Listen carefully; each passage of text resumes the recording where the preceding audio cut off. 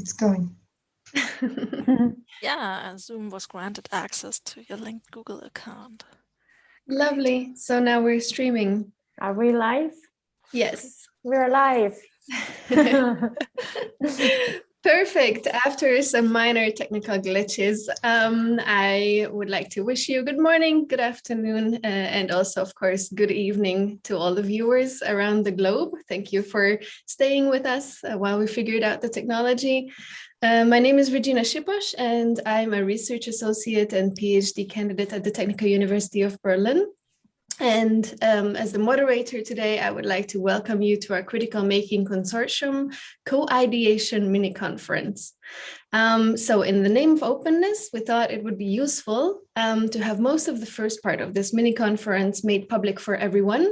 And this is why we are live streaming right now, but we will also be recording this and re-uploading it back to YouTube.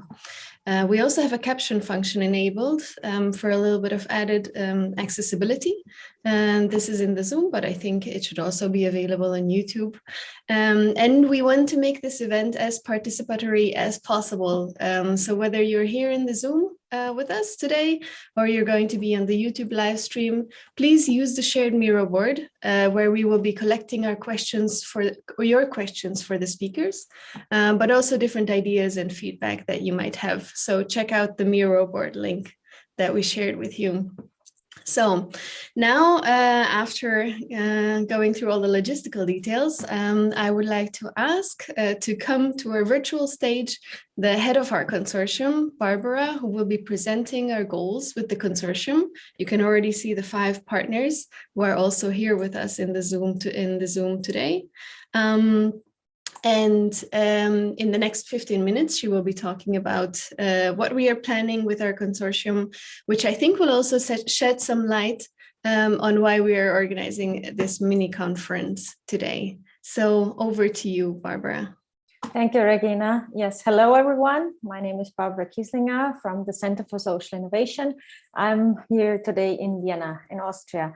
And I'm happy to tell you a little bit of why we are doing this and who we are. Why are we doing this project on critical making? And the thing is that I guess most of you have, during this COVID crisis, seen how fast and how flexible, how incredible the maker community actually all over the world responded to the shortage of protective equipment, for example, in hospitals and other kind of devices that were urgently needed. And so we have seen here, as we said, around the globe, an incredible response from the maker movement and seeing a high potential for social innovation. But this was only, so to say, one part of it. I mean, most of you also probably from the makers know how much maker communities have already been active in other kinds of bottom-up grassroots initiatives, be it in the humanitarian part, in humanitarian work, be it in training for students, again, all over the globe. So we have seen that there is a lot of potential for transformative innovations going on in these places. And also, as we were discussing and analyzing cases in other projects, we see that there is a lot of responsibility towards responsible making, sustainable making, and real, as I said, social innovation potential in these places taking place. And on the other hand, this comes more now from a policy perspective and from a political discourse and focused more on the research agenda so far. There is this concept of responsible research and innovation, which has been discussed quite a lot in the last years in Europe and has been supported by the whole big research framework program. And it includes various aspects. Generally, it aims at including also whole society in the research process and supporting also responsible, socially innovative and social and constructive research and innovation that addresses societal needs. There are various aspects in it. There are different keys in it, as we see here in the middle, like ethical considerations, gender equality, science education, the public engagement, openness. All of these things have been promoted, but as we think mostly on the research agenda and the I and in this responsible research and innovation, and also the grassroots I, so to say, has been mostly neglected, we feel, and this is why we came together and set up this project, Critical Making, where we try to bring all of this together. So on the one hand, we have this responsible research and innovation discourse. On the other hand, we have these bottom-up grassroots initiatives taking place. And we have in these grassroots initiatives a certain feeling for critical, responsible making. And we want to bring this together. And we have looked into and have chosen 3 specific areas that we want to tackle, which is especially the gender issue, young talents in the sense of bringing making into education, and openness in the sense of open hardware, finding new ways of promoting open hardware and making it also socially accessible. And we will do this all in a kind of analytical framework, which I also will quickly address. So there has already been coming up a set of principles, we call them the principles for critical making or responsible making.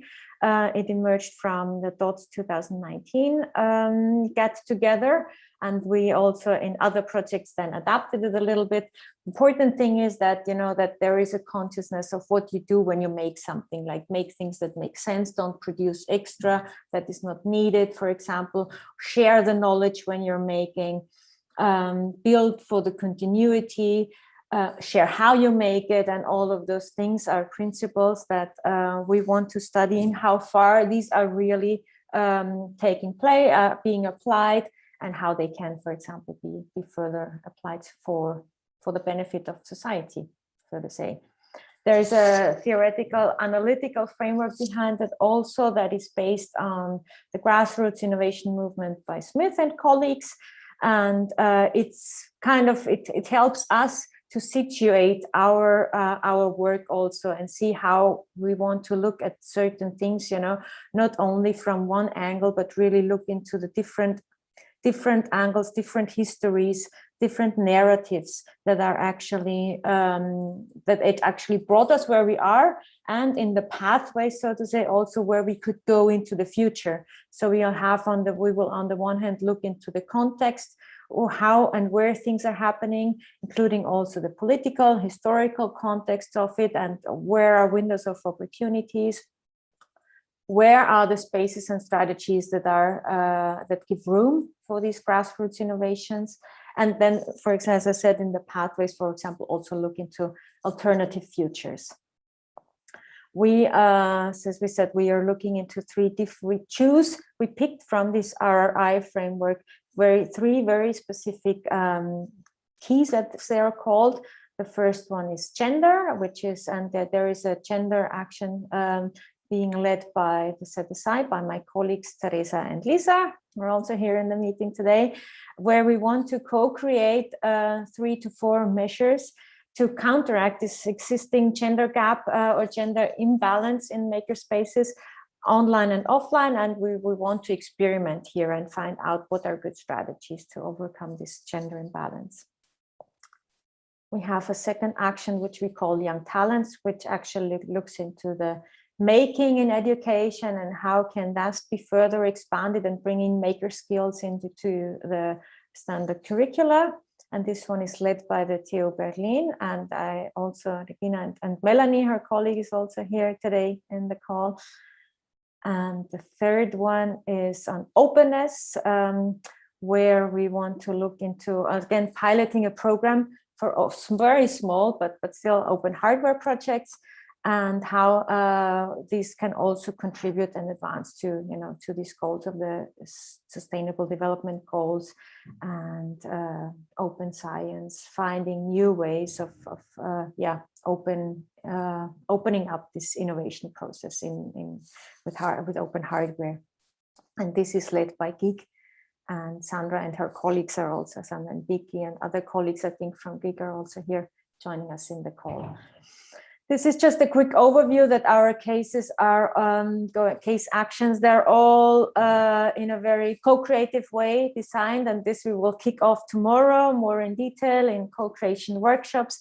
But it's just to exemplify that we base our knowledge, so to say, on what is there, looking into state of the art, looking into online communities, into offline communities, how it is done at the moment, and then co-create interventions and very explorative, hopefully, interventions, new ways to look at it and to experiment with it. So these are our case action structures. Just to finish briefly, a few key facts about our project. It has 5 partners, small, nice, sweet consortium. I really like it that we are not too big and work really intensively on these cases. I think I already mentioned most of the partners. We have also VTT from Finland, who are coordinating our evaluation and impact assessment, and Wikifactory, who is coordinating our outreach, dissemination and communication strategies. And the rest I've already mentioned, I think. They're funded by the European Commission Horizon 2020 program, and it's a 2.5 years project. So it just kicked off in January. And finally, we have also secured a super nice board of advisory members, board members. They will also maybe hop in today or tomorrow. We will see. We will have actually Garnet Hertz is already gave us an interview, and Regina is going to lead over to that now, because that's going to be his key intro talk into critical making for us. And with that, I will already finish now, not to keep too much of our precious time today. Thank you very much. Also, leave a note, as a reminder, leave a note on the Miro board if you want to stay in touch with us, if you want to receive further information, follow up with the project, or if you have any questions. Thank you. Thank you very, very much, Barbara. Before we continue, I am just going to ask into the round whether we have figured out the mystery of the 2 YouTube links that we are using right now, whether we should stop for a second or how to proceed.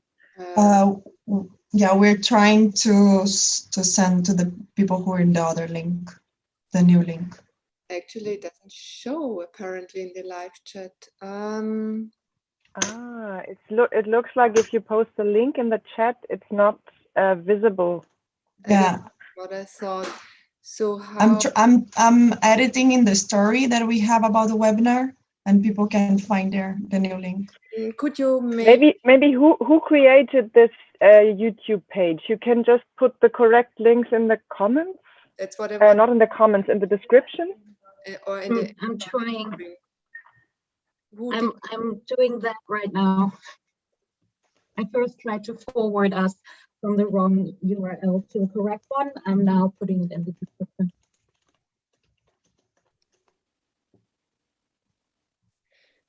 Would be great to show it on the black starting screen, the new URL.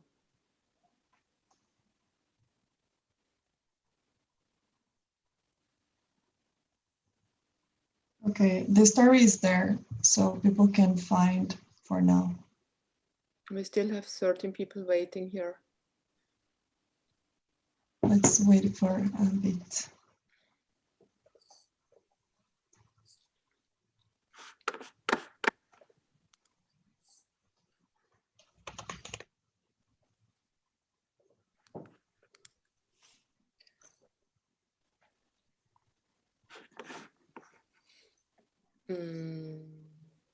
Carolina, can you change the description of this? I don't have access. Has someone of GIG doing it?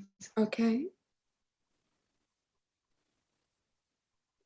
For some reason, I don't have access to the other Okay. live stream. But Just we only have 8 people waiting here now, so the number is slowly decreasing.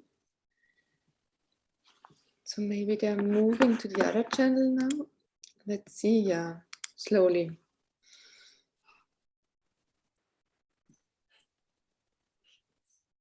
All right, I think while, oh, hello. I think while we're figuring out the technical details of that and scooping up the people from the other YouTube, I'm just going to start introducing the next video, or the key input, as Barbara said. So thank you very much for the summary, Barbara. I think it was a really good, very brief overview of an 80-page document that we wrote with our plans. I know that that's not easy, so thank you for that. Right, so today, kind of following the thought process of the consortium, we are going to try to learn, but also to unlearn.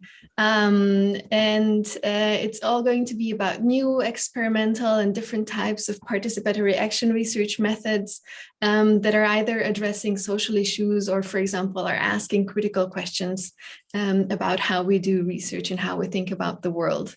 And then we will, of course, also look into the 3 main topics of the consortium with the help of practitioners. These are going to be on gender, youth, and openness, as Barbara also already summarized. But first, I know that not everyone is necessarily familiar with the term critical making. So we asked Garnet Hertz, who is the Canada Research Chair in Design and Media Arts, and also is an associate professor at the Faculty of Design and Dynamic Media at the Emily Carr University, to kind of help us summarize where critical making is today. The term is already more than a decade old, actually. And what this term, what these 2 words could actually also mean for future research on society. So we didn't want to torture him, as it is 2 a.m. right now in Vancouver, approximately. So we asked him to do a short interview with us, which he turned into a video. And now I'm going to be sharing this 30-minute video with you as soon as I have it. Open here.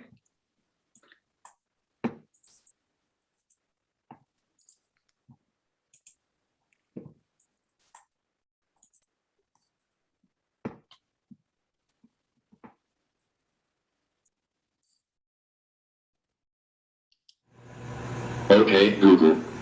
What is information security?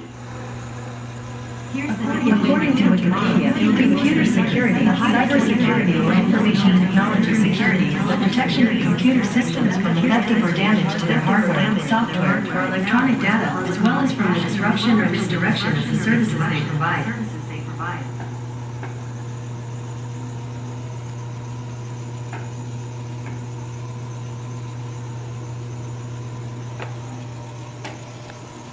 Okay, Google. What is information warfare? According to Wikipedia, information warfare is a concept involving the battle-space use and management of information and communication technology in pursuit of a competitive advantage over an opponent.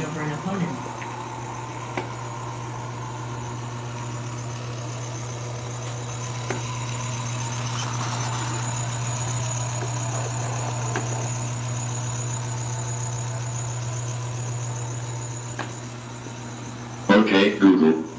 What is ZERO? According to Wikipedia, the National Weather Service is an agency of the United States federal government that accounts for North Carolina as 19 degrees of hazardous weather and other weather-related climate zones with a high of 24 and a low of 14. And general information.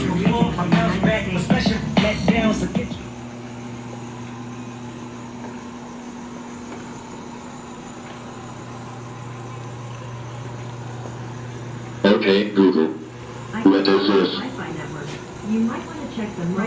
Right now in Vancouver, it's 17 degrees and clear. It's 17 degrees. The forecast tonight is 17 and clear. It's predicted to be 17 and clear.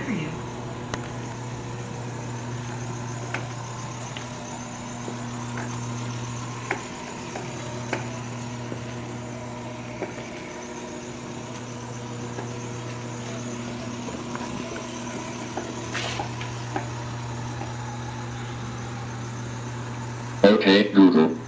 What is privacy? On the website findyourfave.com, they say, liver function best with a high-protein diet that is low in fat, sugar, and acid-producing foods. You should eat lots of broiled fish, seafood, and poultry, low-fat cheeses, yogurt, plenty of fresh fruits and vegetables, salad greens, and whole-grain breads.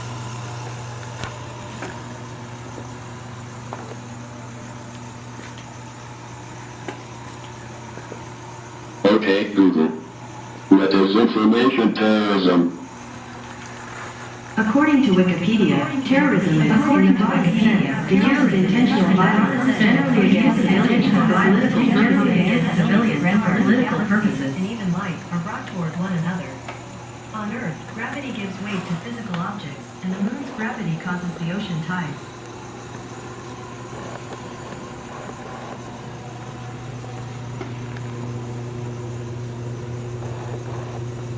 Okay, Google. What is terrorism defensive information? Currently investigating. Here's the latest news. I don't know how to help with that yet. From CBC News at 9:37 p.m. today. Guards an opponent only when the opponent is in his area. From CBC News, The World This Hour, I'm Neil Herland. The Prime Minister of the Bahamas is thanking Canada for helping the hurricane relief effort in his country. Hubert Minnis says he spoke with Justin Trudeau. What is defense information warfare?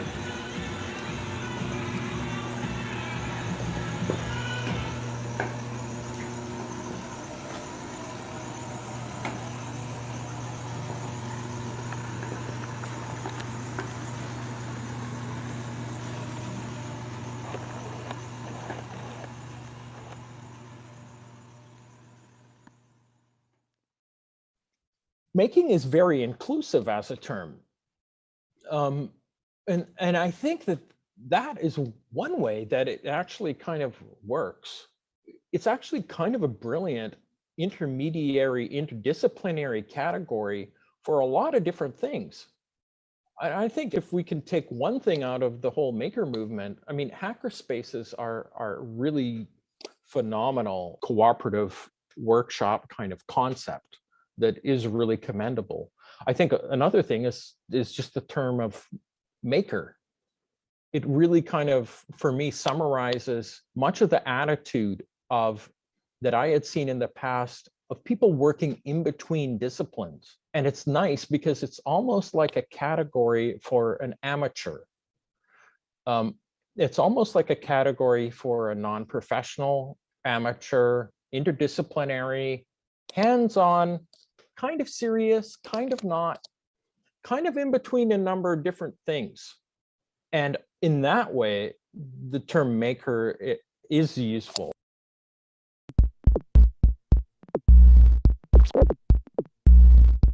Hi, my name is Garnet Hertz, and I'm going to show part of the process about how I made this book, and I'm going to show how you can make your own booklets. I've used Adobe InDesign to lay this book out, and you can use virtually any application, Microsoft Word, Pages, Notepad, or whatever, as a piece of software to lay it out. InDesign has a unique feature that allows you to put multiple pages beside each other. If you're using an application like Word or Pages, you'll only see the one page at a time. So that's something that's unique with InDesign. The problem with us printing out something like this is that it'll look like this, okay? If you try to put this into a booklet, it doesn't work, okay? You staple this, first of all the cover is screwed up, and like this, it's only on one page, the facing pages aren't proper or whatever, okay? So this doesn't do us much good. The kind of magic that we need to do is preparing it for printing as a booklet. And the easiest way to do that is to take whatever application we have, export or print to a PDF file, and then take that PDF file and change the settings in Adobe Acrobat Pro so that it creates a booklet. What it gives us is a PDF that has each page in sequence, one after the other. So here we go. We scroll down here, those 2 pages, then we have that and that. We go to print in page scaling. There's page scaling none, fit printable area, shrinked printable area, tile large pages. We go to booklet printing, okay? It actually prints double-sided and it puts everything in order so that it goes like this, okay? After our printer chugs out the printed file, it does this. Can be folded like that. So if you staple this and trim it, you have your booklet. One trick with making booklets is that most standard staplers will have a hard time reaching this far. They're normally maybe this long. So what you need to find or buy is a saddle stapler. It's like this. Or a long arm or long reach stapler. So that's folded like that. And what we want to do, stick this in here. Now we don't want to staple it right at the edge because we're going to cut that off. So we come in, hope for the best, give it a couple staples. I found that 2 staples actually works better than 3, so that we have the staples on the inside. So you put it in. You can see on the other side I'm lining up where I want to cut and I'm clamping this down. Ready? All right. Then we have the first cut on the right. If you're doing lots of booklets, I tend to put stickers or tape on the cutting bed so I know where to line up stuff. I'm a little bit afraid that I'm cutting off too much here. It's always best to cut off too little. So you can always cut more, but you can't put it back. There. This cutter's pretty cool because you can cut through very thick stuff. So then we have this. So this is what it looks like when it is trimmed, and looks fantastic. Now, the copy that I did last night here was trimmed with scissors. And this is perfectly fine to do that, or you don't even have to trim it. But you definitely get a different look. You can see that this looks much more almost frilly edge.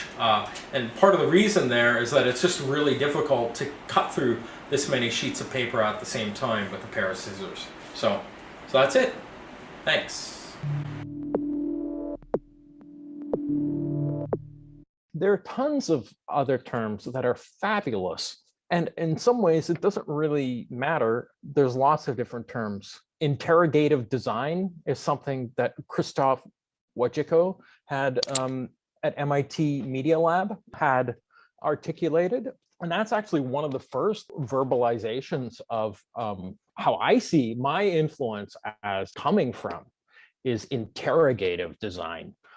Krzysztof was an artist that was really relatively confrontational, well, not relatively, like super confrontational in public space, doing projections of images on large structures, doing large-scale architectural level protest work in public space, large spectacles, doing things to highlight political injustices, different social issues, and so forth.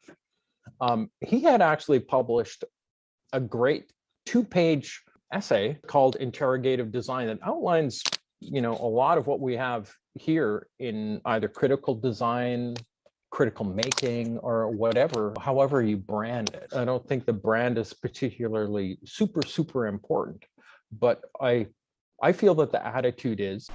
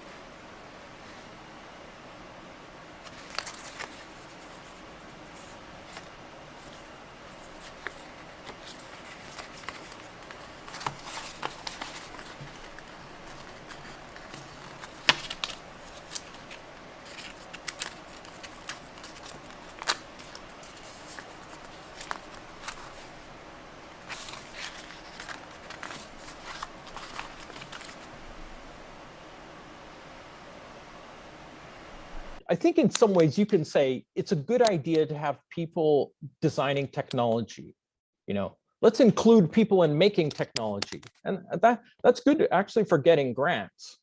But it's kind of like, well, why would my grandma design a cell phone? So it becomes actually pretty interesting. You know, it actually becomes, that's actually interesting. When you actually get the grandma designing the cell phone, that's actually when it's like, that's when you have really interesting, weird stuff happening.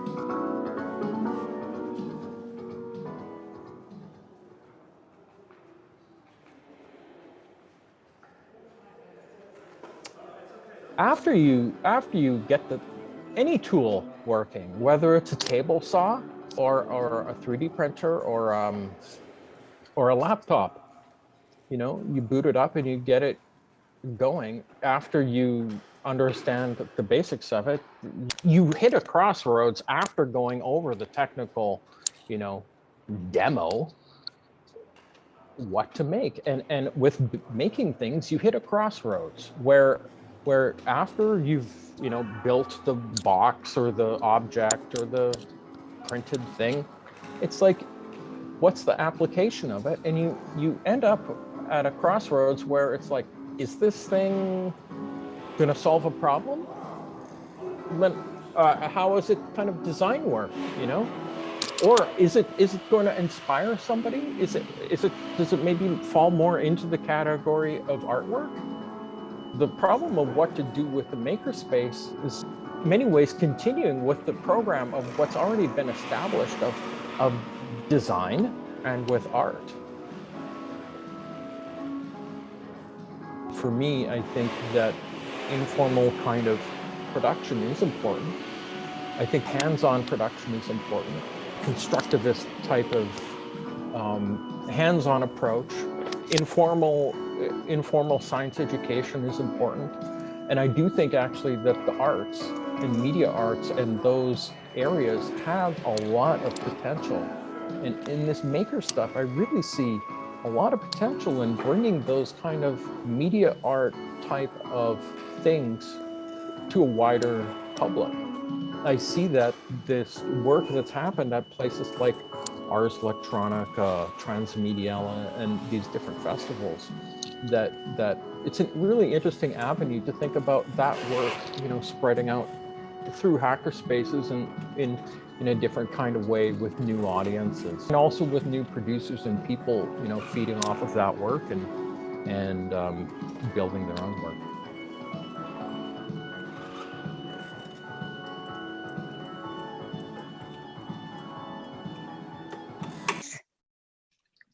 Electronic countercurrents in art and design. Wow. Yeah. So in terms of, I mean, I basically try to lay out a framework of kind of DIY practice and try to actually both write an art history of the history of kind of maker-ish type stuff that artists have been producing for decades. I try to lay out a history of electronic art in the 20th century. And this kind of work has been happening for 100 years, right? You can find people doing hacker-ish type electronic art projects for a century. I talk about DIY practice and we look at 4 different main themes. One is work that's done with a lack of resources. So this is stuff that is economically or materially lacking, you know, and a lot of DIY practice, a lot of amateur practice happens just because it has to, right? So I think that that's worth exploring. So as a second category, it's kind of an unblackboxing or an opening. There's a lot of different projects that have to do with revealing and opening and entering. So I look at circuit bending is kind of an opening style of work. There's also people that do a lot of demos that demonstrate work that are very interested in kind of an educational aspect. And there's also people that do performance work. There's also people that research and work in personal topics related to gender, bodies. I write about this type of work as well. There's a lot of people that do protest style work. And there's, activists, culture jammers, and many different interesting aspects of that. So I look at a lot of these different kind of themes and try to stitch them together and try to look at what's the use of having amateurs or artists making technology. In terms of the publishing of Critical Making pack of zines, 10 different booklets, one thing that I was quite interested in exploring in that project was actually alternative forms of academic publishing. The people that I had talked to and tried to get contributions from, some of them were hackers and makers, but quite a few of them were kind of ivory tower academics. And I know that they're very creative people, because I'm friends with many of them, right? I was interested in trying to curate a collection of alt academic publishing in some ways. And this is kind of a subtext to that project is I was interested actually in the information scientist that draws a maze or an essay as a drawing, scholars actually thinking about the publishing format a little bit. And so I had tried to solicit and encourage the mainline academics to think about the format. It's not like this is like gears and steam engines and whatever else you imagine as like making, but for these academics and for some of the people, it was a different mode to publish in. And for me, I got a lot of satisfaction out of helping academics be artists in some ways, of helping these academics get out finger paint or get out scissors and glue, right? I think this is part of why people were actually interested in it too. Apart from the topic, I mean, academic publishing works in many ways and is very good, and has a lot of strong aspects to it. But there are other ways to think about academic publishing, and with that project, I really wanted to kind of play with that a bit and to take those writers and to, instead of just writing, do a little bit of writing making. For me, it was really interesting, to think about other ways that academic publishing can be experimented with. And on that front, I'm totally not done experimenting around with alternate modes of academic publishing.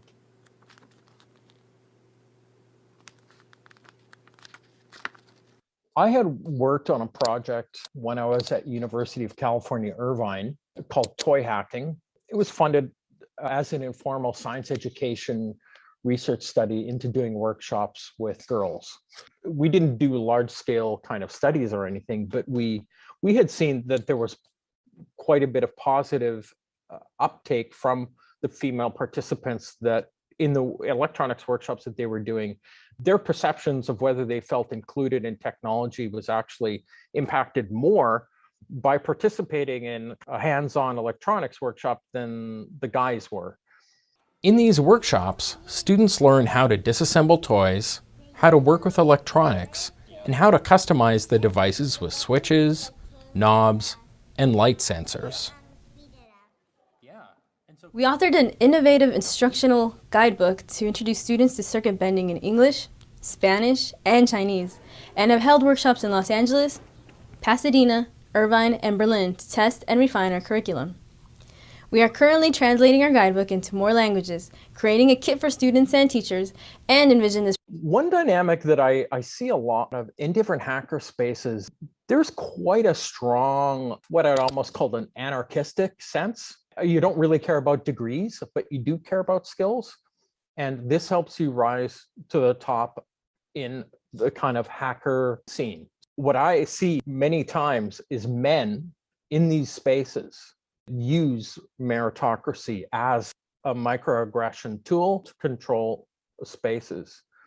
It's a destructive kind of dynamic that see real skills as a particular thing. Computer programming, for example, a laser cutter or something like that, defined around skills that are not really inclusive skills. And they're used kind of like gatekeeping in some spaces. And so in spaces that I see more women being involved, you really do see these different tools in place and different people in place, establishing workshops and tools and different things they're much more actively kind of guarding against kind of tool bros, maybe I would describe it. Tool bros, tech bro, but they're like tool guys that they hang around like a laser cutter or CNC machine. They really, their machine is kind of their friend, and it is super strange. And gender is not completely irrelevant, You bring up a good point. What counts as making? I mean, and you can substitute any term, what counts as science, what counts as art, what counts as, what counts as making. You see the work that women do and the work that girls do often kind of shuffled outside of those categories. You see that type of production work fenced off by men.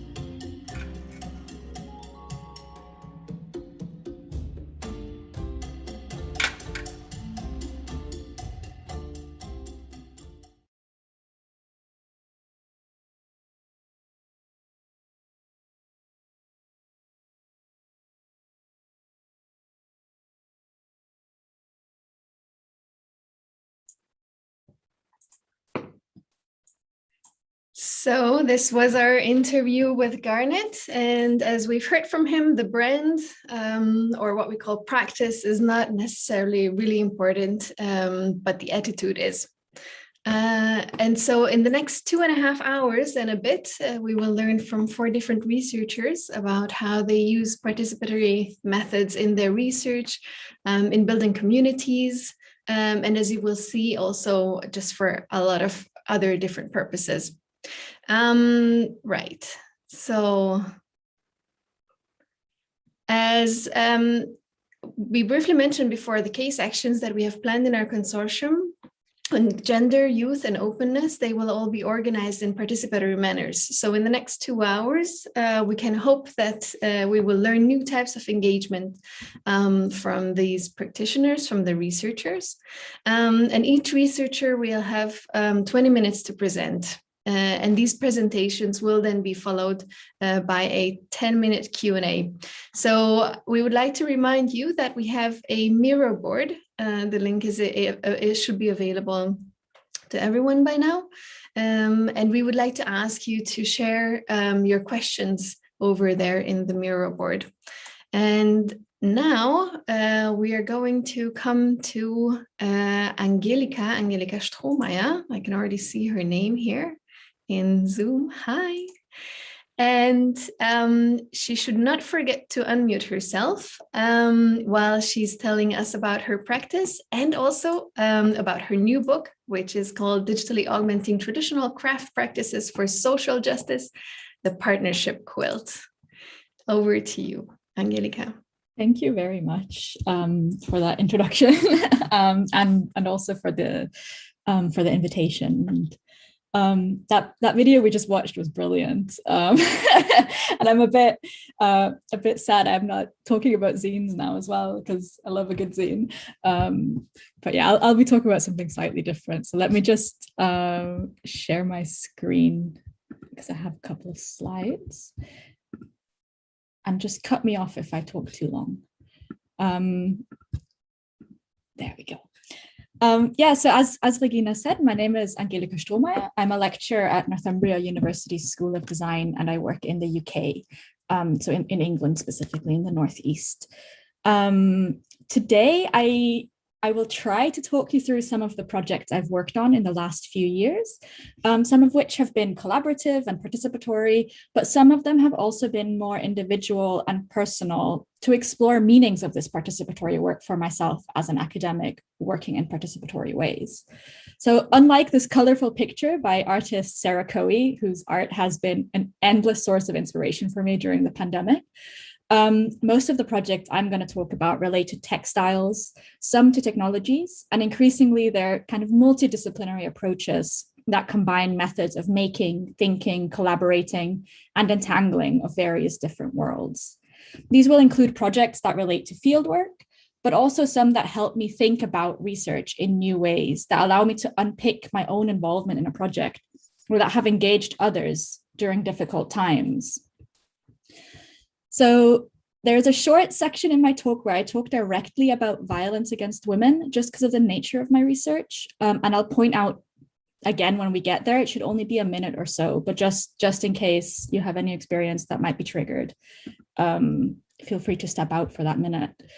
Generally, I'm interested in feminist theories and feminist theory development in relation to digital interaction and making. And I do that in a context of violence prevention with and through the development of new, sometimes digital, sometimes not, service development. I often do this work through practical and participatory research with support organizations, often women's support services, but also services for people of all genders, particularly sex workers. I've worked with homelessness organizations, alcohol addiction organizations. So all kinds of organizations that work with people who are made marginal or stigmatized in society. So I often do this work through practical and pragmatic projects, such as this photo is taken from one of my projects called the Red Umbrella Archive, where I worked with sex workers to develop a community archive around International Day to End Violence Against Sex Workers. But when I write about this work, I often do that in a more theoretical way, exploring its meanings as an academic who works with the third sector organization or community groups. I've loved sewing and embroidery for many years, but as my work life and personal life started to come together as a whole, I started to use my creative practice to think through and reflect on my research more and more. I draw on literatures ranging from research through design to participatory sewing practices, and also things like living in a post-coding world for methodology. I also started to experiment more with my sewing practice as analysis. And of course, I'm also super inspired by craftivist movements led by Bretty Greer and Sarah Corbett. During working from home, or rather being at home in the workplace during the pandemic, thoughts about my research and other aspects of academic work have started to spin around my head as I was sewing, kind of in my spare time. When I realized this, I started to more specifically use my embroidery practice to document my experiences of academia, online meetings with partners, and my work at that kind of theory praxis nexus. So here I've chosen 5 embroidery hoops to illustrate my thinking. And these pieces relate to the mess in collaborative and social justice oriented research projects that I work on, and how theoretical and pragmatic issues intersect with one another. These range from bringing together disparate pieces of my heart that make me up as a full person, or the ways in which my research and reading often lead me to overthink.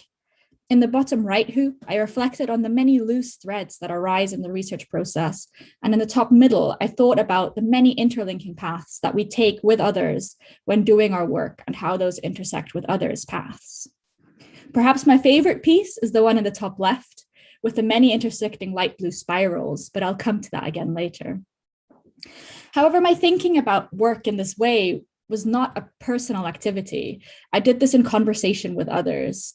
First, a few years ago, with one of my PhD supervisors, Professor Liz Todd, and of course with my really good friend and collaborator, Janice Meissner. And in following years, in conversations with others like Charlotte Bilby, Dr. Mirna Guha, among many others, as I settled into the disciplinary quirks of starting my role as a member of staff in a design school, when previously I'd worked in computing departments and criminology departments.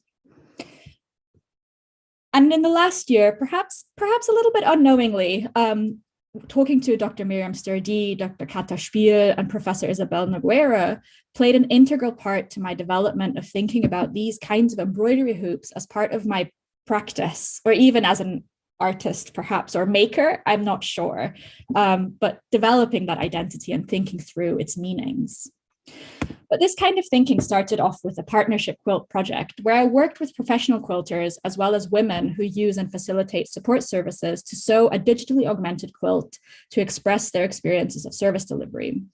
I've written and talked about this project extensively at this point, so I won't go into too much detail here. But in this project, a social service provider, professional quilters, my friend Janice, and I worked over a year to sew a quilted blanket that we turned into an interactive one through the use of capacitive touch sensors.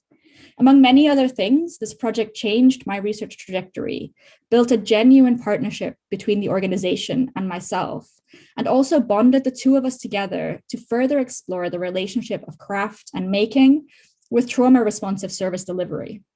But importantly, it also fused two big interests of mine, research and sewing. And that kind of led that organization and me onto this really strange path that we're still on today. So it was a starting point of a long journey that I'm still on to understand the relationship between sewing and research and the approaches that critical making and critical research can bring when thinking in this way. So to document some of my thinking about this project, I started to create a small hand-sewn quilt where stitches, fabric choices, and shapes represented different aspects of the research. Realizing that this practice was helpful for my thinking, as well as my own well-being, I started to create little quilted pieces that represented each of the three explorations I worked on during my PhD. I started to think about fabric choices, stitches, and already started to explore things around finished and unfinished research and craft. Because in participatory projects, often ending relationships or finishing projects is a really, really hard thing to do and something that I haven't always done well. So this thinking translates into these little quilts I created as part of the project. And originally they were supposed to be nice and neatly finished pieces. But as I was working on them, while I was writing up the research, and as I was thinking with the sewing, I realized that having a nicely finished piece did not make sense in these settings. The research itself was participatory. It was not nice and clean and tidy, and it wasn't finished with a nice red bow on the outside. It wasn't something that could be easily framed or hung up. It wasn't something that was easy to write about. So instead, it included open-ended questions, unfinished emotional business, and some threads of the relationships continue on to this day, which is why I've actually chosen in this particular instance to not finish the quilted piece and leave it as two halves that are finished but not sewn together yet. Since then, though, I've developed my thinking and practice in ways where it's perhaps a bit more cerebral and less directly related to the research projects and more metaphoric. And this started as I was writing that book Regina introduced called Digitally Augmenting Traditional Craft Practices for Social Justice, which builds on the partnership quilt project I previously talked about. In the book, I think about and with metaphors of sewing, textiles, scenes, and research practice in justice-oriented participatory settings. But my thinking of sewing as practice with and for participatory research also continued as I needed something to do with my hands while attending a seemingly endless barrage of virtual meetings, conferences, and events during the pandemic. So when starting an embroidery project, I first open up my box of threads. Some of these are organized neatly, while others are a mess, which is very similar to my understanding of academic theories and practices.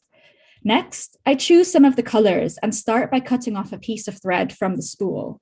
Then I must unpick the 6 individual threads that make up a piece of embroidery floss and choose how many of these I want to use for the next part of the piece. Just like when I have to unpick research ethics, methodologies, and when engaging as a feminist, also my own standpoint and relation to the research setting and context as a privileged academic.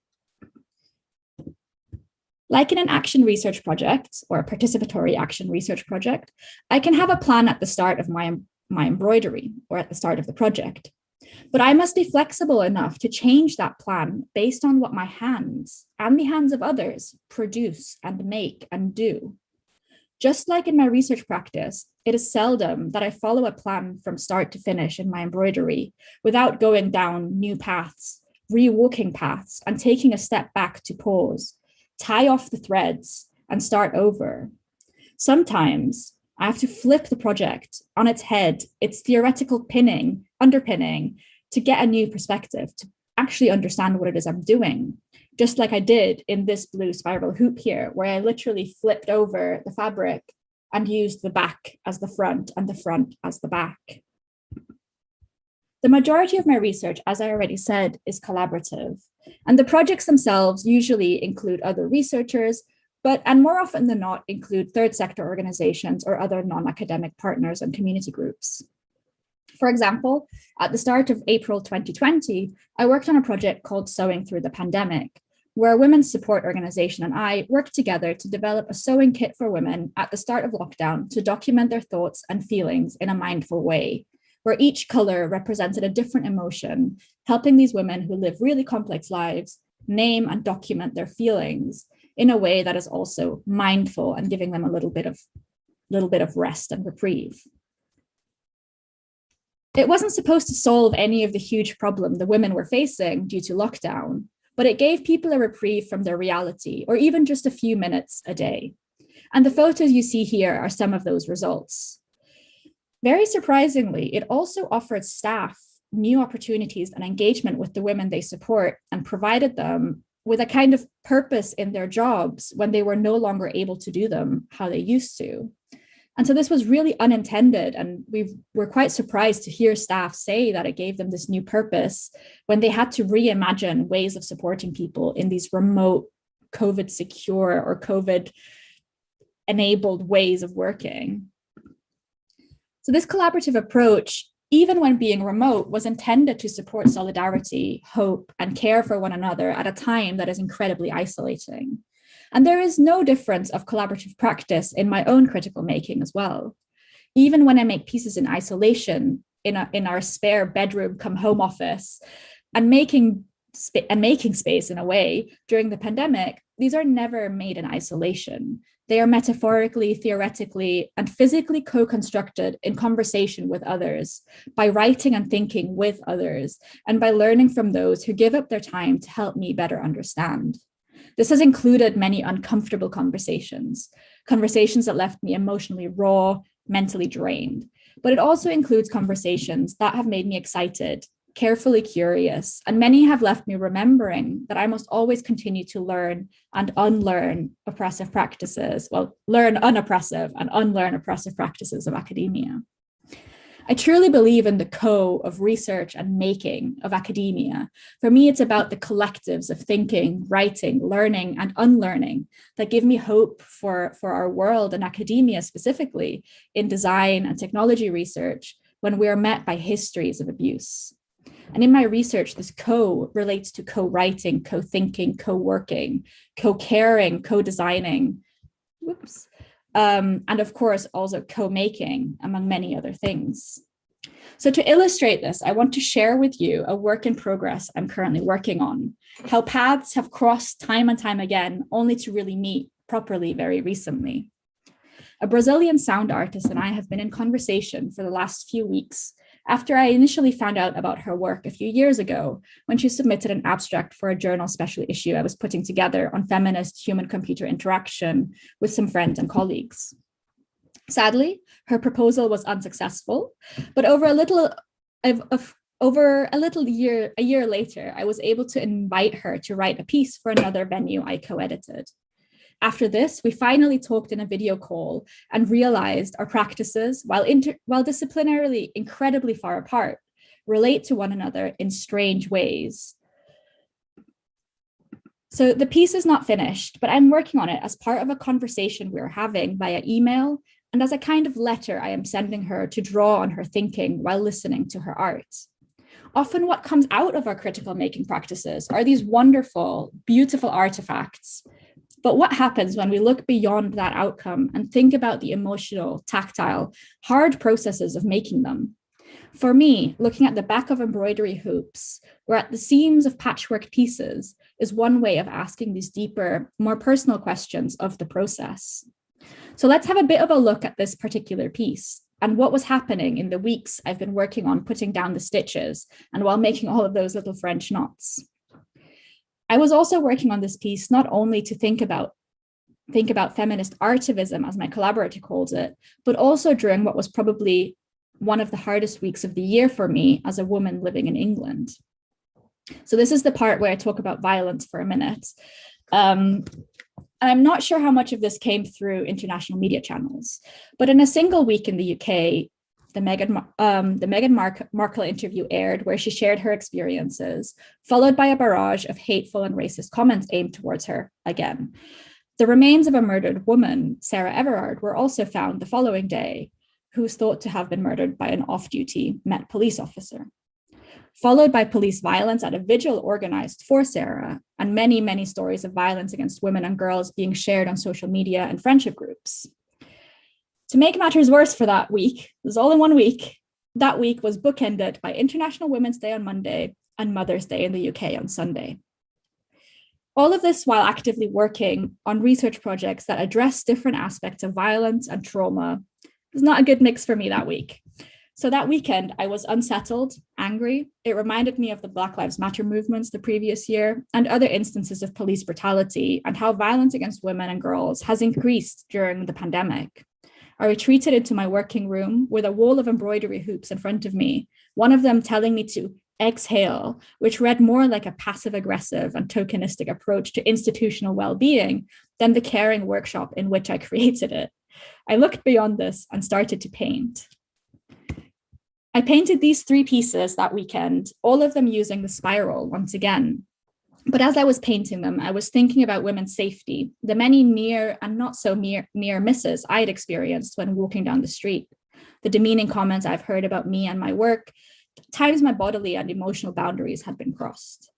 But I was also thinking about spirals and violence. It seems every time there is an incident against a woman, this is seen as an isolated one, rather than seen as part of wider ecologies of violence that we live in, rather than seeing it as a part of the oppressive systems of patriarchy, of men's violence towards women, or how small microaggressions play into larger violent experiences, and how we pinkwash this experience in support for women without addressing the root causes of this violence. I asked myself questions like the one I've written in the second image. How many times have I walked home alone at night, like Sarah Everard did the night she was murdered? How many times have I walked with quick steps while clenching my phone in my coat and in one hand while holding my keys between my knuckles in the other, wondering if that would protect me if something were to happen? While this was a personal activity, the practice was part of wider conversations and helped me unpick some of the experiences of those with whom I work. To reflect on the ways my participatory research impacts me as a person, not as a researcher. That weekend, I didn't know what I wanted to paint, but I came back to a known shape, structure, and metaphor, the spiral. And in her book, based on her explorations of spirals, Louise Bourgeois writes that the spiral is an attempt at controlling the chaos. It has 2 directions. Where do you place yourself? At the periphery or at the vortex? And this shape, metaphor, and way of being, the spiral, also helps me think about my participatory research. Looking towards the end of research projects now, as I've alluded to before, often leaves loose ends for participants and myself emotionally, methodologically, theoretically, or pragmatically. Just like movements towards more socially just worlds, my research and practice are a constant work in progress. The intersections of this work also lead to many different layers of meaning that are embedded in collaborative design and collaborative making projects. Participatory action research projects follow cycles, or perhaps spirals, of learning, thinking, doing, and acting, where each cycle of the process requires elements of rethinking and redoing.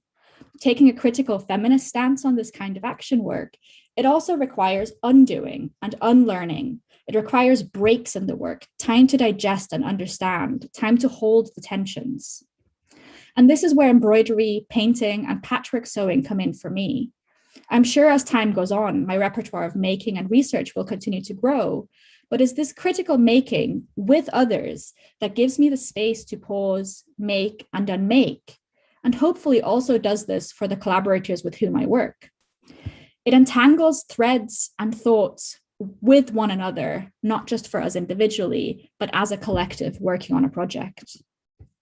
This leaving of loose ends of unpicking and thinking about histories that come before me, of course, also relate to another aspect of my research, bringing technologies into conversation with feminist theories and practice. The hoop you see here is particularly directed at improving inclusion in academia, technology research, and the design school in which I work. It is a response to a question I was asked by a more senior colleague after I talked about some contemporary issues of sexism and racism in human-computer interaction at a workshop in the summer of 2020. And that talk was in response to a series of blog posts on the ACM Interactions website about these experiences across our global community. And the question was, but where do we start? And this particular question is a pet peeve of mine. Often, especially with work related to social justice and equity in research, the answer to this question is that the work already started, usually a long time ago. Those wanting to do work with or from positions of power able to create systemic change simply haven't looked in the right place, or we haven't seen the work that is going on. In more extreme cases, the work is seen and misinterpreted and pushed aside as critique or complaint, rather than understood as acts of care that contribute to proactive hope for better futures. Similarly, when we talk about feminist research in design and critical making, the question here should not be, where do we start, or even whose work can we build on? Perhaps the question should be around conversations. Which conversations outside our disciplines do we wish to engage in? Who needs to be involved in this conversation? How do we translate them into languages of design and making? And how do we meaningfully incorporate these conversations into our ongoing developments of practice, theory, and method? And that's the kind of questions I want to leave you with today. I realize I've gone a little bit over, but thank you very much for listening to me. And I'd really love to hear what you're thinking about. And if any of this has been interesting, really quick, a bit cringy plug, you can pre-order the book and there's a discount code because it is quite expensive because it's academic, sadly. But there is a discount code on the slide there as well. Not cringy at all. Thank you so much. And also thank you for sharing the code. So that's nice, a little bit cheaper. This was I think for a lot of us, a very emotional presentation. And I really appreciate the vulnerability, the openness, the honesty regarding all of the things that have been going on. Yes, one of the projects reminded me of this book that is one of my favorite books called Dear Data, where two female researchers are exchanging data visualizations that they draw by hand every week or so for a year. I just, really appreciate the visualization, but also then the time that, one takes to kind of just reflect and work things out. I have a research point of view question for you, so I'm going to leave that for later because we actually have a question here in the Miro for you. Well, there is a little note. Someone says that they love the idea of having a nicely unfinished piece. And we have a question from Claire Murray. Great talk, Angelica. Yes, I agree. Thank you. The experiences of, for example, trauma survivors in your work underpins everything, but it can also risk breaching trust. Communities outside academia understandably can struggle with the almost clinical academic reports of their lived experiences and pain. I wondered how you approached this in your work. Also, they love Carefully Curious, such a beautiful concept. Yeah, absolutely. I completely agree with you. And actually, one of the reasons I started integrate making into my research is exactly that. I just realized that it gives people, like at the beginning, it was giving people the space to be quiet together, to not have to speak, and it not being awkward when you're not speaking, because there is real power in silence in research processes as well.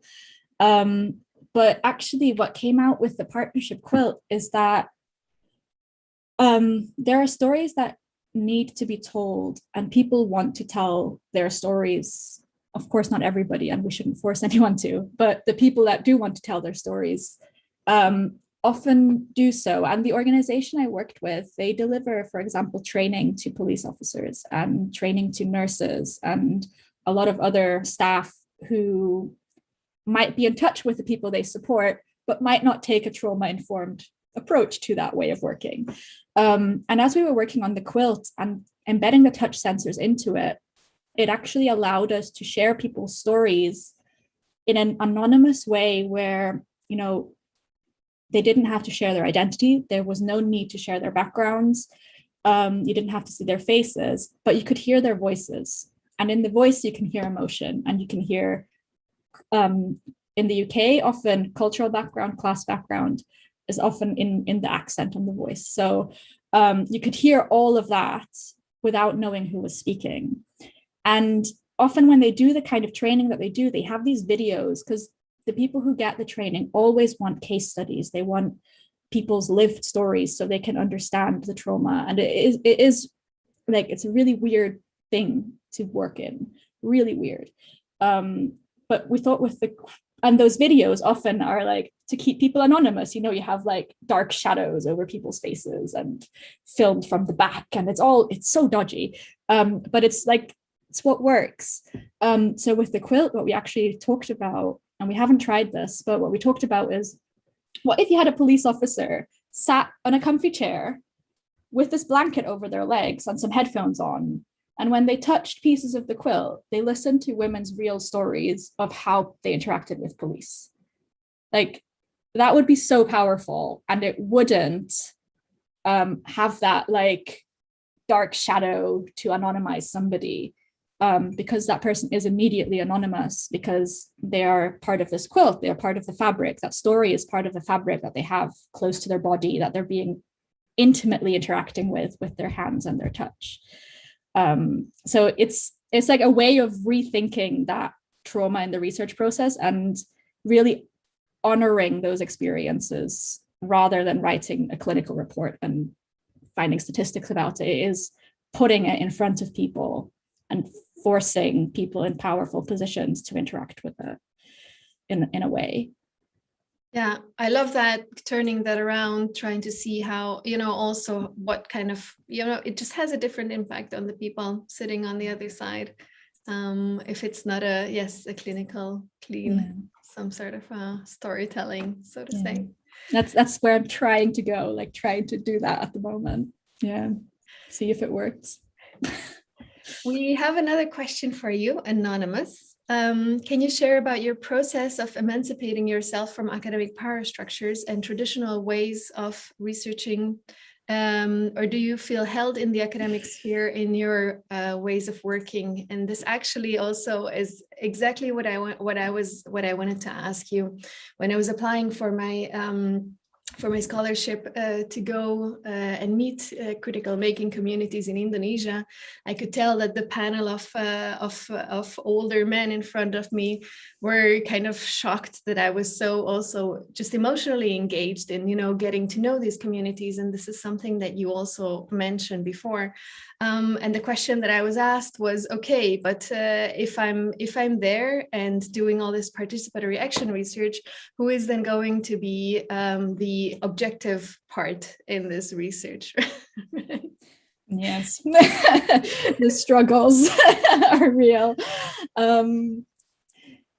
I guess this has kind of like a two-part answer. One is like the informal and one is the formal structures. And informally, I've had a lot of like personal, actually, no, wait, this is research learning that I needed to do. Because I have a social science background from education, actually, which is very clinical trial, which I never liked, that I never saw the purpose in. But no, there is lots of purpose in it, but not for what I want to do. Sorry.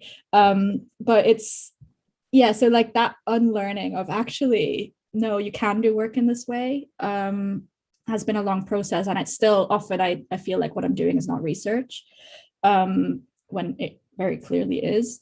But and this is where it starts to get into a bit more the formal. Moving into a design school has been a life changer, and being around people who just get it, and who also work in this way has been like a huge emotional boost and a confidence boost, and actually going out and saying, no, this is research and this is a way of doing it and this is how we do it in our school, at least like certain parts of our school, is really phenomenal.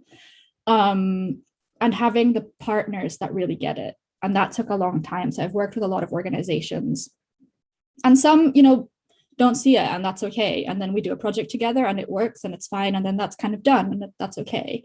But this one organization I work with, who I did the quilt with, they just get it and they love it and they do it, and they were doing it before I joined and they're doing it more now that I'm working with them. And it's just this really nice synergy that just works. And a lot of that is a lot of free labor from everybody involved. So that's where the like formal structures are super hard. So informally, I'm now at a point where like, this is great, it's working, we've got relationships, it's all like, everyone's kind of on board.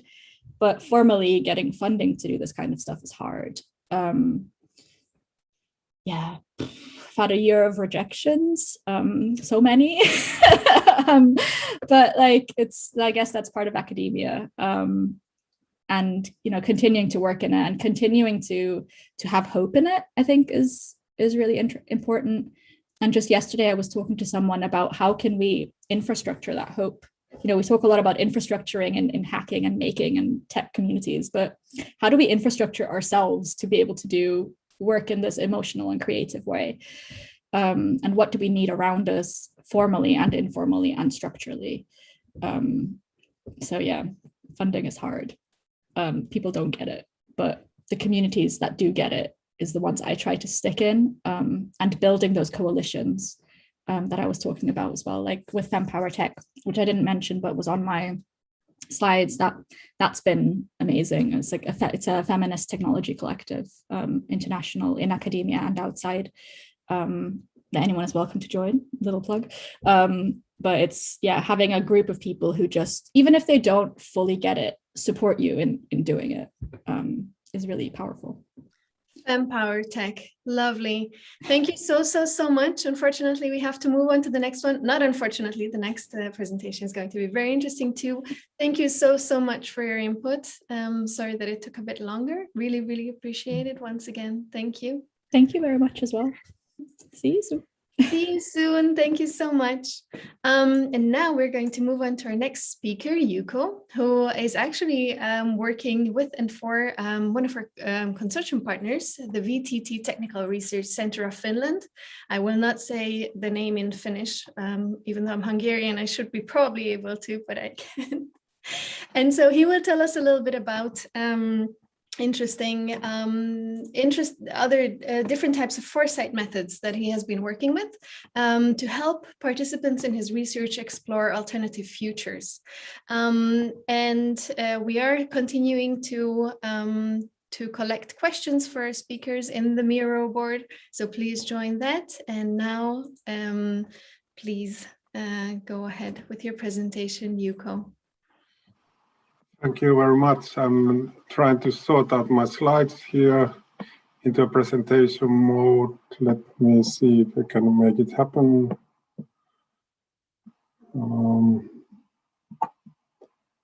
Let's see. Okay, maybe I have to stop sharing for just a moment.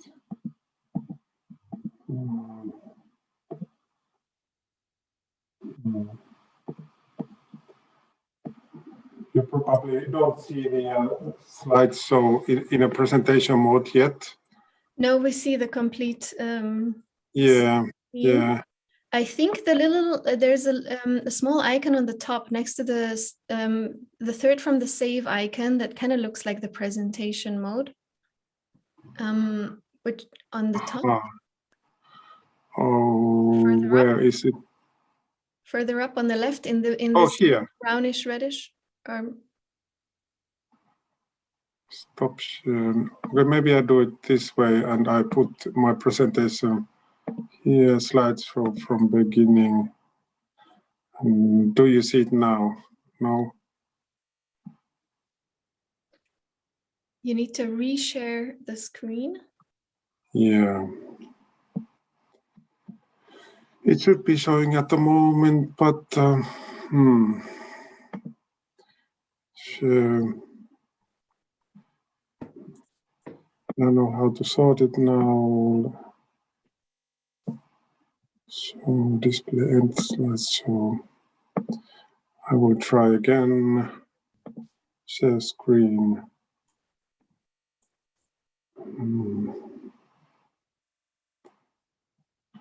Oh, I'm so sorry. I don't know what's going on. Share screen.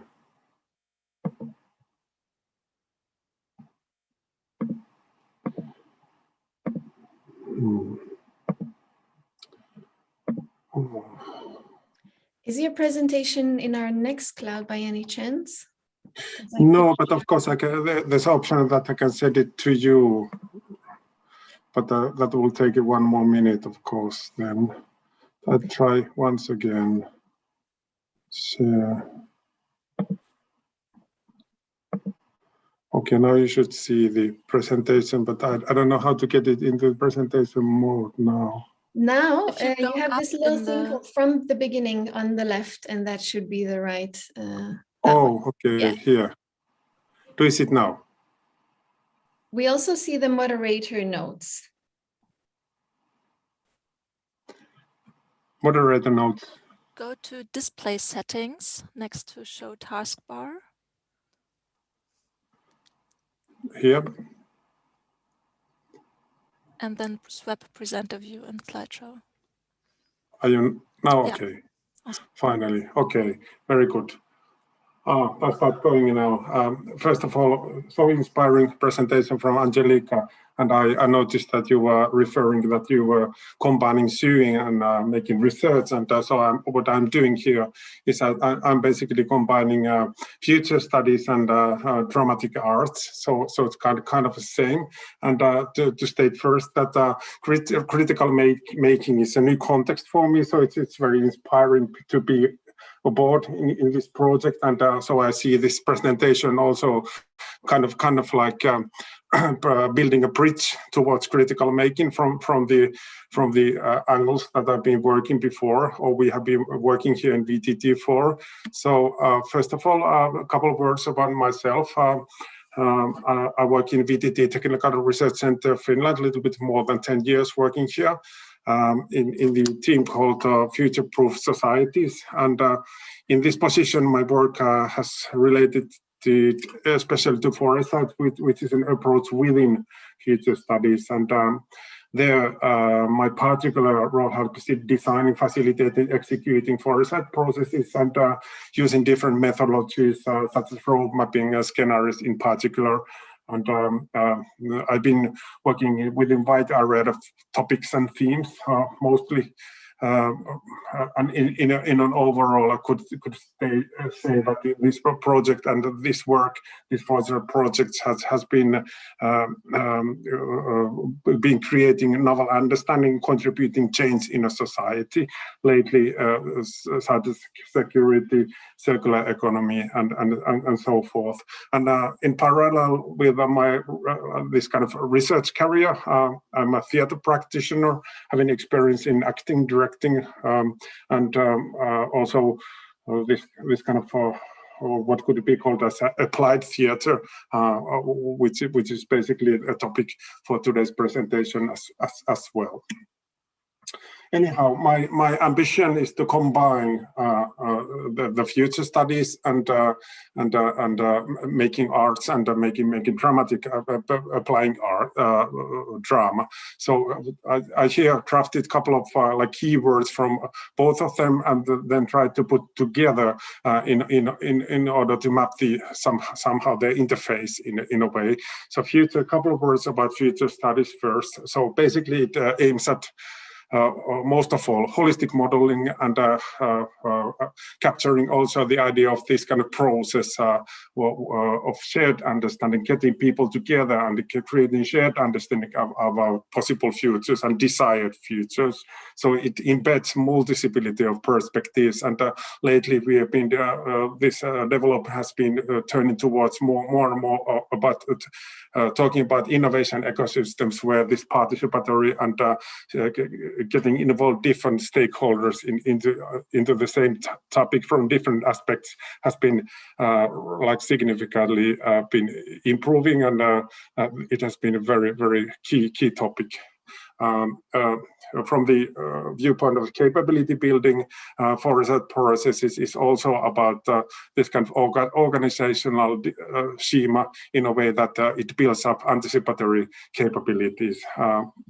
In overall, it's basically about collectively creating visions and thinking how we can make most wise decisions how to get into the desired state of future.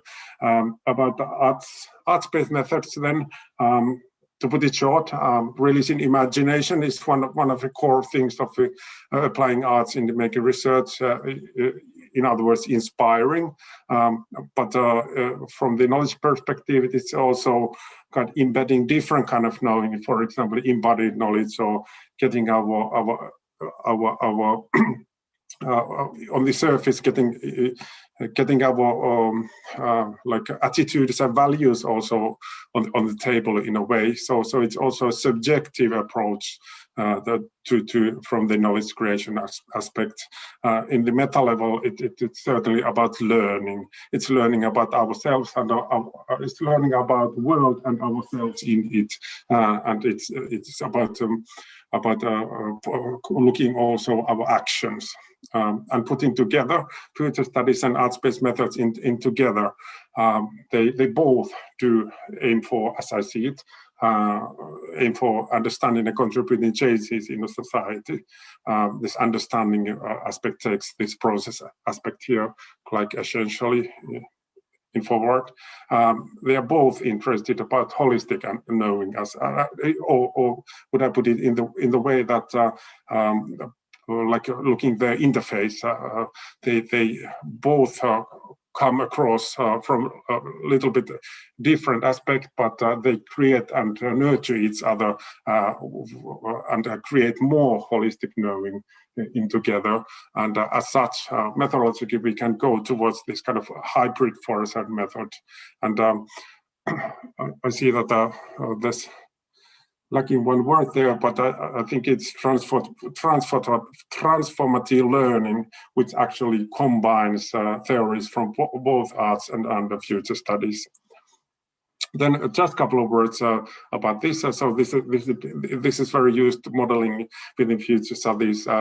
just to show that we are interested, and we are looking at different kind of futures, and there are many futures, and our actions we can certainly do by our actions, and our decisions have a significance, and we can make our way towards the desired state of future. So this depicts of this kind of plural thinking in future studies. And next one tells about the making change, has contributing change in a society. So future studies is much about understanding change in different or this kind of multi-level way. So it's this kind of layered modeling or layered thinking in future studies is very like used. And here I'm showing one practical example from the methodological aspect that we have been applying here in VTT quite a lot. So this layered thinking, you can see here that we observe future from present, short term, and medium and long term, and we also build a vision, and then we from different aspects of in different time scales we draft items and create this kind of holistic picture over towards the desired state of future. And now I'm jumping towards more applying the arts. So arts, there I've listed here some existing modeling how arts is seen in making futures. So I'm not deep diving those now. I just maybe highlight the that it within the existing studies, it has been taken as a combination of creativity and interaction, so that includes, and it can bring up into the future studies. What it brings there is creativity and interaction, and I certainly do agree on that. But anyhow, here a couple of cases that we've been conducted during last 10 years and in the VTT. We started basically applying arts or drama in organizational development context, where we were interested about communication and developing communication capabilities of 3 different communities. Then after that, we have been applying drama in different contexts and different research programs, and the following examples will come from Dwellers of Agile Cities drama workshops, where we participated dwellers in creating data for regional development purposes, emphasizing dwellers' emotions and needs. So a couple of pictures from there.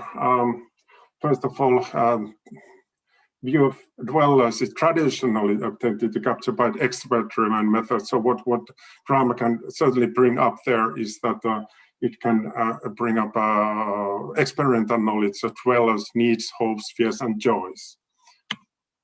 And here we have been crafting, this is quite research type of modeling here, but anyhow, here we have been modeling the combination of the traditional research process and conducting this drama process. So here we can see that they have been kind of kept separate, but it's more like for visual and visual purposes. So this I could perhaps highlight here. First of all, that this is kind of also this kind of layered modeling and opening up a different kind of windows of futures by combining these 2 kind of processes, where we have been conducting drama intervention as one part, and then as a one part doing this kind of like normal foresight process of future knowledge creation process. So what drama can bring there is this kind of experiential knowing and emotions, and bringing up their personal and really like subjective insights into this process. A couple of examples from workshops. First of all, well, in workshops, it's not such doing drama. We apply and bring in also researchers' views there. So it's like a hybrid method. And again, based on this kind of, we also apply the different kind of traditional making notes and all that, but then we can go on by drama way. For example, here we made statues, physical statues by participating different participants into making the different kind of physical statues together. We also have applied this kind of personal follow-on story, which is a very subjective storytelling form, where we give a topic for the participants, and then they start telling about their personal story, and based on that we can then go on towards this research questions. So we will build based on subjective insights, and then develop this understanding towards the research objects. And here's another example of aquarium discussion, which is basically about taking a role and then creating ideas from that role. So it's a kind of a role play. Quite often we have been performing this kind of written scene with my theater colleagues in a way that based on some subject matter, we have been writing and rehearsing some scene beforehand and then performing in a situation, so we can then impulse new kind of discussion, but then the participants take more like observant role. And here a couple of pictures from the workshops here. Here, for example, this group is making a statue. What I would like to highlight here is this method. Certainly, it relies on building trust. And even though the people don't know each other before, it's certainly a method that really like puts them together and makes them doing things together. So it's really great approach to improve group dynamics and create inspiration. What is the great value of the approach as well is that it certainly does create a space for emotionally oriented individual thoughts, subjective insights. We have been hearing very honest expressions from their personal life that has been brought into the floor and as a basis for further discussion in the workshops, for example. And maybe this somehow puts it all together. So it's all about basically creating dialogical polyphonic differentiate discussion, differentiate in contrast to these kind of traditional ways of conducting workshops. This is from example from aquarium discussion, where these persons are taking a role, and they are then based on this role that has been given, which is not their typical role in their life, but given role here, fictional role, and then they're creating discussion based on that.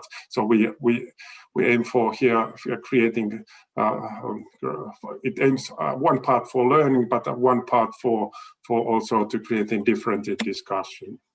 And a couple of citations. This was an excellent checkup and reminder of fact that cities need to be designed keeping dwellers' needs in mind.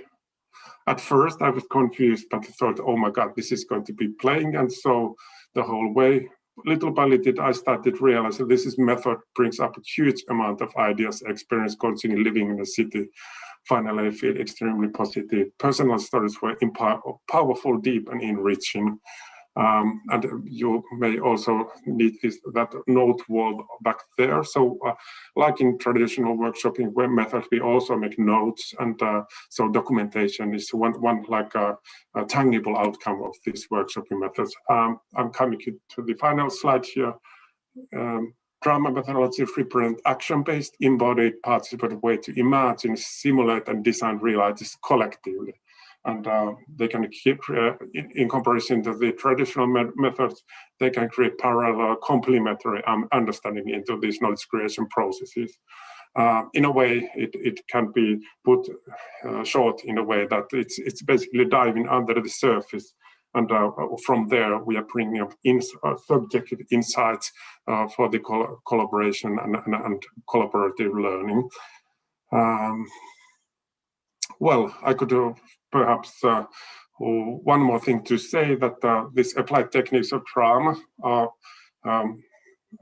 quite often people come there that are even quite anxious and afraid, but I can say that these techniques that apply in these workshops are easy and they are fun, and still they are very fruitful. So it's time for me to thank. I've included here some additional reading, but I'm not going to that here more detailed now. So time for me to thank you.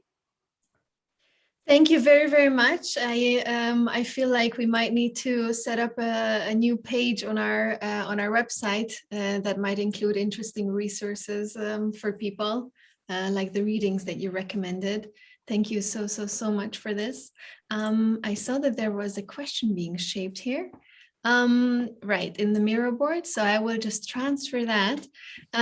Saad is asking, I love the idea of improv and drama in your work. What sources of inspiration do you draw from? I'm not hearing anything. You can't hear me? We can hear you. Yes, we can hear you, Regina. Yuko, can you hear me?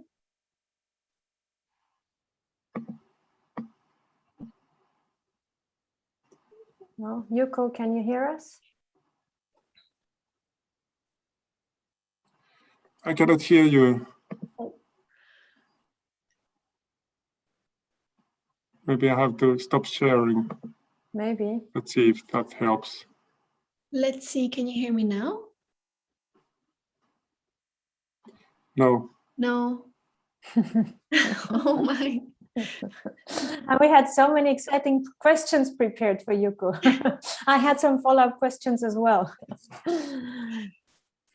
I wonder if you want to say the question and then I type it into the chat for Yuko. Yeah, or I can also type it into the question, but it's actually, I mean, it's inspired quite a lot of questions from my side, so we can also discuss that. Questions, can you write them in the chat perhaps? Right, okay. Yes, that's very good. So we will post them on the Miro board also for you. Okay. I am copying over Saad's question. Let's see if this works. Okay, I see one question there. Hopefully you can hear me, even though I cannot hear you. Love the idea of improv and drama in your work. What sources of inspiration do you draw from the getting participant involved?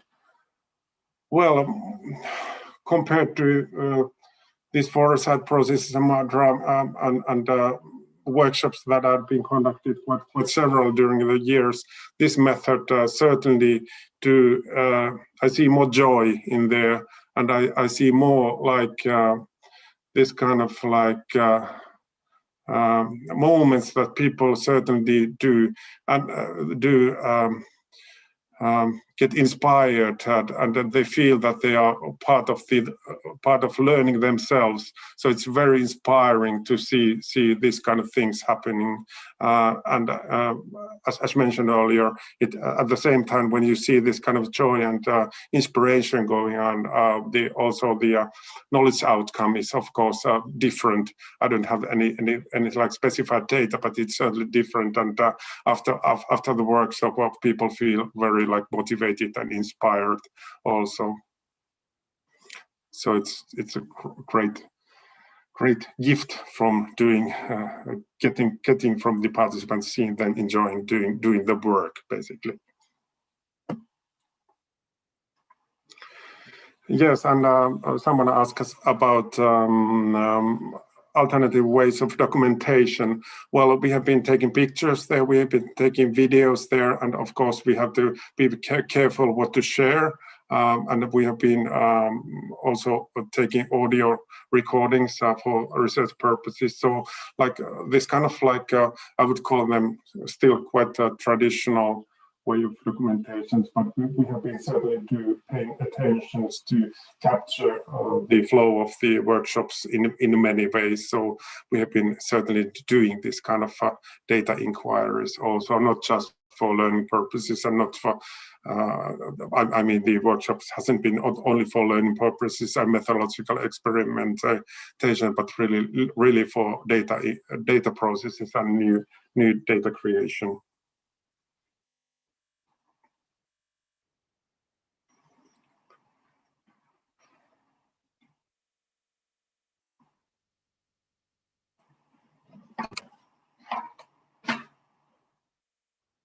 Any other questions?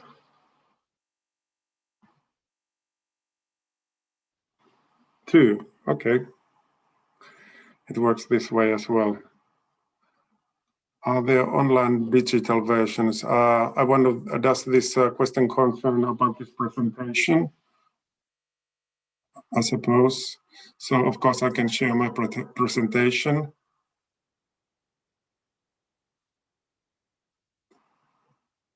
And yeah, and then I see a question. My experience as a participant of drama workshops is that physical warming up exercises play a big role in engaging people and getting into imaginative mode. I fully agree. It's a critical point of especially when people don't know each other and come to this kind of space, and they are a little bit nervous and all that because they are not probably not knowing what is going to be happening. They may be afraid that they have to be on stage and acting and all that. So certainly this first half an hour is critical for the success of the workshops, and you have to be very careful in facilitation, and they have to be really playful and easy like diving into the mode and this getting know to each other and building trust, which is basically the key in doing this kind of immersive methods.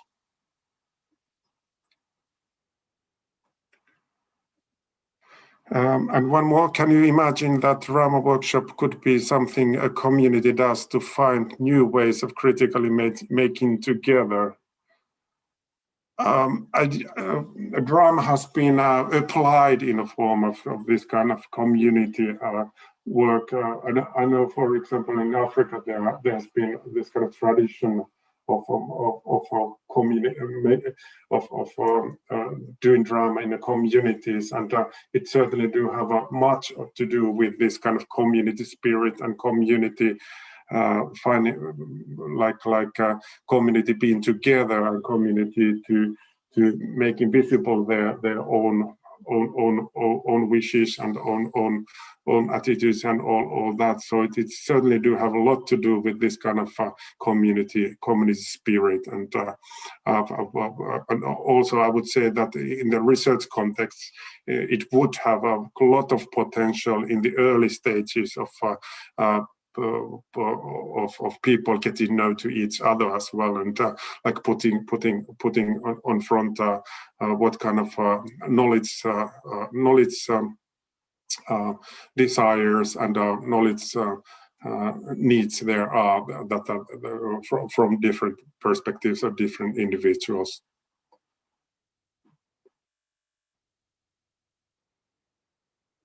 Okay. You can't hear me, but thank you so much. Now I started to hear. No way. I don't know what happened. Now it started working. But we made it still. We made it still. I don't know what happened. For some reason. Now I hear. Well, better late than never, I guess. Thank you so much for this really very interesting presentation and the different methods that I think I'm very grateful for you that you are trying to take the fear out of out of using new methods and just like reassuring us that these are not as scary as they might be. I can't wait to try it out together in this consortium. And now as we're over time a little bit, I would propose that we do a 10-minute break and we reconvene here 5 past so that we also don't let our other speakers wait for too long. Yeah, okay, lovely. So Thank you. Thank you so much, Yuko, once again. And we will see everyone at 12:05 again.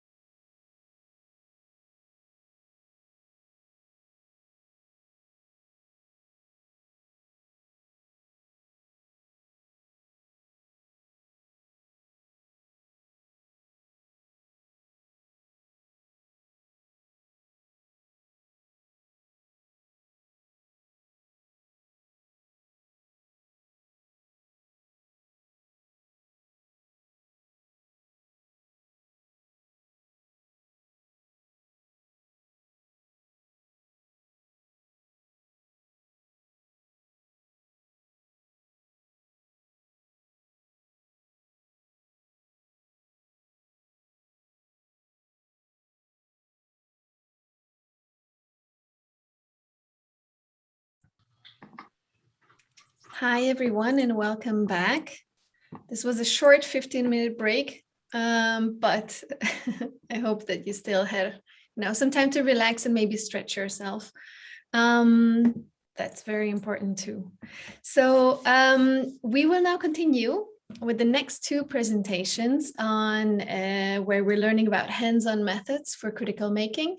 This session explores participatory research approaches. And this third presentation is going to come from Reem Talho, but I hope that you still have now some time to relax and maybe stretch yourself. I am not sure what's happening. You can go on. I think. Okay. Then I will go on. I'm sorry about that, Reem. So we're going to hear from you about experience-centered design as a critical approach to current methods of humanitarian innovation and a lot more. The floor is yours. And we're still collecting questions in our Miro board. Brilliant. Thank you so much. Can you see my full slide? Yes. Brilliant. So thank you so much for inviting me to be a part of this. I've been listening to all the discussions and they've been amazing. So I'm Reem Talho. I'm a research fellow at Northumbria University. And today I wanted to talk about how do we work towards critical counter narratives while working in the humanitarian innovation space. So let's start with stories. In Lebanon, there's a Syrian refugee community that lives in this tented settlement. The Lebanese government adopted a laissez-faire approach, which meant that refugees had to find their own places to live and had to negotiate rent with landlords. And this left many refugees with only the option of renting land from a Lebanese landlord in rural areas to set up informal tented settlements. 3 towns away, there is a community that is living in another refugee community that is living in 2 buildings that they rent out. These buildings are enclosed by a wall and with only 1 gate, and it's on the outskirts of a town. The buildings are worn down and not maintained. They often suffer from mold, water leaking in from the windows, and there's no way to retain heat during the winter. These buildings were built at the start of the Syrian war specifically to be rented out only to refugees. Both the buildings and the tented settlements are spaces designed to marginalize refugees, not only by keeping them separate from the Lebanese, but also maintaining poor living conditions that negatively impact health and that are often far from the services that they need to access, like healthcare clinics and aid centers.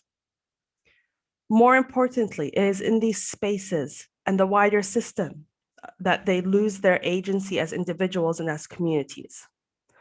During my work with refugees in Lebanon, they would often say, "We could not say anything. This is not our country." And refugees describe their experiences as that of survival. It is in these spaces that we see the defuturing of these refugee communities as they lose a facilitative environment that would have created space for them to imagine and work towards a future and new worlds that they want and aspire for. They are not given the space to imagine a life otherwise. And these defuturing narratives extend to the services and humanitarian technologies that they experience and are very much related to how they are designed and what narrative they are reinforcing. When one woman in the tented settlement, Aziza, is pregnant, she's advised to go to a primary healthcare clinic. In those clinics, she experiences discrimination. She feels unwanted and looked down on. When Aziza sees the doctor, she's not given the opportunity to ask questions. The doctor is rude to her and prescribes medications without explaining to her why she needs them. Aziza has no choice to go to another doctor because this is the only clinic that she can afford paying transportation to go to. And she often relies on other women in her community for advice about her pregnancy. If she can avoid going to the clinic, she would. In the other town, the majority of the women and their families are food insecure. They have the limited ability to purchase food that they need and food that they prefer. This is amplified by the Lebanese government's labor policy that limits refugees to only working in agriculture or construction, which is very seasonal. And oftentimes refugees say that they weren't paid fully for the work that they did, but they could not argue with their employer. So one of the only ways that they're able to be food secure is to rely on food aid. To provide food aid for refugees in Lebanon, refugees are given e-vouchers, such as the one held in that picture. E-voucher cards are like debit cards. The World Food Programme deposits money in each refugee's card, and the refugee can use that card to buy only food and only from shops that are registered with the program. Here we clearly see how the technology's restriction to only food purchases is reflective of the funders' values that state that they want to ensure that their donations are only used to purchase food and nothing else. And in the community I was working with, they had several problems with this e-voucher system. When their aid was stopped, they were not given a reason why, and they could not challenge the decision. They would call the center as instructed, and they would be told that this may be by mistake. Someone pressed the wrong button. They would have negative experiences in the shops. The shop owners, just like in the clinics, would be rude to them. One shop I visited that was not registered with the World Food Programme as part of the e-voucher system said that they did not want Syrian refugees in their shop bothering their Lebanese customers. Also, because transportation costs were considered high by refugees, they were dependent on only one shop in their town where they can use their e-vouchers. This shop was more expensive compared to other shops, but they could not challenge his pricing because they were dependent on him. They were also dependent on him to conduct gray area transactions. Basically, the women in the community wanted to use their e-vouchers to buy products other than food, such as washing liquid. They viewed that a clean kitchen is as important to their food security as having food. So they would tell the shop owner, I want to buy washing liquid. The shop owner would then say yes, but because I am taking a risk by breaking the rules of the food aid system, I will sell you the washing liquid, but for a higher price. The woman would then agree, and the shop owner would then scan in food items to amount to the price of the washing up liquid. This left the woman even more dependent on the shop owner, and they felt less able to negotiate prices with him. Lastly, when the women had cash available to them, they would engage in collective purchasing. They would pool their money together and buy a big box of tomatoes, for example, at a discounted price because they are buying in bulk. And they would then divide that box amongst themselves. They cannot do that with their e-vouchers because it is designed for a household and given to a household level. And so when shop owners were when we talked to shop owners about enabling collective purchasing, they said, but we can't sell in bulk to refugees because we were advised that we shouldn't, because we worry that they would benefit from a discounted price, portion the food up, and then sell it at a market price to others. In both these stories, we see how the marginalization of refugees is a product of governmental policies, social and political discrimination. These are amplified by services and technologies not accounting for the social and political in their designs. They act as if they are not there. In the instance of the e-voucher system, it amplifies marginalization by not acknowledging that the technologies are situated within very tense social and political spaces. These innovations and services can be viewed as a neoliberal approach to aid, where aid and services are managed from afar by being delegated to local actors. Duffield refers to this term as technologies of abandonment. And don't get me wrong, the localization agenda is essential. Local actors should have more agency within the aid system. But where is refugees' agency in all of this?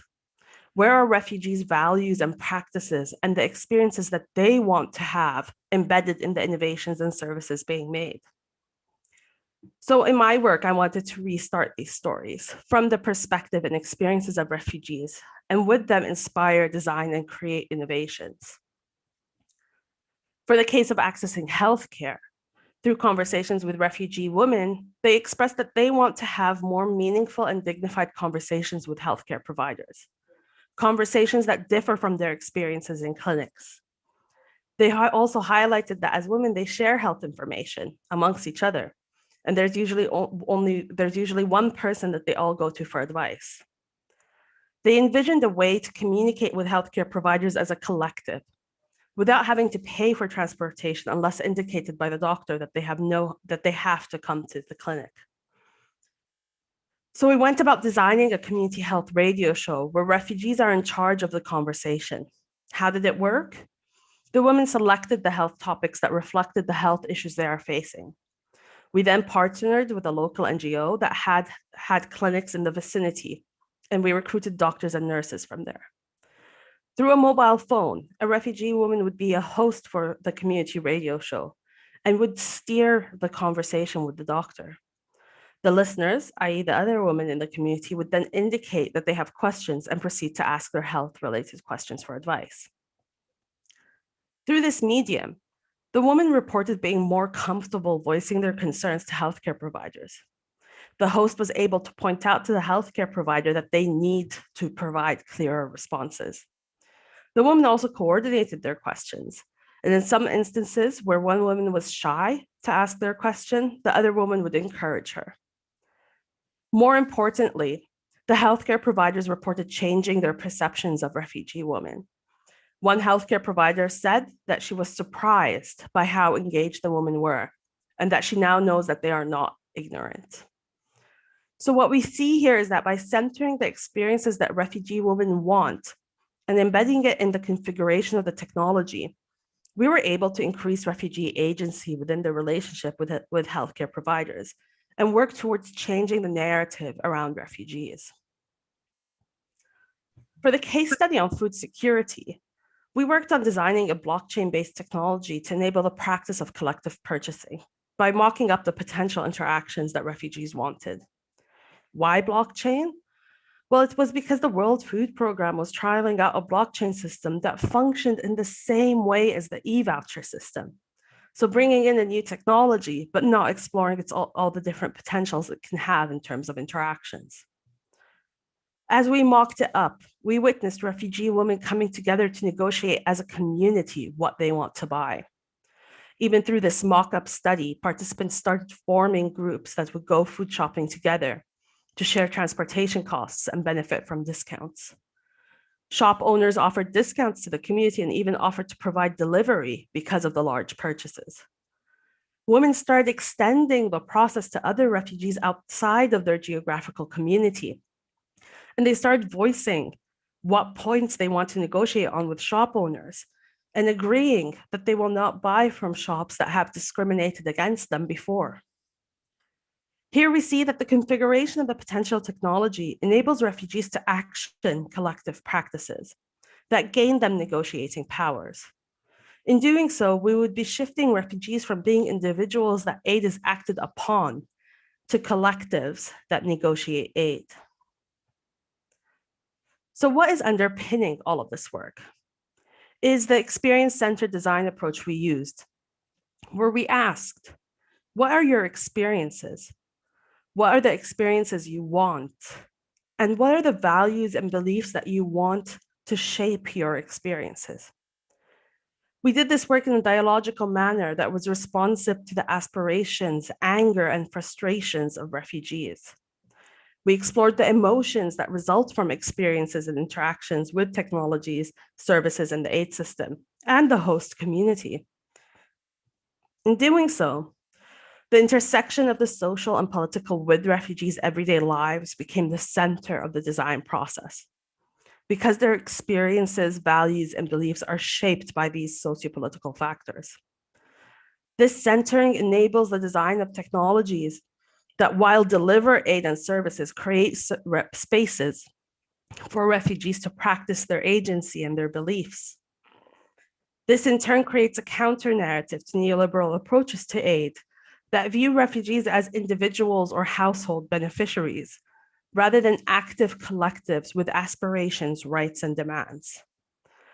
So now I'm going to move to giving you a brief snapshot of the practicality of doing this work, where we considered 3 important factors within experience-centered design. And that is to enable dialogue, responsiveness, and to create a shared understanding through empathetic listening.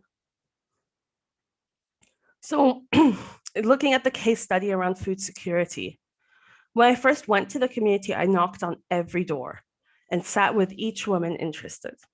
We discussed the issue of food security, and I then showed them all the different ways we can explore the issues further. So basically the design methods that we could potentially use.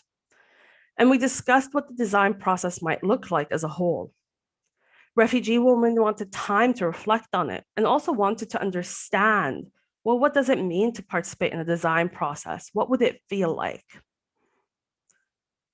So I went back again and sat with each woman where we did a demo of what participation might look like. They gave feedback and we adjusted things accordingly. After that, women signed up to participate. This responsive process was essential because it was through this process that we started to establish that the work and the design process and myself will respond to what refugees want and envision as a way of working together. It is also through this process that we start to gain a shared understanding of what the work is. We then moved to the stage of co-producing collective narratives. We used cards as a means of telling stories. The cards represented different factors that revolve around the issues of food security. Women were also able to use them to make their own cards. They would then collectively select and negotiate cards to produce stories that reflect their experiences and talk about why these experiences arose and why and how they feel about it and what angers them about it. This dialogical approach enabled us to reach the shared understanding of each other, the factors impacting them individually and collectively. The selection and negotiation process enabled the airing out of frustrations and emotions. I personally was also able to use the cards to share my story and who I am as a human and as a woman. After collecting those collective narratives, we put representative quotes from the narratives and presented them back to the community where they added, removed, and negotiated and debated them. This showed empathetic listening and enabled further dialogue. And then collectively, at the beginning of the project, the women were interested in making an artifact to reflect their experiences. And so after doing all the work of creating a shared understanding based on collective narratives, we grouped together with the women, we grouped the narratives and co-created a booklet. The booklet as an artifact gives voice to their experiences in a way that they wanted to, using their quotes, their drawings, and their experiences. They also wanted the booklet as a means of giving advice to others. This not only helped us reach a shared understanding of the practices that they value, but also emphasized the communal value that they hold dearly. The data from the narratives and booklets were then used to create vignettes that were based on their experiences, to further explore collective purchasing as a collective practice that they wanted to further action. Based on that, I then created potential journey maps for a technology that would enable collective purchasing. This was presented back to participants and they told me how to adapt it, etc., to make the mock-up study work for them. We then made the mock-up tools that participants used and reached and proceeded with the mock-up study as I presented earlier.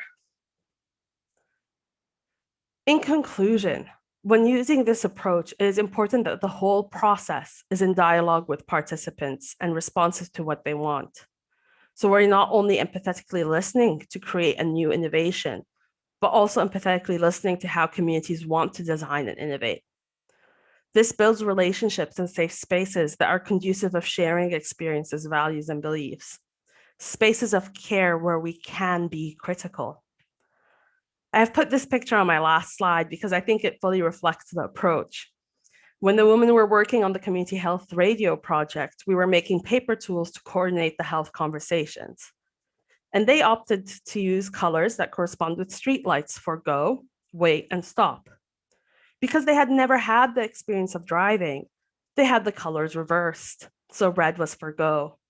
And that was more than fine, because we had a shared understanding of what those colors stood for in that design space and in that instance, and what the intended interactions and experiences were mediated through those paper tools. Thank you very much.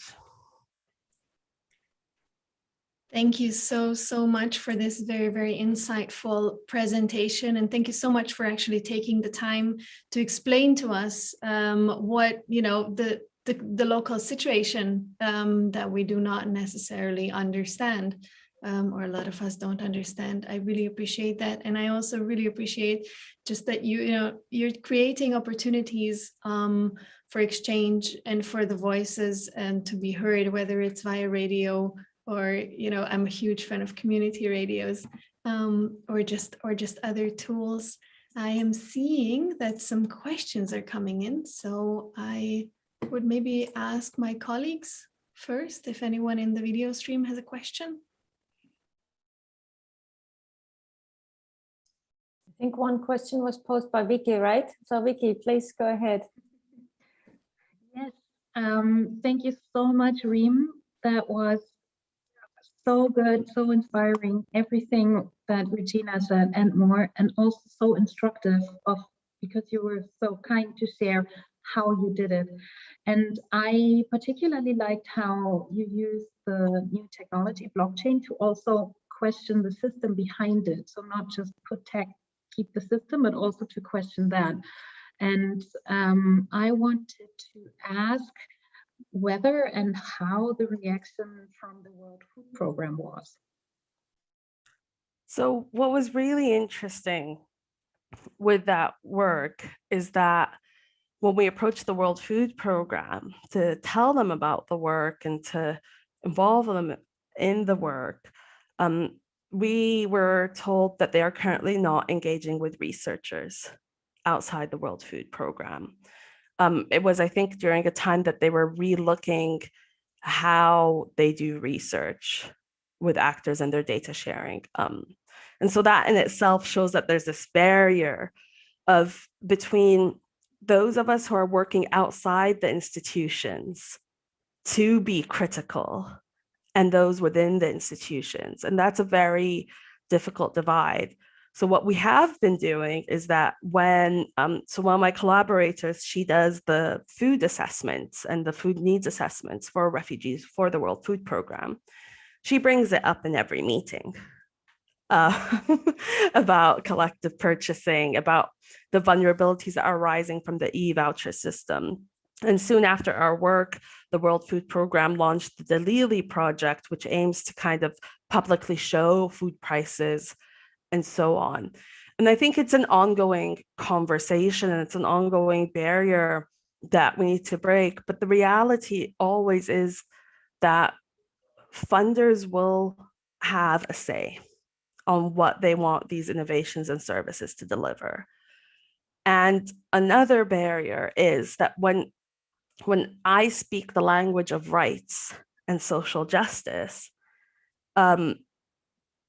big international NGOs would say, but we are not human rights organizations.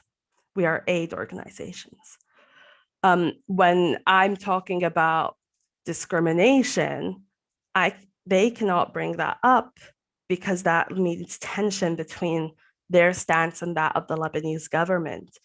Even when I publish my papers, I don't put the word discrimination in because that would put my collaborators at risk of being at odds with the wider system. So it is a lot of activist work throughout every single action and every single meeting. And it's frustrating and it's hard because I just want to shout it out and scream it out, but we can't.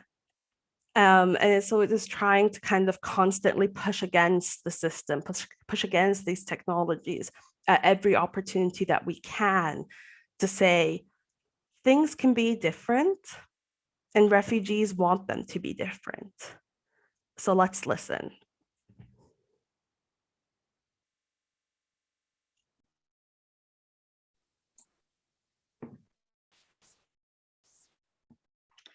There is another question shaping up here on our Miro board. So I will just wait for the person to finish typing it up. Thank you so much for the reply. I really hear you. Thanks.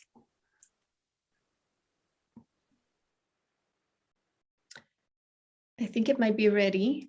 Yes, there's a question mark at the end. And while the rest is being typed up, I will just start reading it in the hope that the person who posted it agrees with what they already put on this post-it. So, was there a shared understanding with the field workers on the ground about the underlying blockchain system?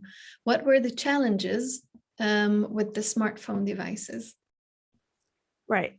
So the blockchain system was being trialed in Jordan and piloted in Jordan, while we did the work in Lebanon, because we can see it coming, that after this pilot in Jordan, it will possibly come to Lebanon. So we weren't able to talk to field workers on the ground about the underlying blockchain system. But one of the key issues that came up when I was working with that refugee community is that when they initially met me, they viewed me as a field worker. And they initially did not want me in their spaces because they were fed up with field workers saying they'd come in, ask us a questionnaire. Why do they need to be two people in here? Do they not feel safe? Why can't one person only come?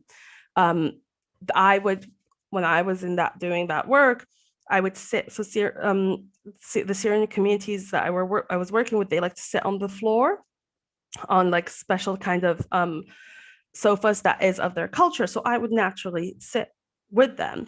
And they would say the field workers always ask for a chair to sit on. And so again, there's this disconnect between field workers and refugees, that even when field workers are often within those spaces, that space for being critical isn't there because of these small, well, in my view, they're not small, but because of these ways of interacting that enforce the power asymmetries within the system. And when it came to the challenges with smartphone devices, so when they were, because as part of the work after the Dalili app came out, I evaluated it with the community. It required an internet connection all the time. So if you're in a shop and you want to check the prices compared to other shops, most of the women didn't have a 3G connection, so they weren't able to do that. And there is, and this is, I didn't talk about it, there is still that digital divide. There's still that digital literacy divide, which meant that at the beginning when refugees got their e-voucher cards, they hadn't used banking in that way before. They would give their card and PIN number to the shop owner to keep. And afterwards, after they kind of learned how to use it, they realized that the shop owners were putting more stuff onto the bill, but not giving them those items. And so it's not related directly to smartphone devices, but what we view as the potentials for smartphone devices is much different to refugees because they use it in much different ways. So they are very comfortable using Facebook, WhatsApp, and so on. But once we start introducing other apps, there's still that barrier. And so we really need to think of when we are, and this is the next step in relation to kind of designing for collective purchasing, is how do we design it to be some elements mediated by mobile phones, but in a manner that's intuitive to them. And I say some elements because when we were kind of thinking of the mock-up study together, they said, we don't need to have a mock-up for this part because we'll just sit together and negotiate and decide what we want to do. And then we'll put it into the mobile phone for it to work. And so where we put these technologies within these community spaces and the process of collective action is quite important. Thank you so much for those insights. I have one last question for you, if I may, and that is actually asking you for advice, because you drew my attention to the fact that we tend to use the word citizen a lot in citizen innovation, citizen participation, but not necessarily everyone that we work with is actually a citizen in that setting where they live, for example, in refugee camps. So can you help me a little bit, maybe also just turn our vocabulary into something more accessible or understandable and also more inclusive? How do you describe these things that we do, if not with the word citizen? Yeah, so I never use the word citizen at all, because even citizen as a word and as a construct already has so many implications of what it means to be a good citizen, and it also has associated rights that not everyone has. At the beginning of the work with refugees, because I don't even like the word refugees, because that tends to homogenize and group people in one group. But I use it because of the lack of a better nuanced term. And because for the specific case study around kind of the food security, we had that discussion. We had that discussion with the woman, like, how do you refer to yourselves? And they say Syrian, but here we are refugees. And then they talked about the difference between refugees and displaced and the different languages that they use. So they went for the term refugees in the co-creation of the booklet. But that debate in itself showed how the labels that we give are never going to be as nuanced as they need to be, because we're always trying to group people, and we're always trying to say these characteristics are of this group, and that's difficult. And even in the different refugee communities that I've worked with, they're never one community. They're often divided into different social groups, and that has been difficult to communicate. But they're not difficult to account for in a design process, and that's what we always need to think about: is how to be inclusive, how to enable different participants to select the design methods that they're more comfortable using, how to enable them to interact with each other in a way that they are most comfortable. So if you want to be doing it as part of a group, yeah. If you want to do it individually, yeah. If you want to do it only within your household, yeah.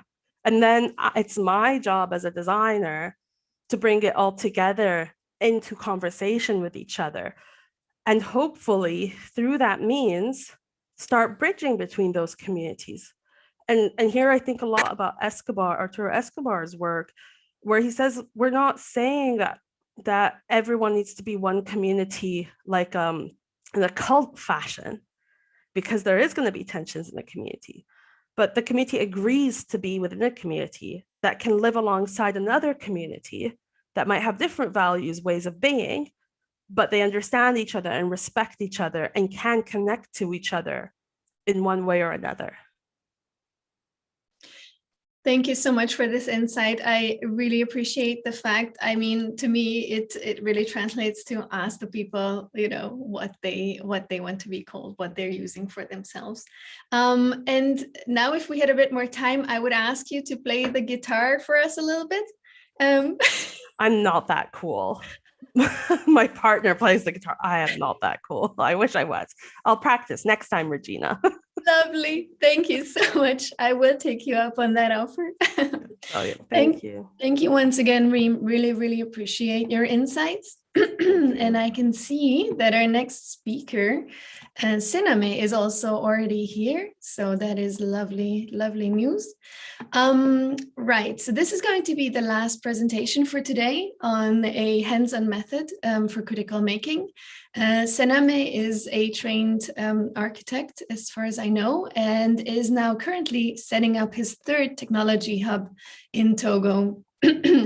And he uses these technology hubs as radical devices to question modern human societies and how we understand them.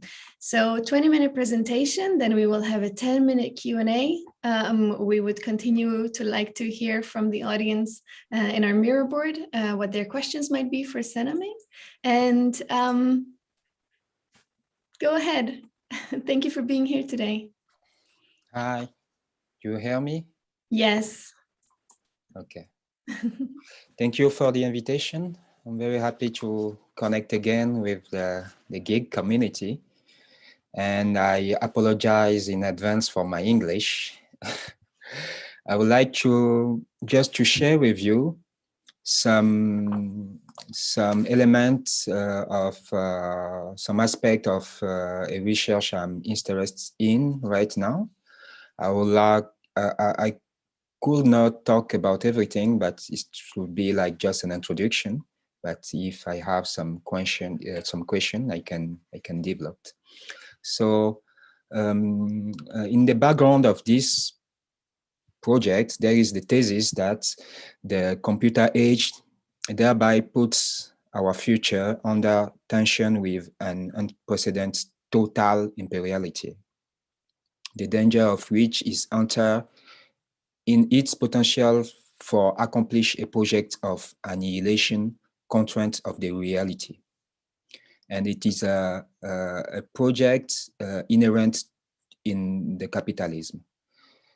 So there was incubated by the digital society a new alienating mode, a slight gestation at the heart of our technical age, thanks to the turn of general metropolization of the world, which threatens the future, completely renewing the springs and codes to which subjugation and spoliation had accustomed us towards their ancient form beyond time and space, slavery, serfdom, wage, labor, etc.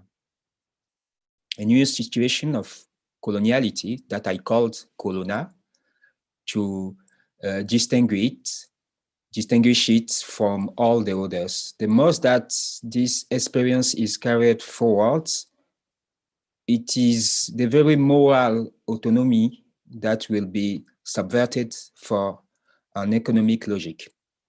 Opinion itself is colonized in the circumstances of a distortion of reality of which we no longer experience apposite but organized with algorithm logic.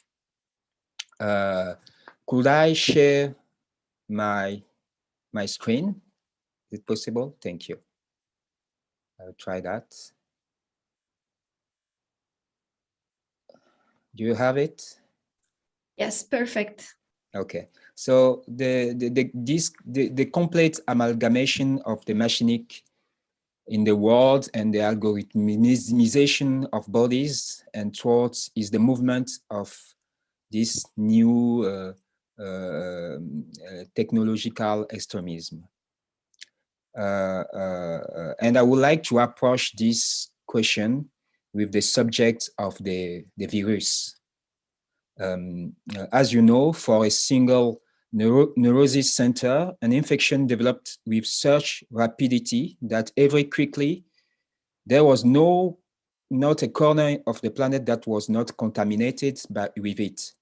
I'm talking about capitalism, of course, but we now know that it is also in the bed of violence made to the nature by the liberal metropolization, and thanks to the leveling of communal systems deemed unprofitable, and according to the mercant circuits that viruses are formed and established.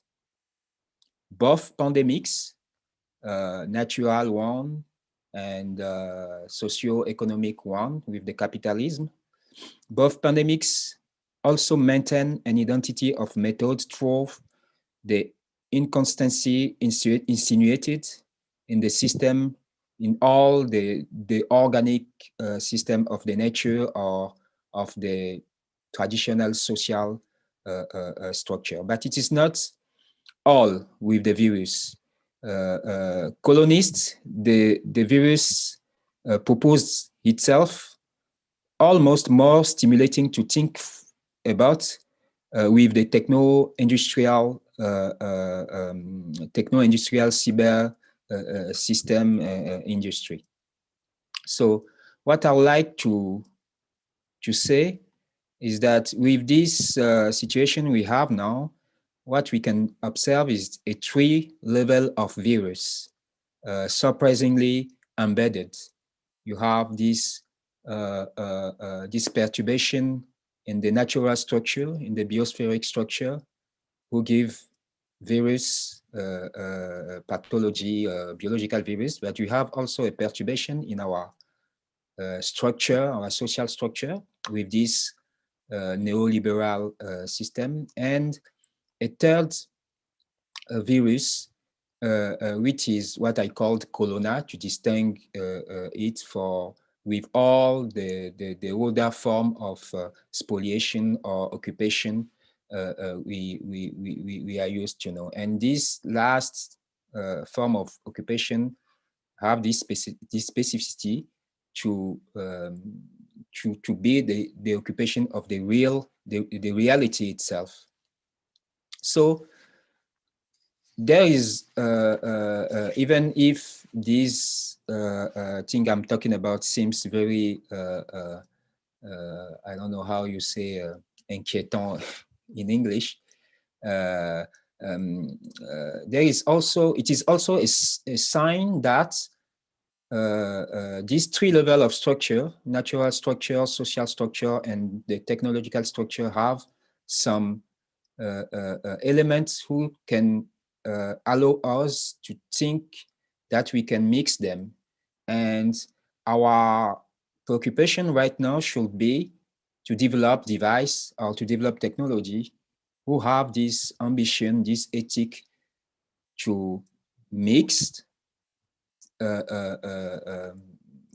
in a good way these 3 levels of structure, not as a virus, but as a design process who is profitable for everybody. And this new design challenge is most a challenge, I think, for the maker space. So what I see things is that you have a new revolution in design, of which only the maker space can, can address. So the ambition that indicate us is to develop policies and innovation processes who firmly look in a strongly entangled technology in the social and the social in the nature.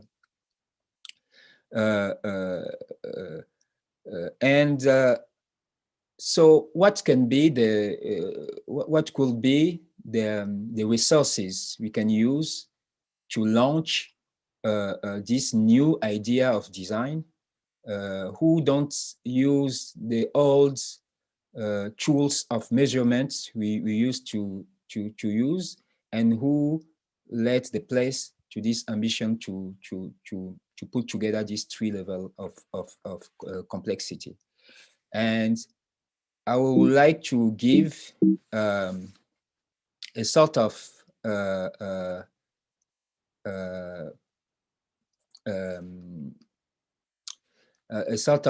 indication with this this small animal you all know very well now, because the pangolin is suspected to having caused the crisis of our time. And this anteater is now the most pushed animal in the world, ahead of the elephant, the rhino, and the tiger. And it is threatened with a silent extinction because it is a very small and inoffensive animals. Claude Lévi-Strauss considered that there are animals who are good to eat and there are other animals who are good to think about. And the pangolin seems to be the best illustration of this idea, because it seems that eating it creates all the trouble we face right now. But in a lot of African societies, the pangolin is used for think about the world. And I will give you some aspects of all the concepts traditional societies in Africa developed by observing the pangolin. The pangolin teach a lot of traditional societies what in the African spirit we can call a non-split ideal.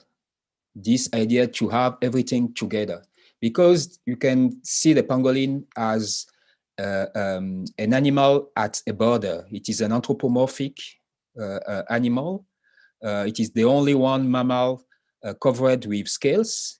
His tongue is longer than his body, and he have almost a human attitude. It is an aquatic and celestial and then terrestrial creature. So it is an animal who put together all this, I don't know how to say it, in all the complexity of the world. And by observing it, people can learn about the importance to have all the spectral put together. The pangolin teach also moral rules, because, by example, you can pangolin does not breed in captivity. If he is in captivity, he lets himself die there. So the people learn about not be programming by observing pangolin, because its mathematics is only internal, he is radically resistant to any outside idea of programming. You have others moral lesson from the pangolin.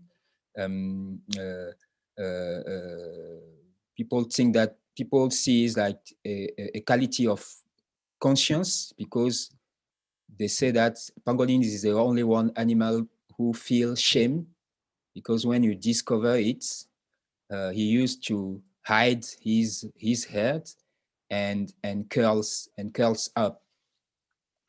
But the most important to see is that the pangolin inspire a lot of material production, the tools people use, but also the architecture in Lele population, by example. He is also used as concept to put together the clan, and they have a lot of ritual using the pangolin to create the cohesion in the clan. And all this reciprocal system of obligation we confusedly called Ubuntu right now is, by example, something you can construct by just have this animal as the center of your system of the world. And that is the fact with all those traditional societies I'm talking about. The pangolin is at the center of a system of the world. So he is seen, so people construct a very solid narrative, a very solid vision of what the world should be based on the pangolin. And it is an animal considered to be the center of the universe, the one who gave the civilization to the humans. And I'm saying all this to let you see how very surprising is it for us today that an animal who have such a big importance in the symbolic construction of African societies become now a sort of mercantile product. African people capture and sell in a big industrial traffic right now in the world, and analyze that the fact that this construction, this symbolic construction, decline in the way African people see the world is maybe at the source of the crisis we are facing right now, is very interesting. So to conclude, what I would like to say is that what is the function of the pangolin and all this big narrative people construct by seeing the pangolin, we can call a cosmogony. The function of the cosmogony is to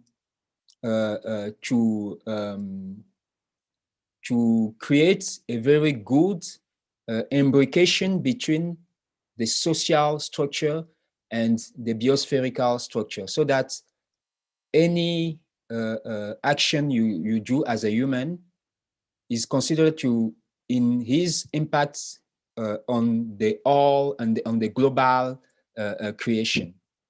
And I think that the challenge you have right now, and hackerspace, makerspace, etc., should face this challenge, is to create maybe new cosmogony who can help us to launch new way of designing, new process of designing, to have those products or those solutions who articulate not only the social ideally in the nature, but the technique, the technology, the technological logic in the social structure, and the social structure itself in our environment. And I think it is a work to do to see how can be the process, the workshop, or the initiative you can launch to build, if you are a hackerspace, a makerspace, a tech hub, your own cosmogony. And maybe the fact that we didn't think about this, to have for each of our projects or each of our ideal, a sort of fictional perspective narration who is supposed to be unsurpassable, maybe is at the origin of the difficulties we have right now to not be coherent in all this ambition we have to develop a solution who are very efficient for our times. Thank you.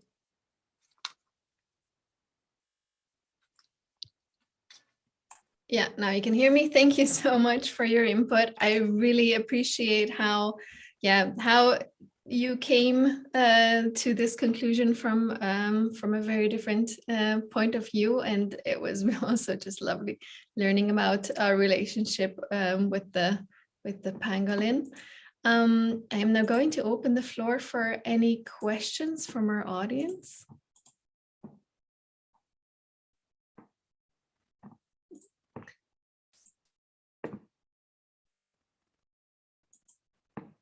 There is some questions shaping up in the Miro board, but while those are being typed up, I would really love to hear a little bit about also your practice so far. I've always been fascinated by how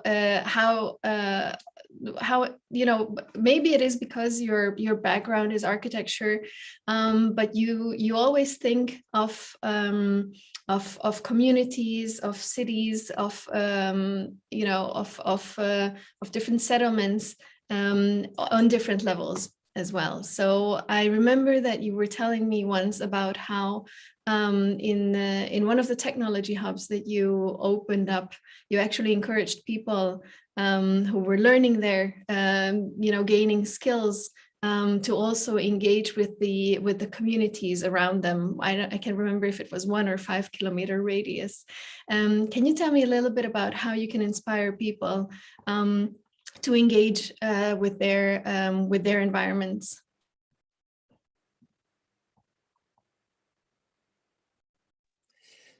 Yes, it is a big question.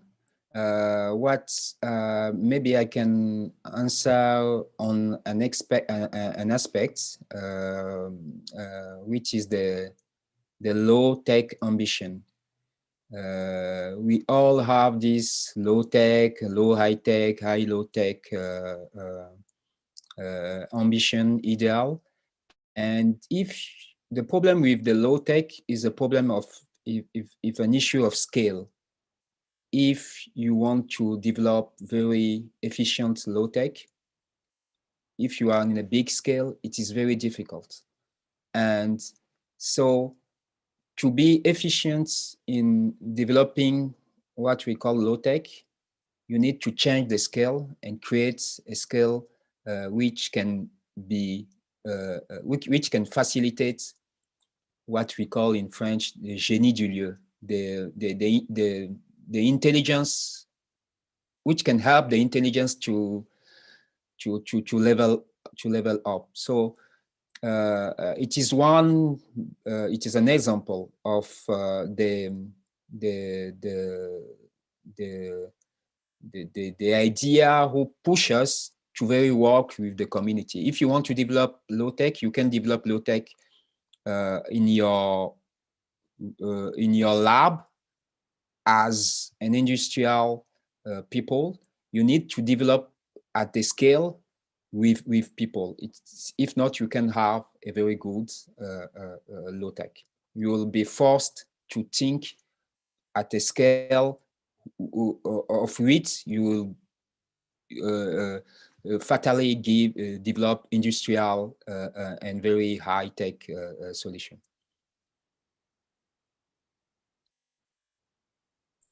Thank you so much. Scales, it's also a very important point here. And now we have a question from Reem. Yeah, hi, thank you for that brilliant talk. And as you were talking, the kind of the pessimist in me popped up, thinking, how do we protect these ways of knowing and being from being co-opted by the capitalist nature of the innovation space and tech spaces? So we know that maker spaces, very local, very kind of in touch, we're being pushed through colonized means to be like do design thinking. And in other instances, it was like, oh, storytelling is a big part of other cultures. So we'll just bring it in and package it in a process that is one of a capitalist innovation process. So I was just wondering from your experiences, kind of how you've engaged with that, and also within the maker spaces, how you're engaging with those different pushes. Yes, the capitalist logic is fit very well with the modern philosophy of the West. In the West system of the world, the philosophy from what in France we call Lumière, Descartes, Bacon, etc., etc. In this philosophy, you have two ruptures. I don't know if you say ruptures in English. You have two disconnection with the organic way of seeing things. The first one was this idea that a human is a slave of the nature, and to really become a human, you have to abstract yourself from the nature. And the second one was a lot in the aesthetical adventure, but a lot also in Adam Smith and all this idea of the concurrence, everybody in concurrence with everybody is the natural law of the world. So you have a first abstraction of the nature, and you have a second abstraction of the group. To be human, you don't have to be in the nature, and to be human, you have to be isolated. And this very interesting adventure of the intelligence give a sort of boulevard to the capitalism, because the capitalism use it to produce a lot of concepts you can really address and tackle, because it is based on an idea of emancipation of the human, a human who become civilized and who become very raffiné because he have his interiority, etc., etc. So all we are doing as makers, researchers, is limited as we didn't tackle the philosophy itself. And that's why I'm working on this idea to see if there is not alternative philosophy in which the human, because he is in the group and in the nature, is a best human. And if we win this battle, it will be more easier to win the battle of production and face the capitalists, because the capitalists will not have anymore this background of philosophy, intelligentsia, etc.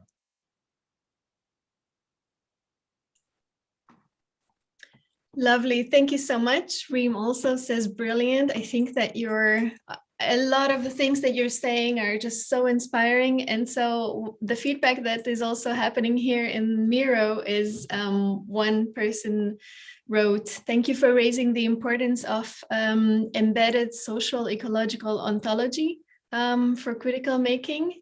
Might be something that we need to talk about a little bit more." And I'm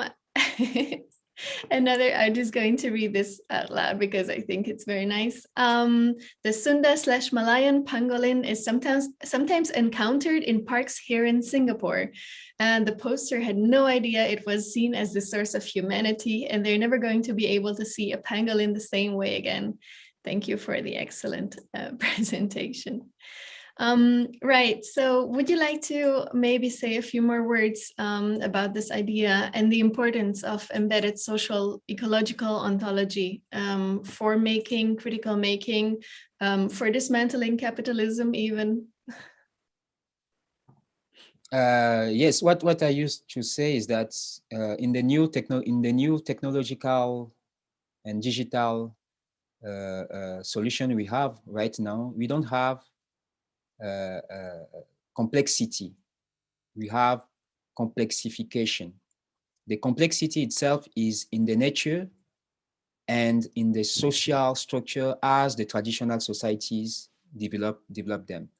And if you see the new technology as a source, a magma, they fit a lot with the complexity you have in the group and in the nature. So the technology themselves are good. It is the Silicon Valley who corrompt them by use them to develop device for the market. And all the design revolution should be to create new system of value, a new indicator for measurement, which can be used not only in the labs in the Silicon Valley, but also in the design school to let the technology achieve their potential, who is to fit with social and the nature, and not to fit with the market. Because the way the new technology of digital works, because of all this cursivity, this distributivity, this the way that they don't want to, in fact, the digital technology don't want to, the performance, they don't want the performance, they don't want to be the accumulation. They fit a lot with what, by example, in Africa, we call Ubuntu. So if you take the technology, but you don't put them in a Silicon Valley lab, but you put them in another type of lab to have products, ethical products, you can achieve the real potential of new technology. Thank you so very much. I think these are thoughts that we will definitely also take into the research in the next 2 years, and we'll be reaching out to you to learn about them a bit more, and yeah, just maybe co-ideate a little bit about how we can do our practices better as well. Thank you so much for Sename. I will let you go now because the time is up, but really appreciate it. It was a fantastic presentation. Thank you so much for your thoughts. Right, with that, we would go into our lunch break now, which I think is very timely for everyone. I would also recommend that everyone just gets a stretch and doesn't stare at a screen. The messages are still coming in how inspiring and thought-provoking the presentation was. So thank you for that. Right, so we will now go on a little break and we will reconvene here at 2 o'clock. Yes, perfect. Thank you, everyone.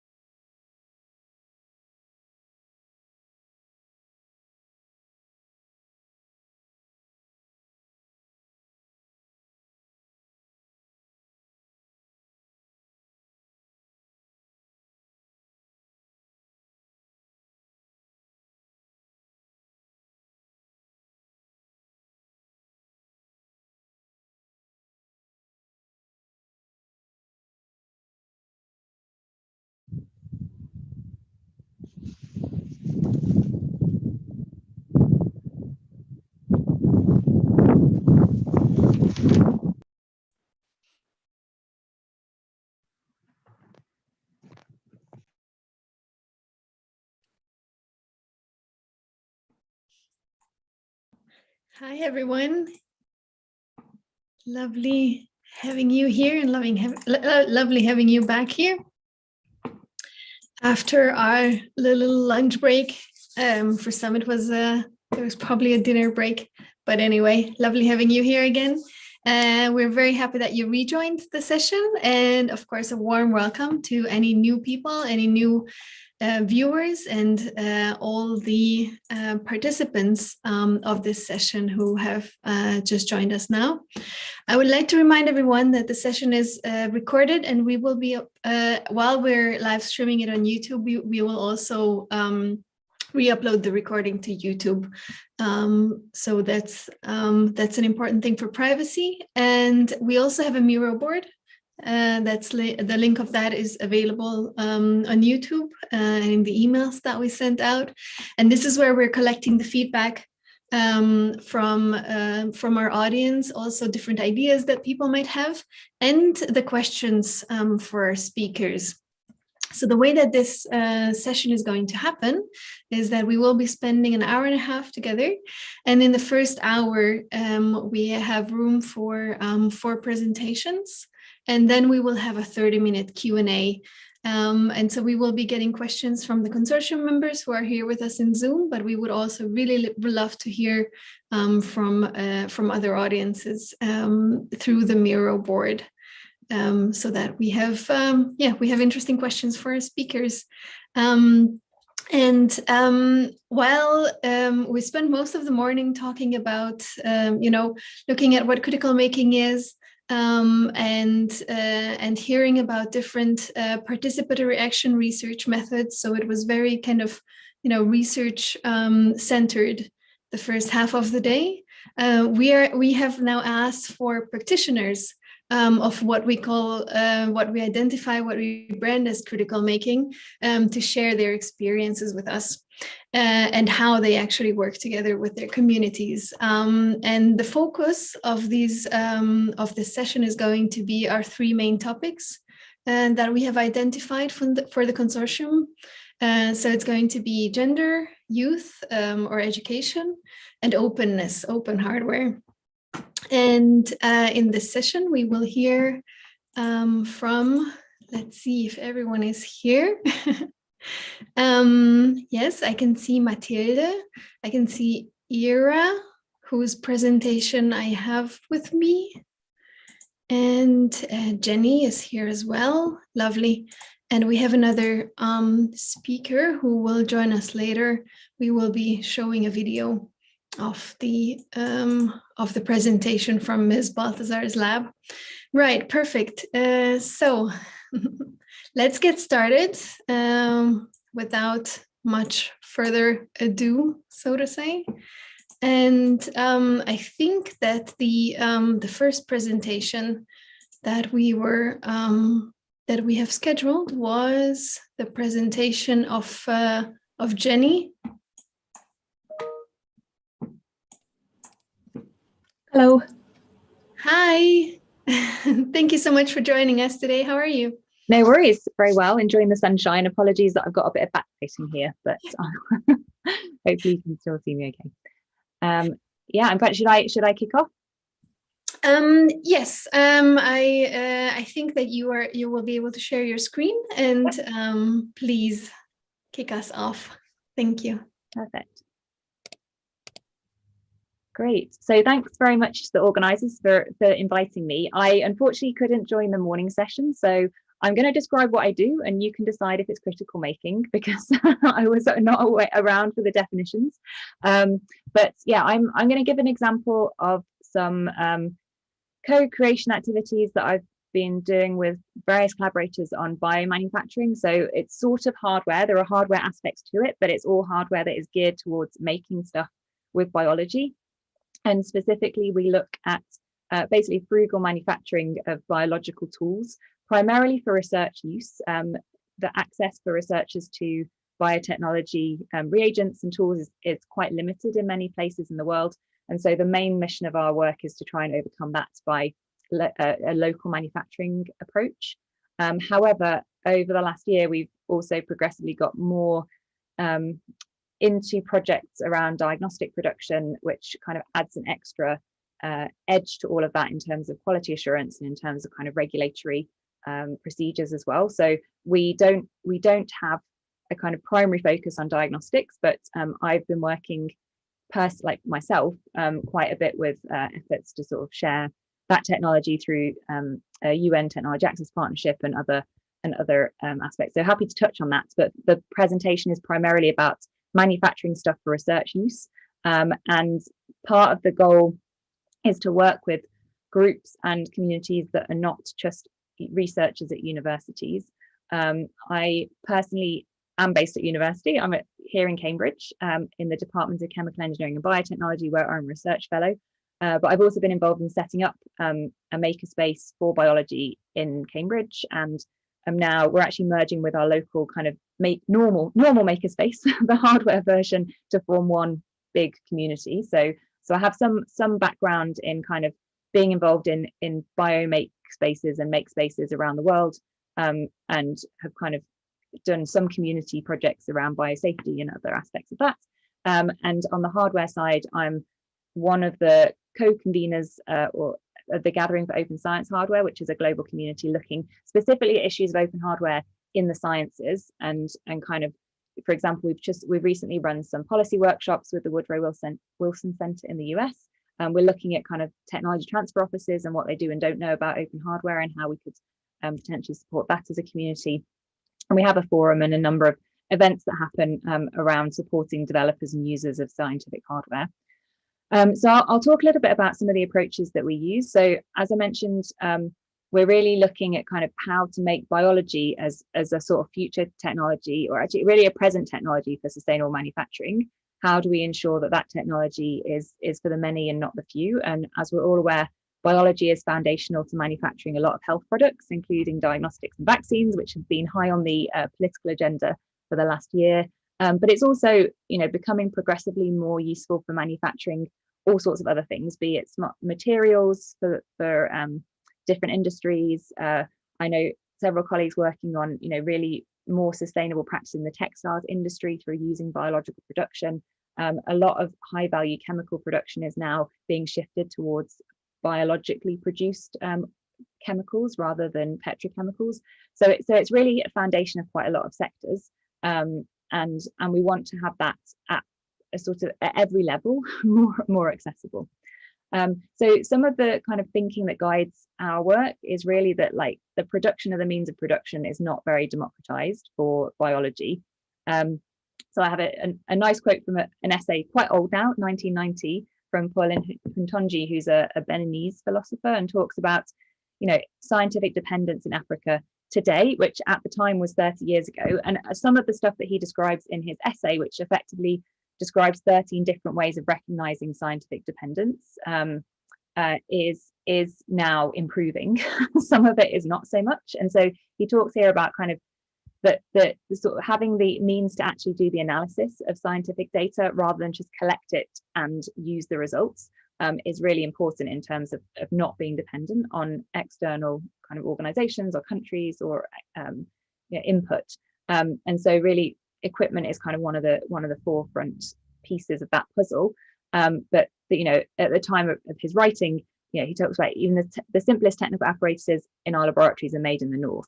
So I have to say, Africa now has produced a microscope, and in fact there are several open hardware microscopes that are being produced by various groups on the African continent. So that part is out of date.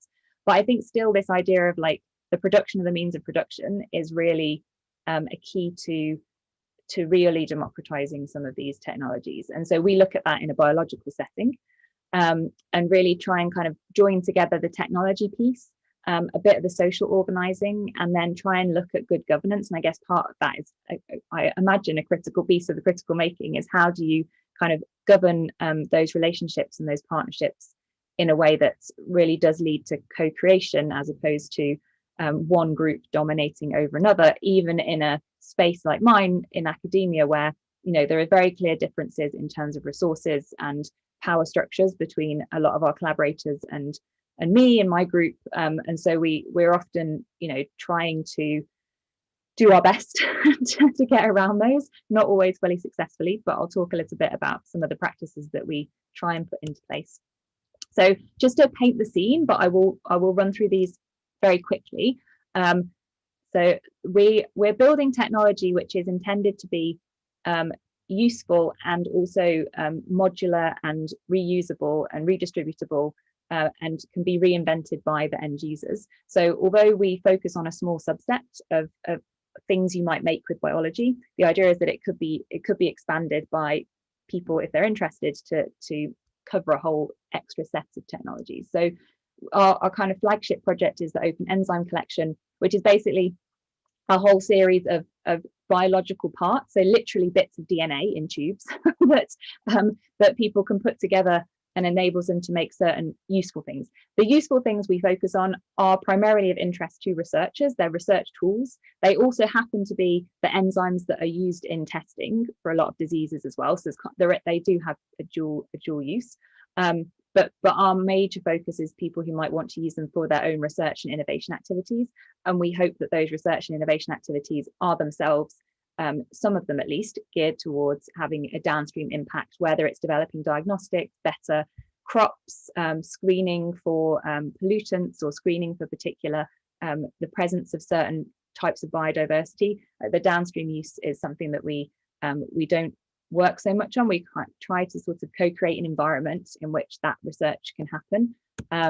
And so just to say that we basically have all of these parts and you can interchange them. So it's a sandbox of nearly 200 interchangeable elements that are all free of intellectual property and completely provided free of any restriction, other than we do have a material transfer agreement which states that people should use the parts in a legal manner, which is basically the only restriction.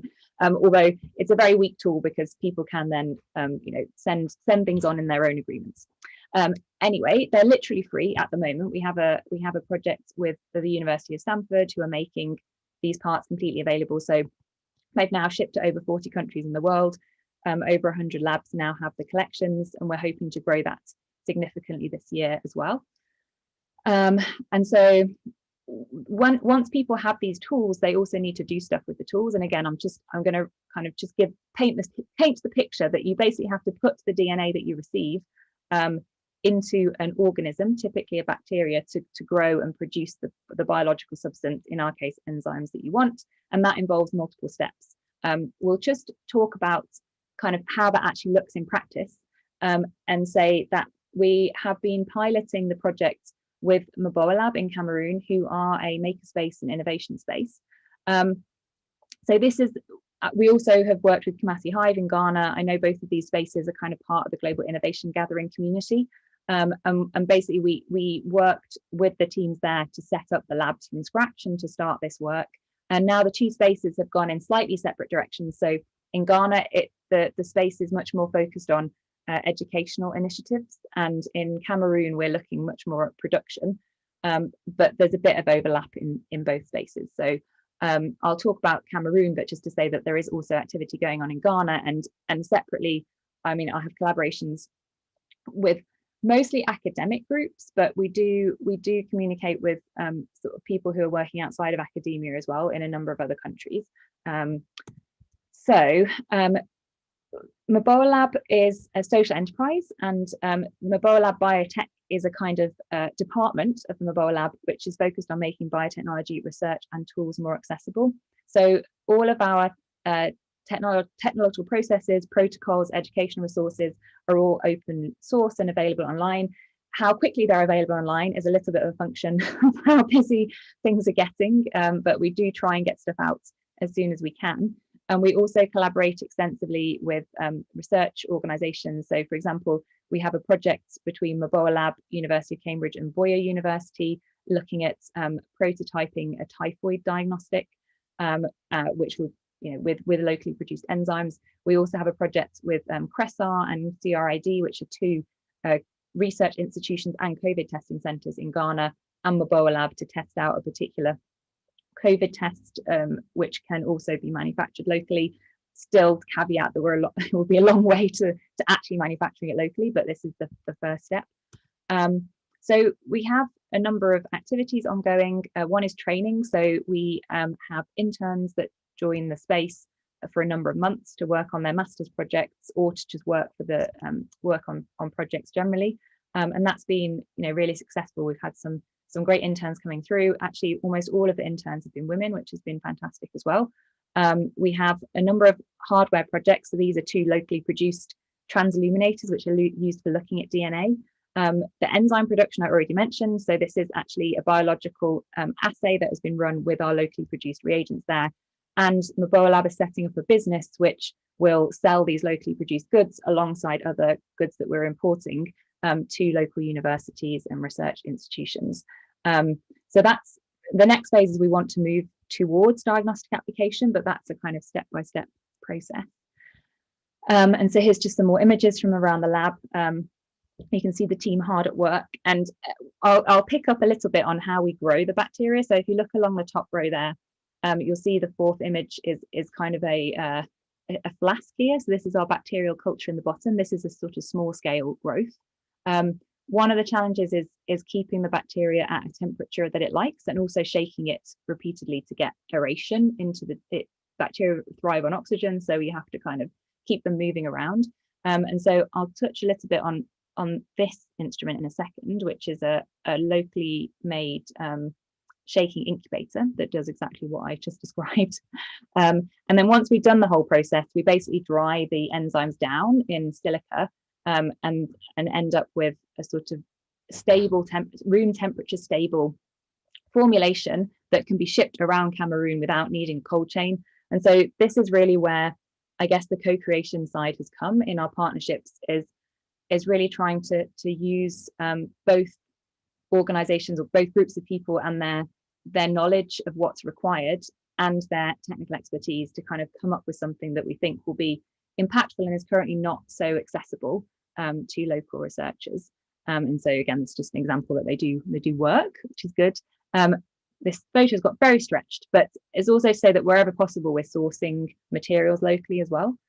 So this is a soap making shop. So that's where we've managed to find quite a number of chemical resources. Obviously, for some chemicals, the soap making grade of chemical is not pure enough for what we need, but for a lot of stuff, it's fine. And so wherever possible, we're trying to kind of use local suppliers and wherever possible, swap out materials for materials that are either manufacturable or available locally. That's an ongoing project. So I talked before about cell growth, which is very important. As you can see here, there's normally these laboratory instruments for shaking around your cultures, and also then a centrifuge for pelleting the bacteria at the bottom of the tube. This is the locally produced version that Maboa Lab designed sort of independently with input from us. I mean, it was a co-creation process that was very much kind of led in terms of the technical development in Cameroon, and with some kind of biological expertise and a lot of conversations and going back and forth with the designs with Cambridge team and others. So this is the end result. It's working really well. When the electricity is working, then it's all fine. And this is something that they're now looking to market to local universities. And this was entirely this was made at the Angola Fab Lab. It was laser cut there, and the electronics were done by some engineers who were working with the project. So we've now, between us, we've spent about 18 months working on these processes, and eventually realized that actually having all of that was a bit complicated. And so we've tried to sort of reinvent how things go. And now we're actually looking more to grow the bacteria on a plate. So I don't know if this is going to work, but basically these are our bacteria on a plate. Typically, this is not how you work in the lab, but we've realized it actually works pretty well. That's another plate where they've grown less well. So you can see they're not a lovely lawn of bacteria there. And so now, to get away with the need for actually shaking stuff around, because you don't need to shake them if they're sitting on a solid surface, and also to avoid centrifuging, we're just collecting them from the plate now with a razor blade. And the bacteria come off really, really nicely, and then you just stick them straight in a tube. So this is a process that's effectively being co-created. And to overcome some of the challenges that we really needed to kind of have experienced the challenges and gone back and forward and talked about it a lot to actually come up with that.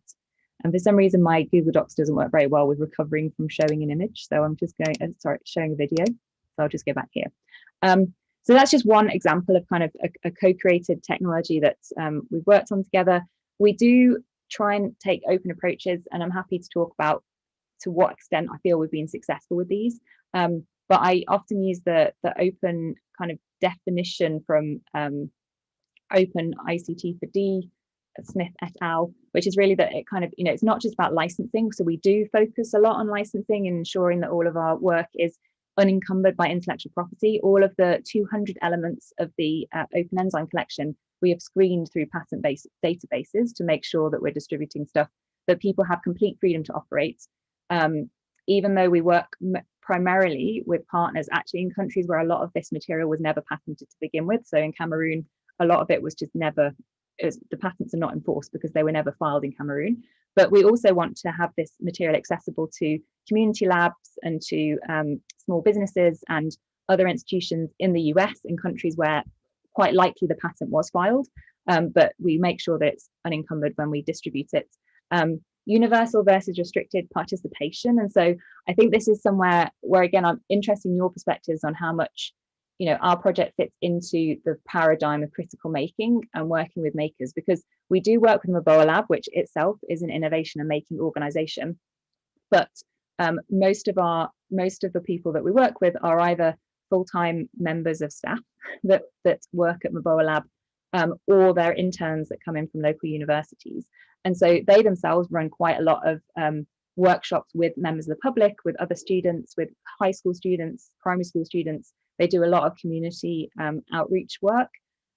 We haven't found a really clear way to tie some of that work into our co-creation processes, partly because what we're doing is it's a very niche technical subject in a sense, and it's also our primary beneficiaries are actually other researchers. So we're kind of operating in the space that the link to a more general public is not really present, but we certainly try and reach out to any kind of grassroots communities of students, for example, in Cameroon, to advertise internships and to kind of work on offering training. We try and engage with community networks of scientists and civil society organizations that are pushing for access to these technologies. So we're sort of situated in that bubble. And then, so universal versus restricted participation has a kind of limitation. There are boundaries around that, I think, in our project at the moment, and maybe that will change in the future. And collaborative versus centralized production. We always try and produce stuff in a sense that everybody has their kind of input in it, not always for all sorts of reasons successfully, but so I'm on the last few slides now. We basically, this is sort of the kind of flow of how stuff moves from our project. We develop open source technologies, that's often kind of in an academic setting, but with a bunch of other partners, and then we try and form communities or ways to implement and scale that out, and collaborate with other ecosystem partners that are doing community building. And so I'd say, like, if I had to pick, a few practices that we try to follow in the work is always listening to all of our community members and collaborators, documentation of everything, which is never enough. Doesn't matter how detailed you are on protocols and processes for producing protocols and like how to sort of work together, there's always reinforcement needed, like constantly. Transparency, so big decisions are made in a way that people know what's going on, no matter what their role is in what we're doing. Again, all of this stuff we fail sometimes, and we try and improve. And then community platforms that are open to anyone. I mean, I have people and that extends to kind of, we have people joining my university lab research group meetings that have are members of community labs in Canada, for example, and they are extremely welcome and amazing collaborators. And so we try and open sort of all of these channels, not just the kind of communications. We have a whole bunch of people that are on our chat group and kind of, but also to invite people sort of as much as they want to participate, they're very welcome. What we've learned, the people are key, the technology is second. People are always the hardest thing. Often, this is kind of, even if you're working in an extremely technical area, that is definitely, I think, true. Coordination is really invaluable. Like parts the ways I think that our co-creation, co-ideation and kind of making part we really struggle with is just coordination effort. This stuff takes time, particularly in my situation based in a university, trying to convince research funders to give you full-time coordination support can be a challenge. I mean, it's getting easier, but like definitely just having time in the day to do all the good stuff that we'd really like to do is and being able to justify that is a challenge. A lot of patience and empathy and efforts. We're working across cultures and with people with very different backgrounds and very different kind of ways of approaching the work. So, and I think kind of knowing your unique value add. So, I mean, I would say I've just described the limitations of our work, right? So I try not to be too, I try and be critical of the extent to which we are democratizing technology and kind of doing all of the stuff that I know you'll be exploring in the critical making space. I think we probably are not fully there, and I don't think that's necessarily a bad thing. Like, we have a very clear target of who we want to benefit from the work, which is researchers, and so the sort of the boundaries of what we do, because we can't do everything, is kind of pinned around that.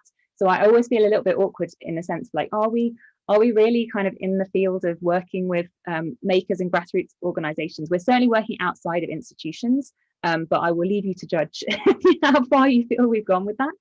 And yeah, we still, and certainly even in the kind of the body of the work that we do, we have so far to go in embedding some of these kind of the critical making practices and the responsible research and innovation side of things. I mean, we're always trying to do more, but I think it's always a negotiation, always a learning kind of process. And so that's why I'm very pleased to be here and to take your questions and critiques. I'm looking forward to it. Thank you very much for listening. Thank you so much for your presentation, Jenny. And I think that there will definitely be a bunch of questions. These are already starting to pile up in our Miro board. So I think that your input just gave a lot of inspiration for a lot of questions, and we will definitely have a really good conversation in the roundtable part. Thank you really so much for this. Yeah, I have to stop myself from asking you questions. So thank you for now. And our next input giver is going to be Irene Agrivina. Ira, are you here with us? I can see you, but I think Yes. Now I can. Can you hear me? Yes, I can hear you. And I promised you to share the presentation that you sent to us with the team. So that's that. And yes, we asked Ira, who is the founder of HONF, the House of Natural Fiber from Indonesia, to help us understand how they are engaging in working with young people, teaching them how to make things, and different educational programs that HONF has developed in its 22 years of experience, lifetime. Thank Very you so long much. time. The floor is yours, and let me know when to yeah. Next. Thank you, Regina. Yeah, so I think my presentation is a little bit punk compared to Molly presentation. So yeah, maybe I just get started. So yeah, I come from HONF, so I'm one of the founder of HONF. Next. Just a sec. Next page. Yeah. Oh gosh, I don't know why it's not doing the thing. Okay. Maybe I will just. Yeah, we started in 1999, and we are from interdisciplinary. We are a community. We first like running as a collective, and now we become a foundation. And then our background is very diverse, and there is a hacker, scientists, activists, and practitioners, and yeah. We try to demonstrate this young adventurous member concern for the social living environment and various critical issues hidden into the society. And we collaborate also with institutions, scientists, and professionals from other academic. And the research outcome is to create public interactive work. So we use also art as a way to communicate Next. Next slide. And since 2000, I think, yes, I think since 2000, and then we have like one curriculum as our umbrella. It's called EFP, Education Focused Program. I think we have that education focused program because there is a lack that time, because actually HON established after the Reformation and Revolution in Indonesia. There is a big Reformation and Revolution at 1998, and there is a lack actually in the educational system because also political system is changing. So that's why we make EFP, actually education focused program, as a core of all of our activities, and then it's also applied actually to every our research, every our workshop, or every works that we make. So there is a video actually 2 minutes after this, and we can watch actually what is HON.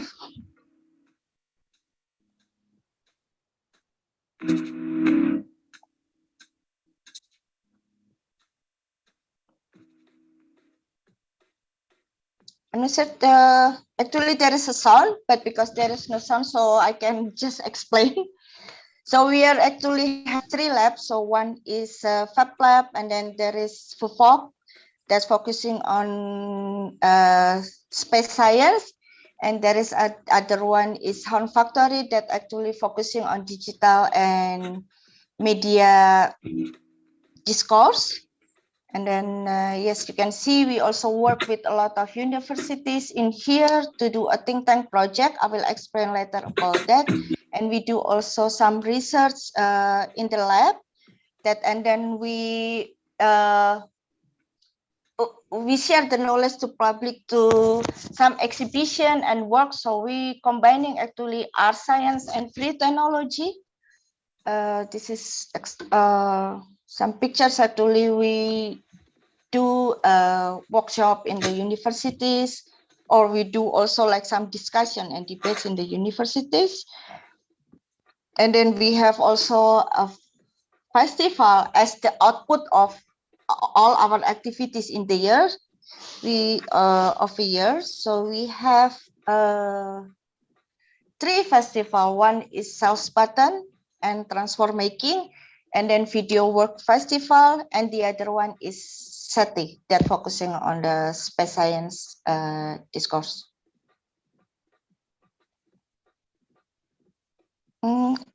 There's no sound. So I think if there is no sound, we can skip this to the next presentation. Yeah. So one of our program since 2000 until now, like one of our longest program at HON, is called CellSkit. And we started around 2000 with the kids around our neighborhood. And then until now, we already moved, and then kids always around. So yeah, we do this program. Actually, we teach them how to do art, science, and technology in a fun way. This actually some workshop, and they after we teach them about how to know the microorganism, and they have to make actually a drum, kind of like a puppet show about it. So they make their own figure and they make their own interpretation about microorganism, and they make their own story. Next.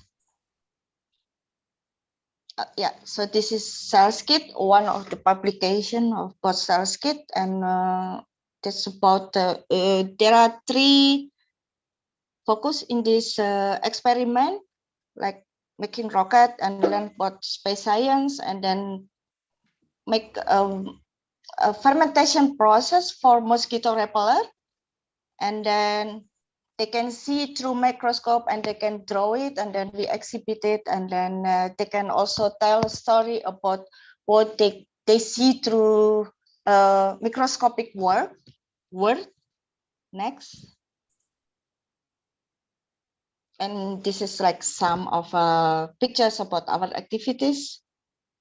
They're making rocket in the field, and then they're making a very fun robot, various fun robot. Next.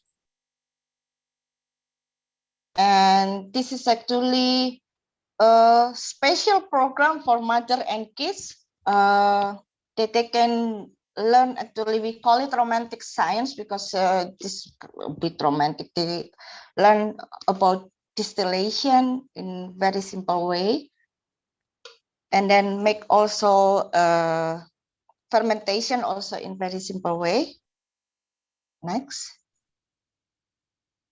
And then we're not always doing it in the lab, so sometimes we also collaborate in the school in the remote areas. So we go there and teach them how to do something about distillation in very simple way. And next. And then we also work actually at the, what is called like post-disaster or conflict area. Like this, for example, is an area where there is post-eruption in East Java. So we are working with the military, and we are working also some rescue community. As I'm not wrong, yeah, rescue community. So there is no water actually there, so no clean water. So it's really hard to get the clean water. So they have to come down from the mountain just to get the clean water. And then because there is post eruption, the water is very bad. So with this, we working with them actually to make a DIY water filter, so they can get the clean water, and the children is really happy. They just throw water to us. You can see in the left picture. Next. And this is also like post-disaster area. This is after a active volcano in Jogja erupt, and Merapi.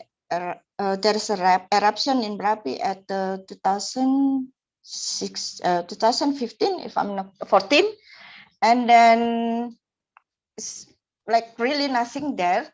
So we work with the artists and scientists from ESA to make a terraforming project there. So this also kind of like a monument of hope for the farmers there. They can actually do something right away after this eruption. Next. And this is one of our very long project. So we are working with the rehabilitation center in Jogja. We are volunteering there for almost 10 years. And then we are teaching them and give them a workshop once a week about science and technology. And then one day there is also an idea that come up from them, because it's really hard to get prosthesis in Indonesia. Sometimes they have to wait for 1 year and they cannot walk anymore because the muscle is cannot afford new prosthesis. So after we have Fab Lab, actually we come up with the idea if we can make a low-cost prosthesis that they can self-adjust and they can use a machine in Fab Lab, or they can access technology in Fab Lab to make their own prosthesis that use a local material.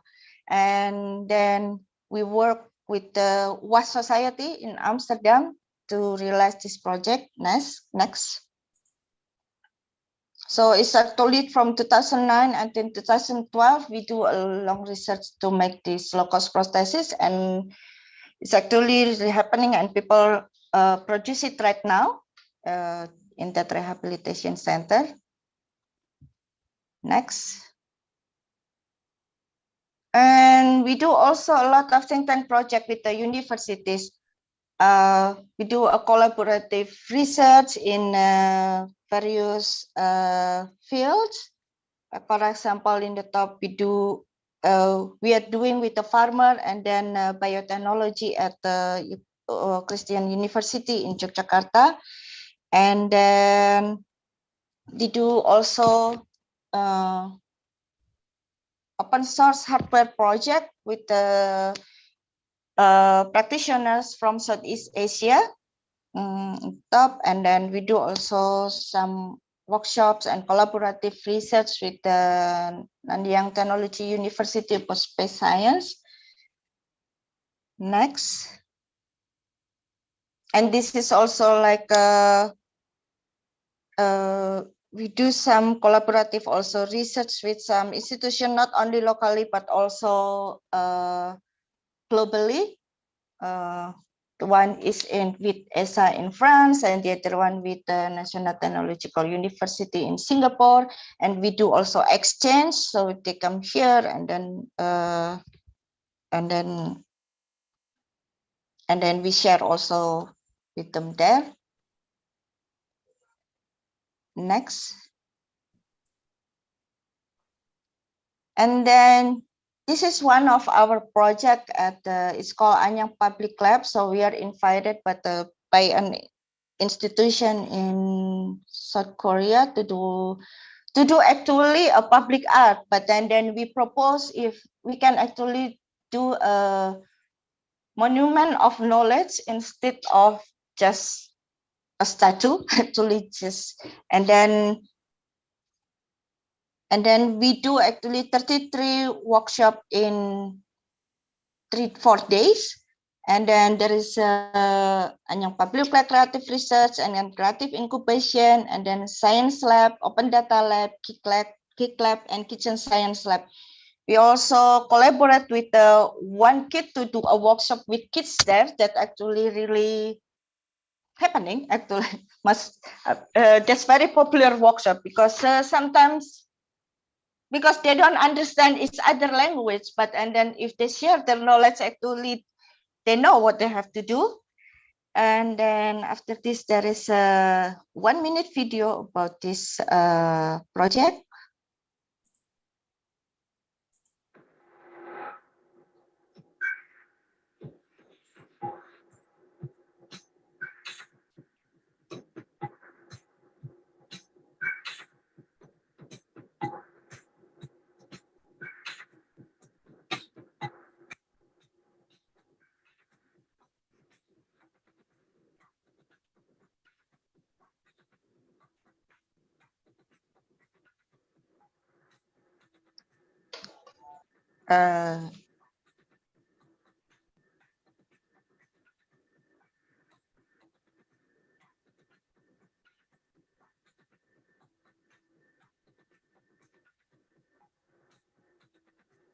This is actually we also use a kitchen as a lab.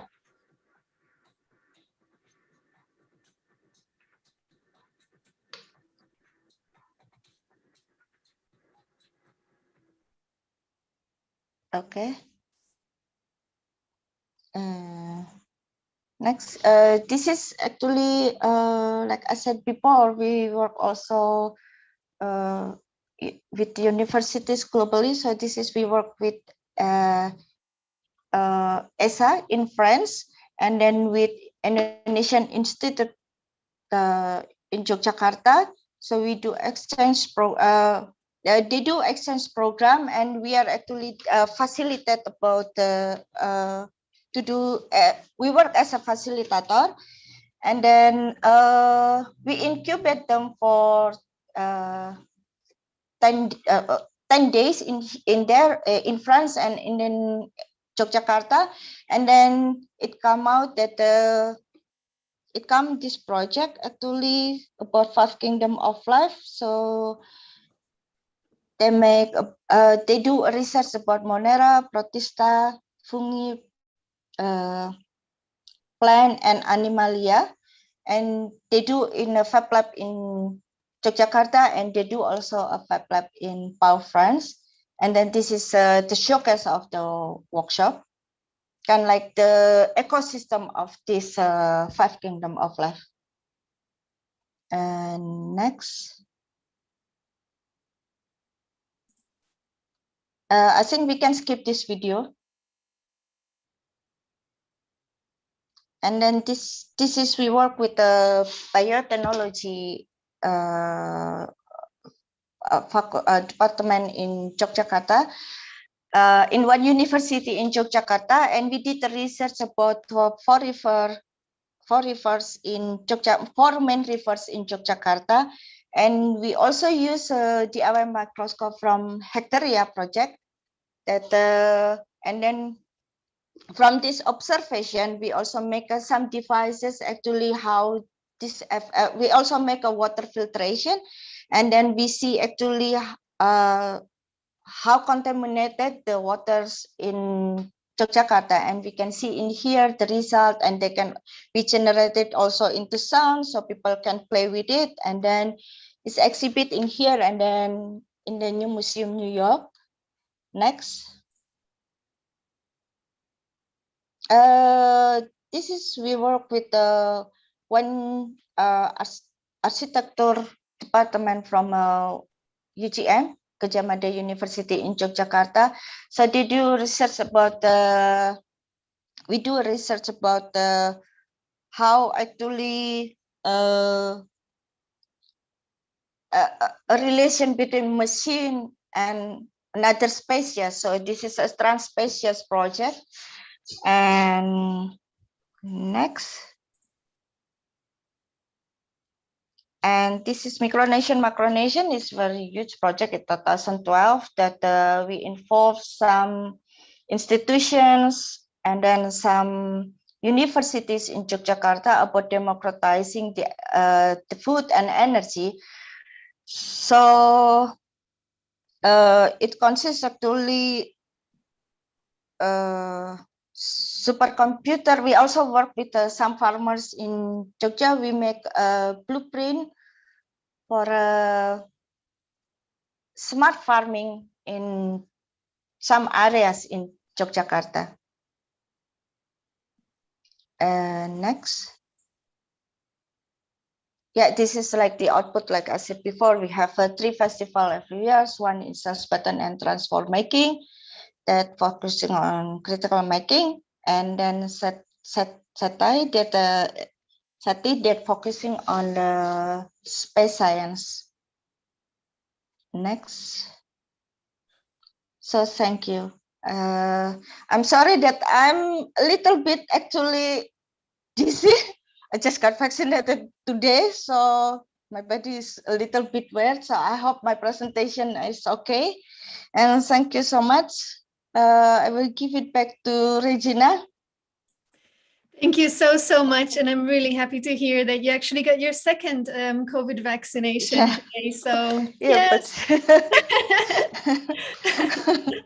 Really cool. Thank you so much. I think this is another one where we are just going to have so many different questions because you engage with with everyone from children to the university level in all sorts of different projects, which often react to current problems that really engage with the fantasy, the imagination of children. So I'm keeping the questions for the Q&A part in the second half, but thank you so much for this inspiring presentation.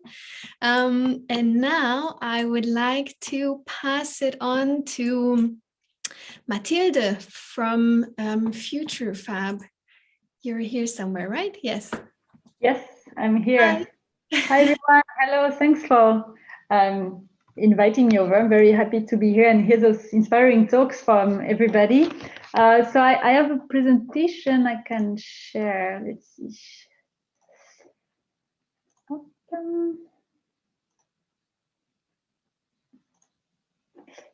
Yes, you can see the screen, right? Properly. Yes. Perfect.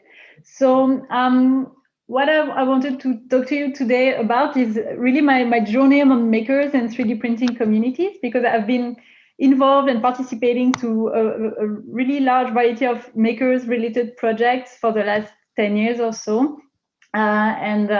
I really focused my presentation on the gender actions that I've been also working on recently around makers community. But let's start from the beginning. So I wanted to do a little shout out to inspiring women that really welcomed me in the maker community, maker universe 10 years ago. What happened is that so I'm French. I was living in France, and I really dreamed of going to San Francisco, and where I saw that there was a lot of things going on there. And so I moved there and I started a blog, and I really didn't know anything about makers, Fab Labs. Like I just, saw some information about it online, like that was back in 2009. And I didn't know much about it, but I felt like something was happening, and I was interested to know more about it. And so I moved to California, where really is like the one of the, of course, like birth area of the maker movement in many ways. And I started doing interviews with a lot of makers that were involved in building spaces, in creating art projects and maker projects, working with kids, with all kind of public. So I went there, and so I preparing this presentation, I thought, okay, who were the actual the women who actually that I met that were like a key in my journey? Because when I think of it, like almost everybody I met were men. First of all, like that's really was like the obvious thing. Like I spent a lot of time in hacker spaces, and really it was really gender oriented. Like it was hard to feel like connected as a woman. So anyway, so that I wanted to show you a few projects just for inspiration. One is the Flaming Lotus Girls. It's a team of women who create insane, crazy, beautiful art projects made of metal that spit fire that they install in the desert, and they've been doing this for a long time, and it's a really open community. So everybody is invited to come over along the months, along the year, to start building together. And so that's kind of like my first introduction to making. Like with a lot of other people, we were building these structures, like welding and doing things that would be actually pretty dangerous, but because we were in this kind of community safe space where everybody's sharing information, showing you the moves and things like that, we were able to build things together, even as a complete maker newbie, if I say so. Another profile person that I met that I thought was very inspiring was Lenore Edman, who is a co-founder of open source hardware electronics company. So they call Evil Mad Scientists. They make open source electronics that you can kits that you can build, that you can make fun, innovative projects with what they provide. And she used to be a teacher. She was I think a philosophy teacher, and she started tinkering at home after work, and over the years, like became more and more knowledgeable about electronics, about making, about tools, and she really started being like so involved that she actually started this company. So I thought these kind of inspiring figures were so powerful for me, because it was a complete story of somebody who starts with no knowledge about technical things, for example, and starts changing their life and going towards a direction where they feel more connected to it. So I thought that was so anyway, all these people inspired me, and I've been since then very involved into start trying to help out building open labs and communities around makers from these experiences. So just a little overview, like there is this map on this French website called Makery, and they try to list all the maker spaces existing around the world. I'm sure they are missing tons of them, like there is always way more than we think. But as you can see, like there is like really makerspaces all across the world. Of course, there is a strong European bias on this map because it comes from a French website. But anyway, it turns out, it seems like at least in France is one of the countries with the most, the biggest number of makerspaces, of Fab Labs, actually. We count more than 400 Fab Labs in France. So almost at this point, almost every town, every city has its own Fab Lab. So it's a very lively network of open spaces that are trying to work together. Initially, what happened is that all the Fab Labs were working separately, and they were communicating through mailing lists and through maybe different events. But over time, like all the different Fab Labs of France started to discuss and agree that maybe it would make sense to have a bigger structure that would kind of organize the movement, or at least try to be a link between all those spaces that were experimenting and trying different things. And so this association started, called the Réseau Français des Fab Labs, the French Fab Lab network. And that has this goal of kind of being, without giving rules or anything like that, but at least being a connector between all those spaces. So every year we have this this event called October Make, where all the Fab Labs, or many Fab Labs of France, meet together to share best practices, to work together. So I think the network, at least on the French side, is pretty well, linked together thanks to these tools. And so we use all kind of tools. There is like events, but also forums, online chats, all social media, things like that. So what happened is that after I lived in the US for a few years, and I also did a world tour of makers and maker spaces. But and then I joined this project happening in France called Tech Shop, which is originally a US company, which is a network of maker spaces. So it's not really Fab Labs, because the idea of Tech Shop is really to provide very professional machines that you have access to it through a membership. It's more like a fitness center for makers, kind of something like this. What really interested me in this project is that this is a space where you can actually build big structures. You can go pretty far in your projects. And I found that often in Fab Labs, because it's very focused on educational purposes, usually the machines are pretty small and also are always being, disassembled, reassembled, like modified. The maintenance is a big question in those kind of labs. And so I was excited to find about Tech Shop, because the idea is that you have like really professional machines, and makers who come to the space, they are there because they really want to build a product or build something that will be a bit more long-lasting than simply learning and trying and tinkering. So we started this space near Paris. It's a 2,000 meter square space with big equipment. And then we opened another one in another location in France. And it's been a pretty crazy journey for 4 years. One rule that we had, so to run this space, because it was so big and with so many members, like we needed a big team. So at some point we were about 25 Fab managers, like people in the space helping the members and building the community. And one kind of rule, I mean, without saying it was a rule, but it just happened spontaneously, or I don't know, like half of the team was were women, maybe even more than half, and which is pretty special. Like usually working with metal equipment, woodworking, things like that, you usually like see maybe more men usually at those typical jobs. And so this was one of the things that really was a point of surprise for a lot of members, because like it was almost like a woman-run makerspace. Which also makes it much easier for new type of audience, people that would be a bit scared maybe to come to the space, people who maybe it's their first time, if they are not very familiar with how to make things, maybe women who would feel a bit uncomfortable being surrounded only by men. Like this created a very open vibe to the space. So we had all kind of profiles. We can maybe talk about it after during the discussions. Something I like to say that we were not in the do-it-yourself, we are in the do-it-with-others, DIWO.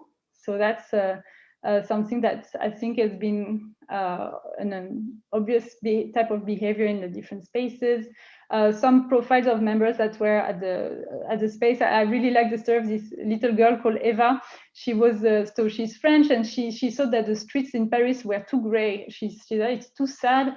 I want to put colors in the streets. So she decided to build a robot that would draw with chalk, like colorful chalk on the streets.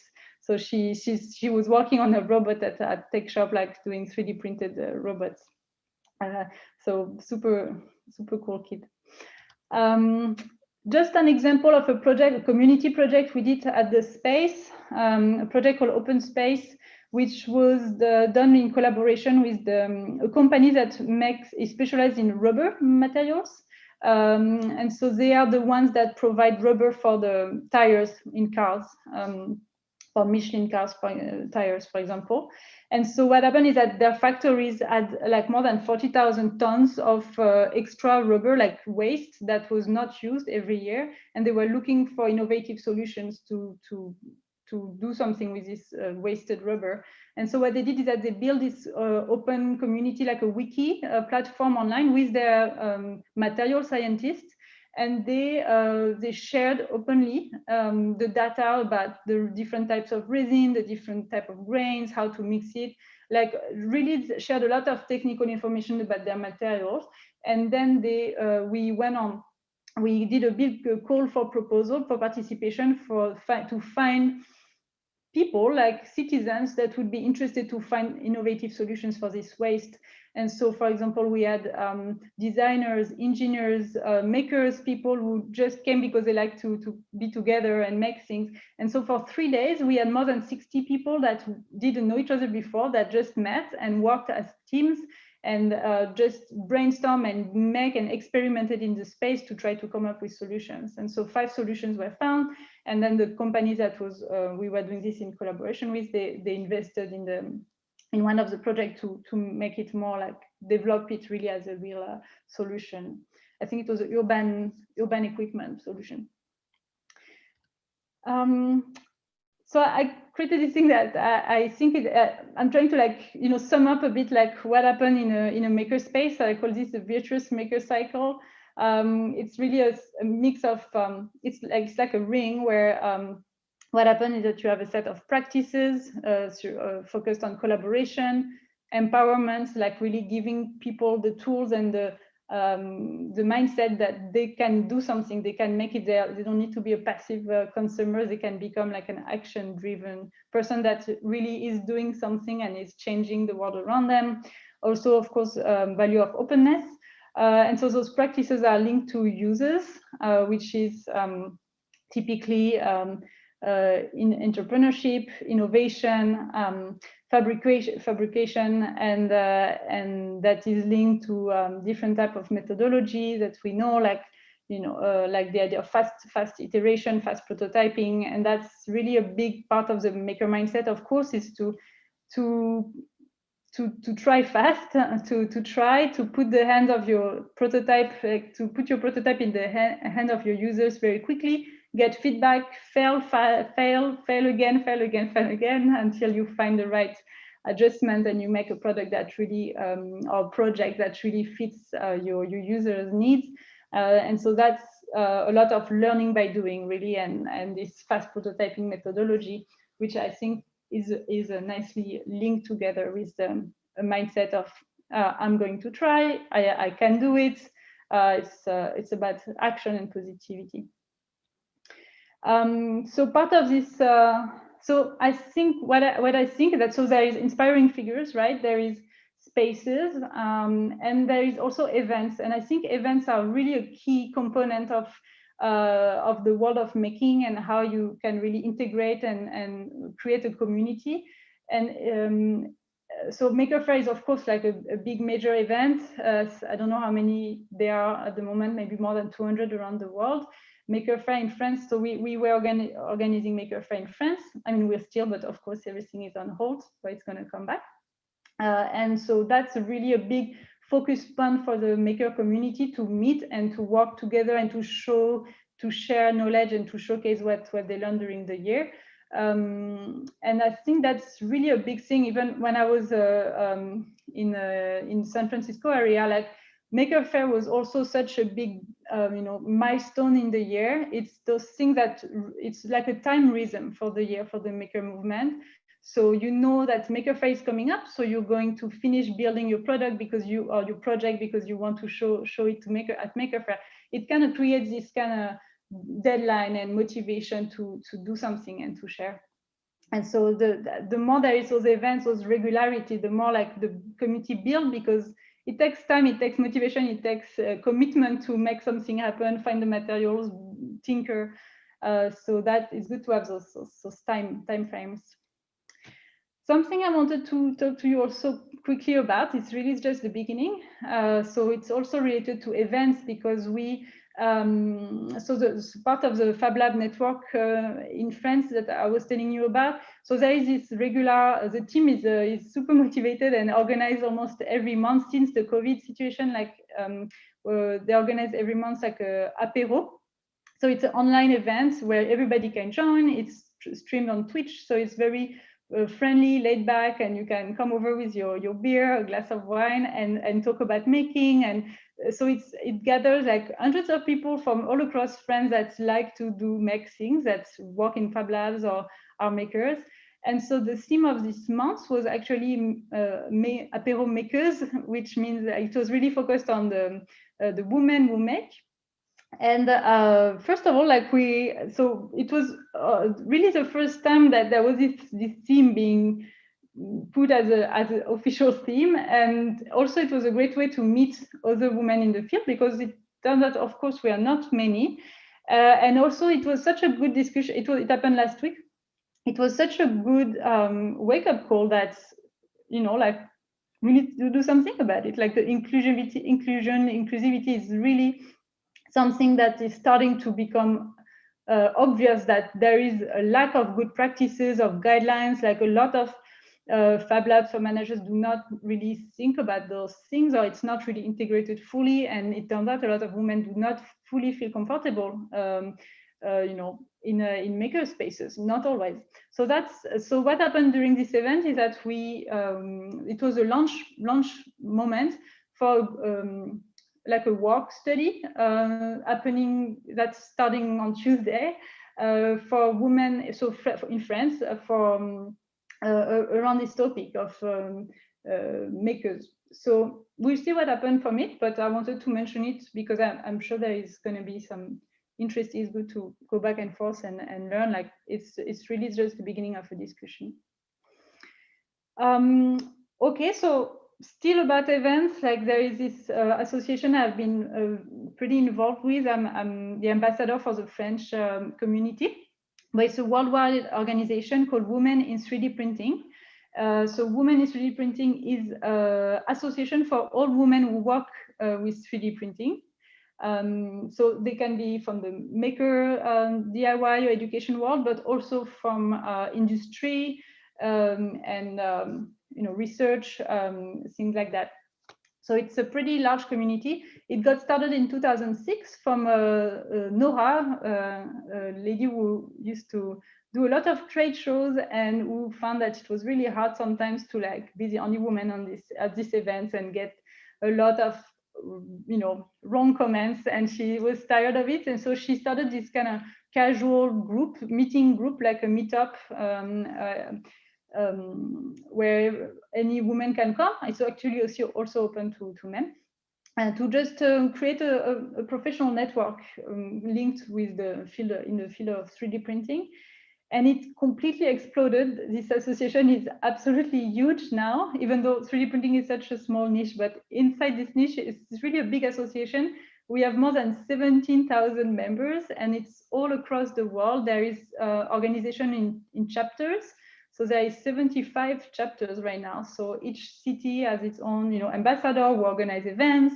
And so it's this really big network of women working with 3D printing. And so that really I think it's such an excellent case study for, I mean, it's not just my opinion, but like how it really is it's something that's coming from a simple idea that really exploded into a nice big community, and we all are we have a strong sense of feeling we are part of this community.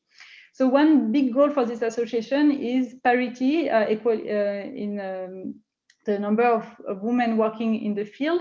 So the goal is 50% of women working in the 3D printing industry. Right now, as you can see, we are only at 13%, so we still have a long way to go. And only 11% of, in 3D printing, only 11% of women own businesses. So that's another topic in itself, entrepreneurship and women. But yeah, that's really the goal, that's the vision for the association.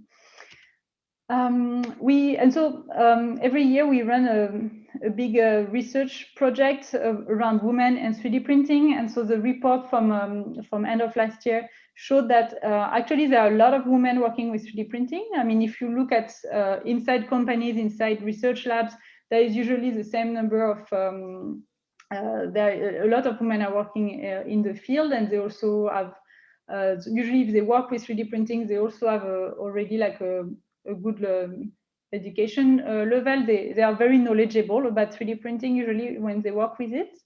But what we found is that a lot of women study engineering or STEM education and know about 3D printing, but then they lose along their career. Less and less women work with 3D printing in the long run. So that's something that has been happening a lot, is that women start to work in the field, maybe a first job, but then after a while they just stop doing it. So the question is, of course, why? I don't necessarily have the answer right now, but that's one thing to work on. And so what we've been like, so this report was really trying to show like some access for development that could be useful for anybody working in the 3D printing field. And so one of this was to know this data and pay attention to the workplace, for example, and see if there is any bias, maybe in recruitment, in HR, like finding the kind of limitations that can happen for men in the workplace, for example. Yeah, I was telling you there are 75 chapters around the world. And so this association really got structured more and more. It started from this, one person, Nora, and then it's just because more and more people volunteer to help out. Now there's a board of directors, there's a person representing for each region. So the idea was really to grow a structure to be able to create real actions. Something I wanted to mention also is that in January, the association organized the first industry event where it was only female speakers. So there was more than 150 speakers, only women, working with 3D printing that talked for 3 days. It was like a big online event around 3D printing. And that's one of the things we've been doing, is gathering a database of women who want to be speakers at events, because that's one thing that you really rarely, in those events, like you really rarely see women talking. And it's often because they are not visible and they're hard to reach. We don't know where the profile. So that's one thing we've been working on. Another thing we've been working on is this new program that just launched called NextGen. And the idea is to have a woman working in 3D with 3D printing that could be a mentor for a youth, like a young student that is interested into 3D printing. So it's kind of like a mentoring program that happens for a few months. And so we just launched this program, so we don't have a lot of feedback from it yet, but there are a lot of people that are interested in it and that signed up. I think that's about it. Yeah. Lovely. Thank you so much for this really comprehensive overview, also for pointing out the issues and then, potential solutions that you have found to these, or how you're trying to address different issues that might be there in terms of gender equality. It's really very, very, very insightful. Thank you for that. We have another example of an intersectional feminist hackerspace. We have video here. After that, and Patricia's here with us today representing. After this video, we will then go into the discussion round. So I would like to remind everyone that we have a Miro board where you can post your questions. And because my computer decided not to cooperate, Sandra will now show us the video. Exactly. Lovely.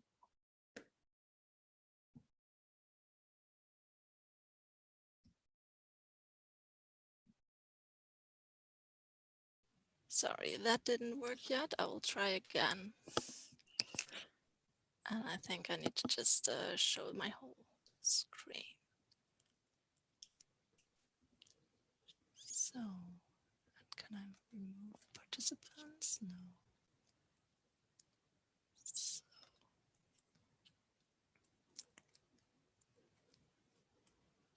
So, I hope you all imagine some background music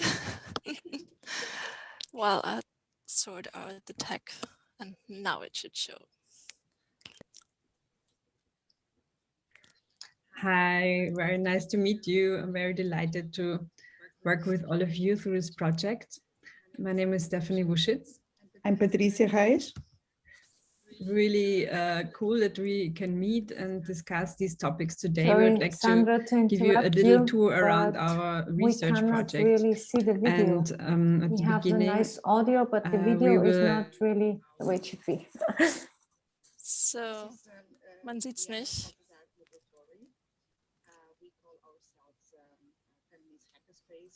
So, ihr habt gesagt, es geht nicht. No. I don't know, Patricia, do you have your video available? And if we can share the screen with you, maybe we can just give her the right to share and share the video also. Okay, wonderful. Sorry, that doesn't work out for me. I just need a second. Sure.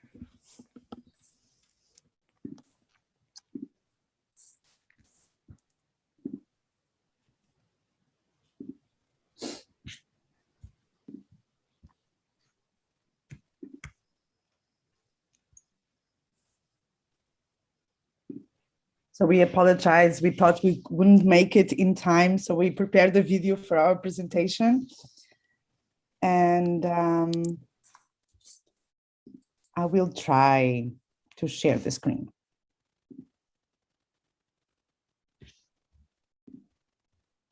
So you let me know if you see the video. Yes. Yes.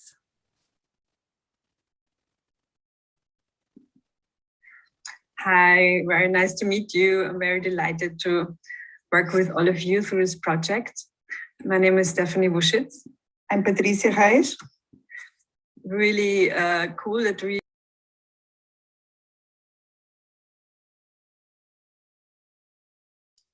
No more sound. Patricia, maybe you need to have your sound open. we will explain a little bit our background. So this is, we are Miss Balthazar Laboratory. We call ourselves Feminist Hackerspace. We are based in Vienna in the 20th district. We exist more than 10 years.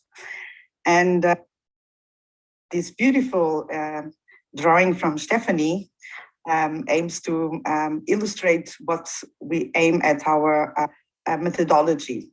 So we work in this intersection between gender, art, technology, and we got to know each other through our shared artist collective. It's called Miss Balthazar's Laboratory, and we are hosting workshops for women, trans, and non-binary people. And we also facilitate one solo exhibition each month, approximately each month, with an artist that is also working with open hardware. This is our space at the moment. It's a little bit dark because of COVID-19. We cannot host our event as we used to, but this is the latest exhibition by Ana Loureiro.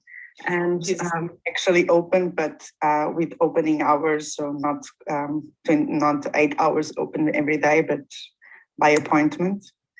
And the aim was to have a feminist hackerspace, meaning that people who maybe feel unsafe or feel that technology is not inviting for them can come to our lab, and we teach each other how to use microcontrollers, a program, or use hardware and software to make our dreams come true. But most of our members are actually artists themselves and media artists, and use technology to not make the dreams come true, but to realize their art pieces.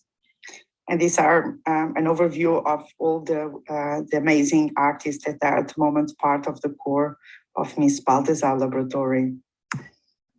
I hope one day you can all come and see it. So feminist hacking in itself is not a new phrase. There's been some writing by Cornelia Solfang and Sophie Debin about it. I think the main difference is that feminist hackers see themselves as having this kind of attitude, kind of a caring attitude, maintaining attitude towards relationships among members that really takes into consideration their own privilege, but also maybe disadvantages and replication of gender norms that happen in normal tech spaces. Can we have the next? At the time, we try to have what we call a safer space, in the sense that there's no such a thing as a safe, completely 100% safe space, where other women, and when we refer to women or female, we refer to non-binary people, are invited to freely experiment with hardware without being afraid of technology, and to also at the same time asking questions to each other, learn with each other, and in that way emancipate each other. And we use open source software only and open source hardware to share these tools as kind of commons. It's all about accessibility and keeping a low profile and keeping the expenses low, because all our workshops are free. So we really hope to reach out to people who usually could not afford maybe to buy everything by themselves. This is like the typical hackerspace as you know it. People go all night hacking together.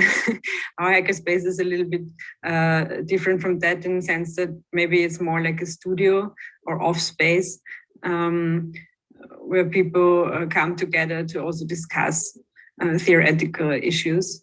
And this is, I think, how this research project was born, because we were really interested in where the things come from and go to that we use for doing our artwork. So work more with hardware and materials, and more not so much focus only on programming or online interaction, but pretty much like try to bring this connection to the physical space and the tools we have. And really think about the future. How can technology in the future be something that is kind of enabling art, social justice and equality, and not harming the environment and harming the body through toxic e-waste? So we try to think of technology in the future that is kind of delightful, but at the same time also transparent in where it's coming from and where it's going to. And the workshops also are tailored around this issue of reuse and upcycling, urban mining, and materials that are maybe also agents, in the sense that mining those things have political impacts. So we usually work with, we try to support the use of open source technology.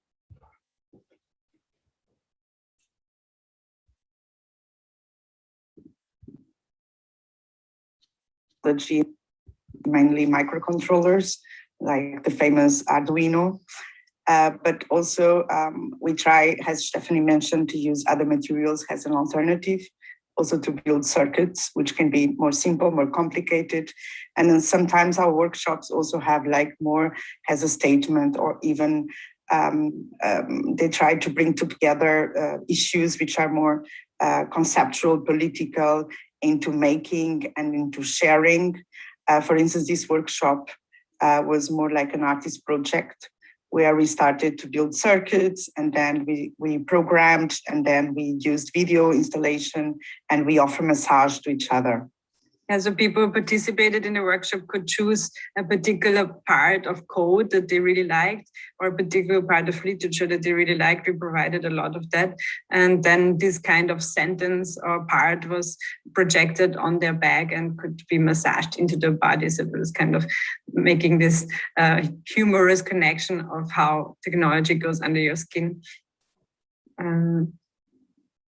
Yeah, we also have an exhibition program that we are very proud, which is at the moment supported by the Ministry for Culture, but also the city of Vienna.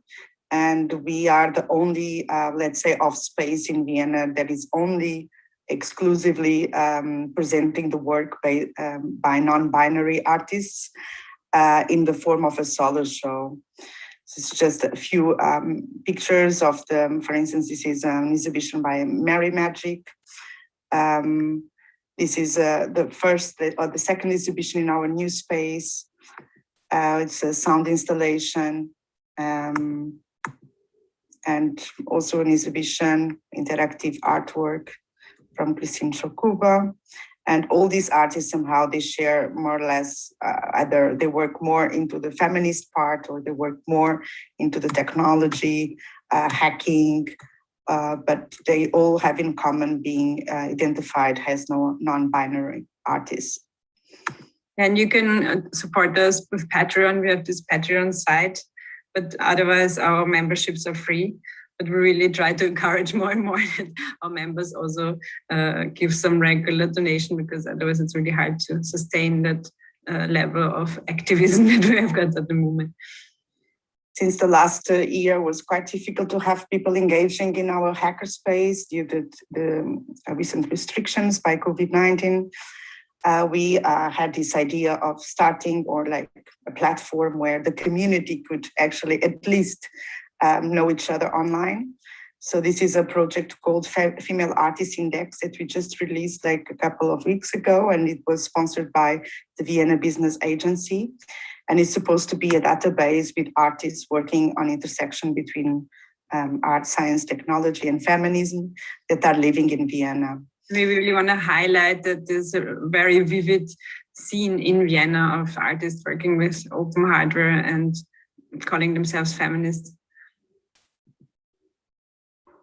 Yeah, so our theoretical framework is posthumanism. We were discussing a lot of books and new materialist literature, which kind of gives us courage to move on in this very, very small field on very different intersections of fields. The most important thing is that this is the people that inspired us to continue to develop what we call the feminist hacking methodology, which is very much related with this idea of entanglement and bringing together as many perspectives as possible. Staying with the trouble of having to do that. We also have a current project where we are researchers, where we ask this question, what is feminist hardware? And we started to go into the origin of the materials that are used, for instance, in printed in PCB boards, such as gold. And by doing that, we smartphones, especially in all smartphones. Yeah, sorry. So we started to sort of like dig in and try to understand where are all these commodities being explored and collected, and how they are transported and how they are used, and how could we be somehow autonomous or try to find to pursue what is called ethical hardware. So there's many projects that we already know are working in this field, such as the Fairphone, for instance. But we as artists are at the moment doing experiments using conductive, semi-conductive and non-conductive materials that we have access to, such as porcelain or other kinds of metals that can be recycled either in a urban way or even produced sort of like in a laboratory way. we try to keep up this open hardware, decentralized modular approach to, because I think even the mines, if it's a small scale mining where individuals can actually make a living off, it's not the worst in the world. I think the problem always arises when things are monopolized. So we're looking at things that people can do in the nearby surrounding, in the nearby neighborhood, and we are exploring how to build kind of electric components with already existing methodologies. But at the moment, we are still trying to figure out how different metals react in different temperatures in order to build our own elements. Yeah, and I think that was our time. Thank you so much. Really nice to meet you all, and good luck. And we see you at the discussion on Friday, right? Yeah. Bye. Lovely. Thank you so much for helping us out by showing us the video. And now we see each other, and tomorrow Stephanie will be with us. So that's very, very exciting. There were a lot of, once again, really interesting points, really interesting questions about feminist hardware, feminist, production, and just, I've always find it fascinating when people use their communities or help their communities or work together with their communities to also look into theoretical backgrounds and ideas and discuss different things that are maybe more from a research point of view or more from a theoretical point of view. I think that's very, very interesting. Now, we really ran out of time. So we would normally have about 4 more minutes for the Q&A. And I asked my colleagues, whom I would now also like to ask to turn on their videos, to maybe spend 10 more minutes with us or so that we at least have 15 minutes for a discussion. I'm sure that we have a lot of very, very interesting questions regarding all the things that were said in the past hour or so. So I'm opening the floor to my colleagues, but the practitioners, of course, also feel free to ask each other questions.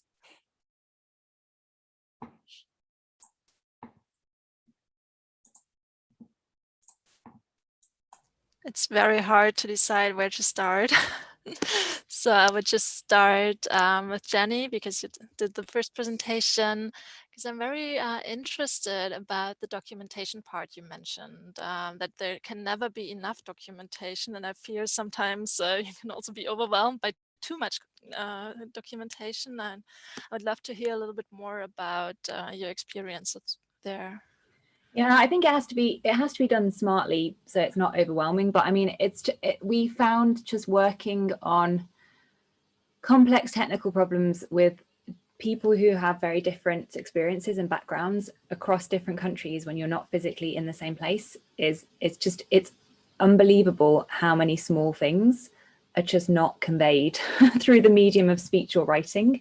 And so I don't necessarily mean that you have to be drowning in paperwork, but I mean that everything in some way has to be documented to an excruciating level of detail if you want stuff to work first time. I mean, we don't reach that level, and we know that's going to kind of trip us up. So like every lab meeting, something will have gone wrong, and sometimes it's just, it went wrong, it's science, whatever. But sometimes it's just because the person doing it didn't know this one thing, and had they been like in the lab with next to somebody who's doing it, it would have been natural. But also the more experienced people, if you're doing something, there's so much stuff that you just have picked up that way yourself. And I think the same is true of hardware as well. Like there's a lot of just such small details, but they're details that can mean something works or doesn't work. And so we've just found that like no matter how hard we try, that always happens. And I don't think it's necessarily writing stuff down more that's going to help, but just finding out, like so what we've started doing is much more video,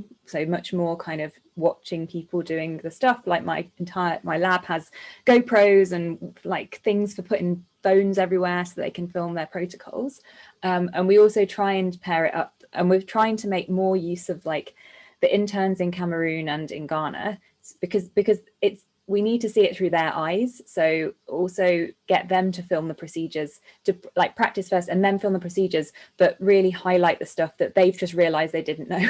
Whereas if you've been doing something routinely for 2 years, you just, even if you're narrating on top of a film, you're not necessarily picking up on all the points. And so it's just trying to figure out like who is the best person to determine what documentation is required. And I know, like, I've spoken to people before who've had similar situations, and kind of they will basically go through a procedure with somebody, but then that person, even if the procedure is already written down, they'll get them to write it down themselves, because they're always going to pull out slightly different points of how they're going to work. And so it's that more than anything. It's just thinking through the process, like who is the documentation for, what is the most useful thing for them to have, and just making sure that is what is delivered, as opposed to kind of some generic protocol. It's very different giving someone who has just come, most of our interns, for example, are straight out of university biochemistry or molecular biology courses. They have a very different experience to someone who's working in my lab having just completed a PhD or kind of experienced postdoc. So it's just those mismatch, the mismatch in what you kind of take for granted. And I think it's a common problem, like whatever field of enterprise you're in, but I think particularly for like the sort of difference, the more vast differences in levels of experience and that we experience in some of the projects that we're working on, I think it just exacerbate an existing problem. And I don't think we've solved it, but we're always trying. And some things are really, we're like, wow, maybe we could just, get cool glasses that you can wear. They're actually very expensive. Those glasses with cameras in them are like £1,500 each. So, and wearing a GoPro is quite cumbersome if you're trying to work in the lab. But the other reason we went for GoPros is because in laboratory science, you're moving around a lot. So, I mean, if you're doing a soldering tutorial, you're in one place and you can direct your camera and just go. But if you're loading and unloading samples, I mean, in a single technique, you could be using 10 pieces of equipment very easily in possibly different rooms. So if you don't have a film crew in tow, it's really actually quite hard to capture. So that's one thing we're trying to work on at the moment. Thank you so much, Jenny. I really hear there was one thing that you said, I think, about just reflecting about who do you actually document for. I think that's really one of the key things, aside from, of course, most projects don't actually really having any funding or any people to do documentation. Exactly. It always comes down. Really luxury in itself. Yeah. But I find that a really interesting, really interesting point. There's one tiny thing on top of that, which I think is a broader point, is that, like, be clear about who you're documenting for. I think part of the problem is creating unreasonable expectations in some projects, is that the outward message is this is for anyone, and the actual documentation is not for anyone. It's for another scientist or another hardware engineer. And that's not a problem. I think some of it, just talking about sort of democratization, it's okay if you've just done the documentation for those people. Everybody knows that time is not infinite, but you have to be clear about it and not I see the same thing in makerspaces as well. Like, with the best will in the world, most community labs are not open to anyone to walk off the street and start a project. That's the outward messaging, but in actual fact, you find the majority of people have backgrounds in science and technology already, because it takes time and effort to set up the onboarding pathways for other people and I think it's that mismatch in expectations. So I think it's sort of the documentation piece is tied to this broader thing of just being realistic and honest in your messaging as well.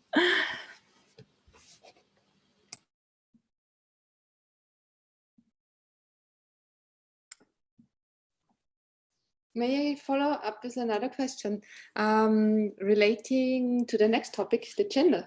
Because in the presentation that we just heard from Patricia and her colleague, there was this mentioning of the safer space. And before in the presentation, we heard from Matilda that they were quite surprised in having 50% of the makerspace staff being female. And I wonder, how do you think, did it come to that high percentage of women in your makerspace if you didn't try to really foster that by purpose?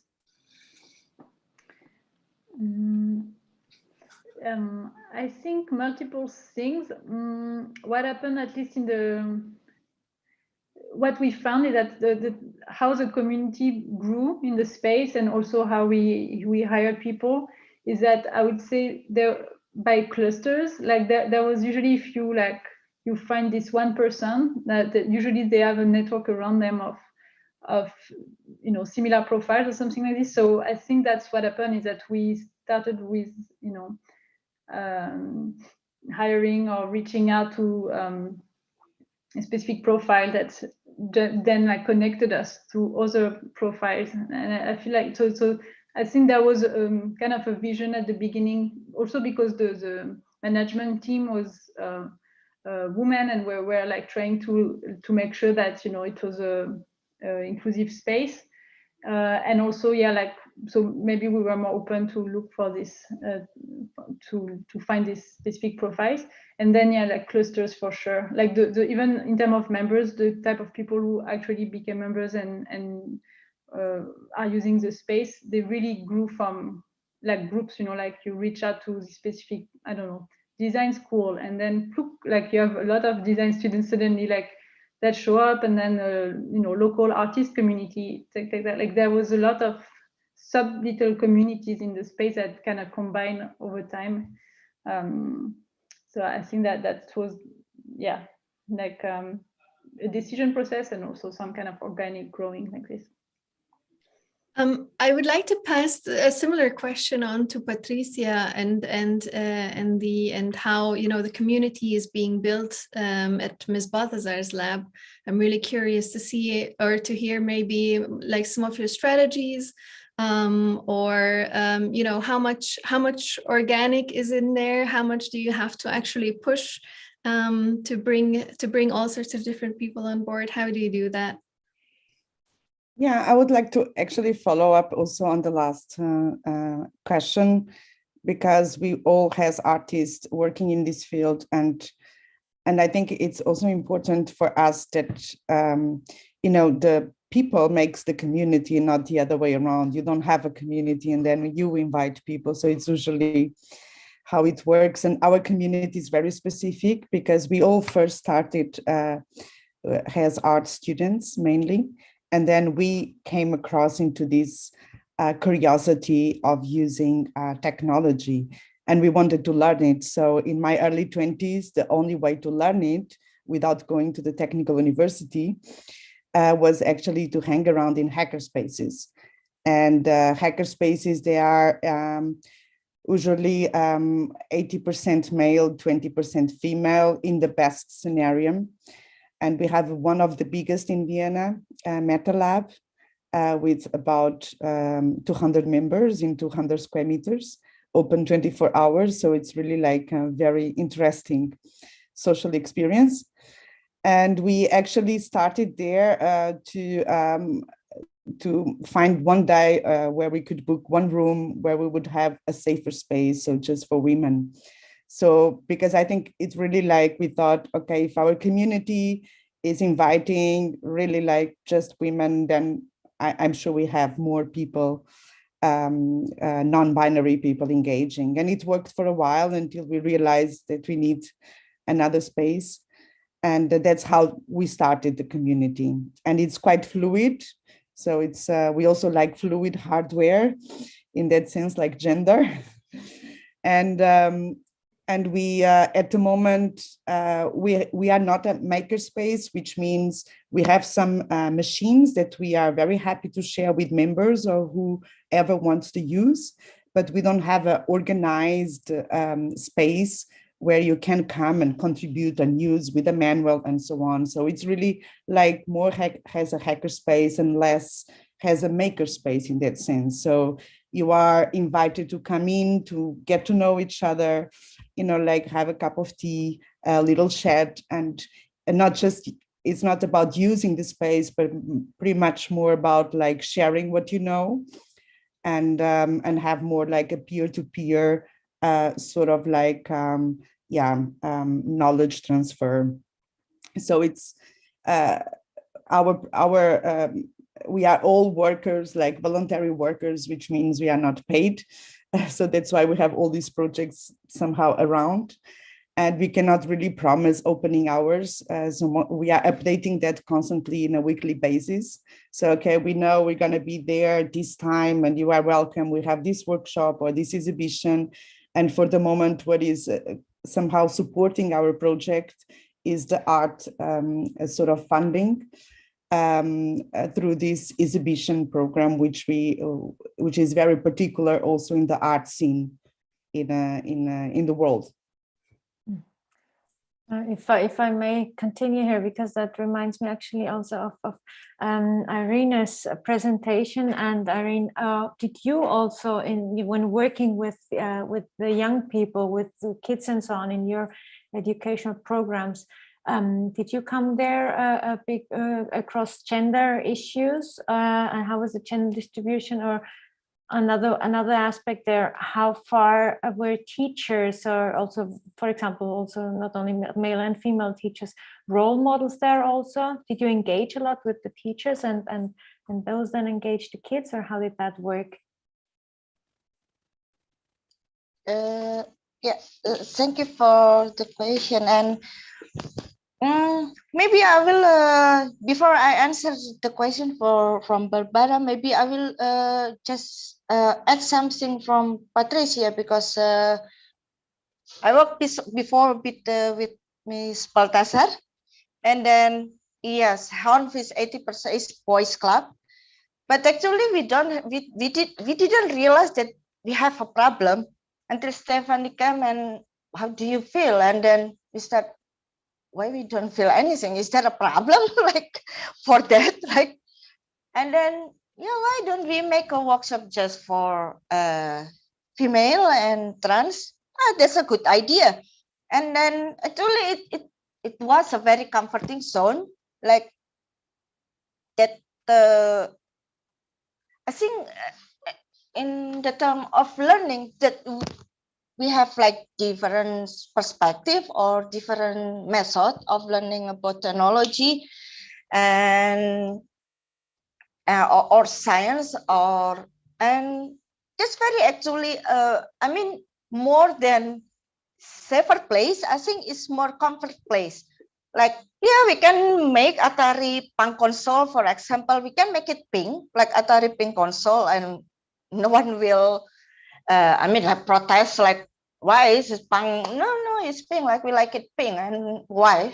And I think it's fun and comfort, if I can add, like, and then we still continue after Ms. Baltasar workshop for 3 days incubation. I think we still continue after that until now, and we form XX Lab until now. And because we found it is comfort, we also open to anyone, but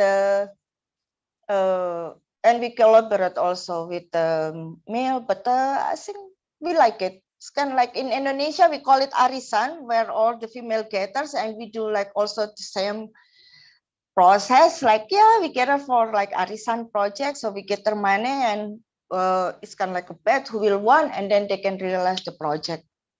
So it's something. And setting to Barbara, yeah, when we work with the kids, actually more female than male, that interesting to do like experiments and workshop, and more curious, I think. Like, I think like the curiosity is important part. And I don't know, like for my experience, like female is more curious than the boys. The boys like to do like the technical thing, and then for continuation, the projects is actually some of the kids still continue until right now, and the boys just come and off, on and off. And I think for the balance is balance, but more female come, and then the boys just stick around like certain points. And then right now, actually, they're more focusing like technology, like gaming. They're very interested in programming, but for science, is actually is more interesting for female. I don't know why actually. And I'm also curious, like why. I asked like some of them, yeah, it's kind of like cooking for them. Okay. And then it's fun also, like it's more color rather than just doing some programming. okay. And then, yeah, and for the teachers, it's also more female. I don't know, like it's just maybe it's dominant in here, but they also open. And for anyone also to do the workshops at home, and it's more interesting for female rather than to male. I think I hope it's answering the question. Thank you very much. Sure, yes, it is. I think that's going to be interesting for our cases then as well. And I don't know, Melanie, you're also here. I know you have already other experiences from your activities in Berlin, right? So I don't know how it is there. Yeah, I mostly work with future teachers.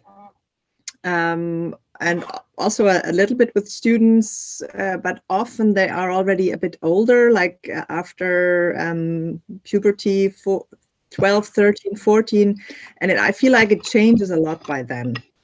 Then it really starts that the boys are more confident, that they know technology, and the girls are more reluctant. But once they start the process, they are much more surprised how well they understand and how well they can do.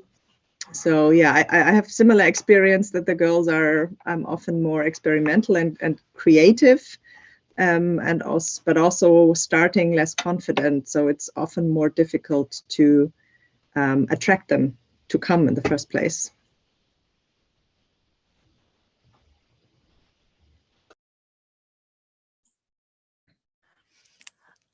I found it super interesting as you spoke to see also the difference that we should look into in our research between paid work that people are doing, like working in a makerspace as staff or in a project as staff, and all the volunteer work we're doing in hackerspaces, makerspaces,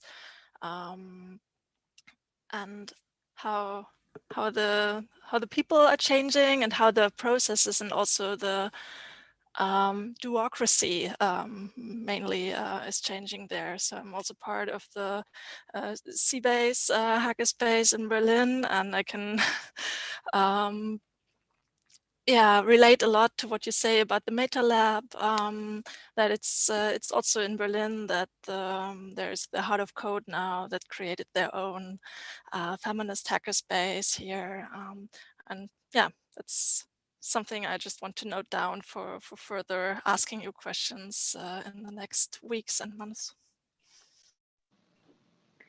If I can react to what you're saying, like I think that's a big point of observation, like having spent time in hackerspaces and then at Tech Shop, like really a pro makerspace where people would go there, they would, kind of pay for a service to have access to machines. There was still a sense of community, I think, because we were all spending, like members, the team, everybody was spending our life in the space. It was open every day of the week until late at night, and there was this idea of like we would eat together, like everything was shared, but still there were some specific rules. For example, because it was kind of like a pro space, for example, like we could not allow members to build their own machines and give access to the other members to what they would build. So some person, for example, started a project like around precious plastic, build a plastic recycling equipment, and wanted to share it with the community. And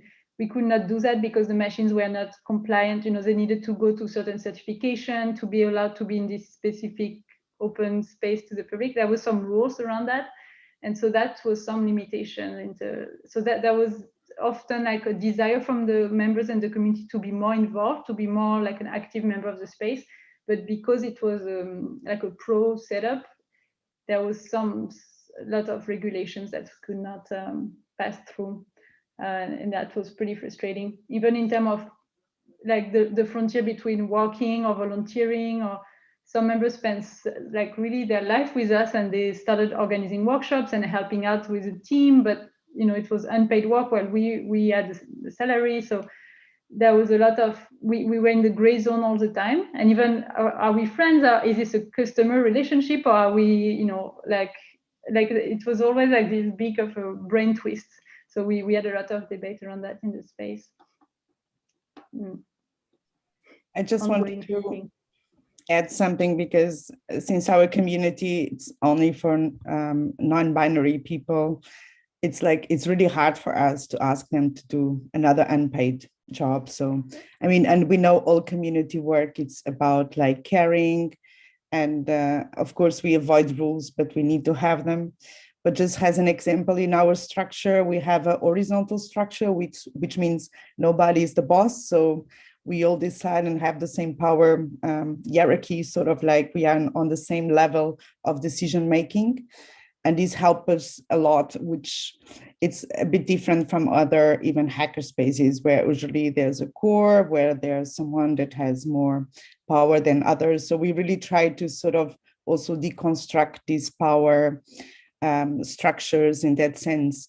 But that means it's, of course, much more difficult to move forward, because all steps have to be, always everybody has to agree. And also we have to listen to all members of the community, and we depend on the community. So I cannot do anything on my own. So, and it's really pretty much about like caring for each other and caring for the space that we move forward. And we do it because we have sort of like a devotion to the project. So we don't consider it unpaid anymore somehow. I remember when we asked Stephanie if Ms. Balthazar's lab and if she would come on board for this consortium, and she said, let me check in with my community if this is something that we want to do. And I really, really appreciated this approach. I think that, if this is your way of working, then maybe that's something that, let's say, the outside world needs to learn to live with and give you the time and give you the space so that these decisions can be taken internally and not push you into having a boss who can immediately take decisions about that. So lovely. Now we're really way over time. So if anyone has a last question or a last comment, then I will keep the floor open for another minute or so, but otherwise I think I'm going to need to close the session so that everyone can go on their merry ways.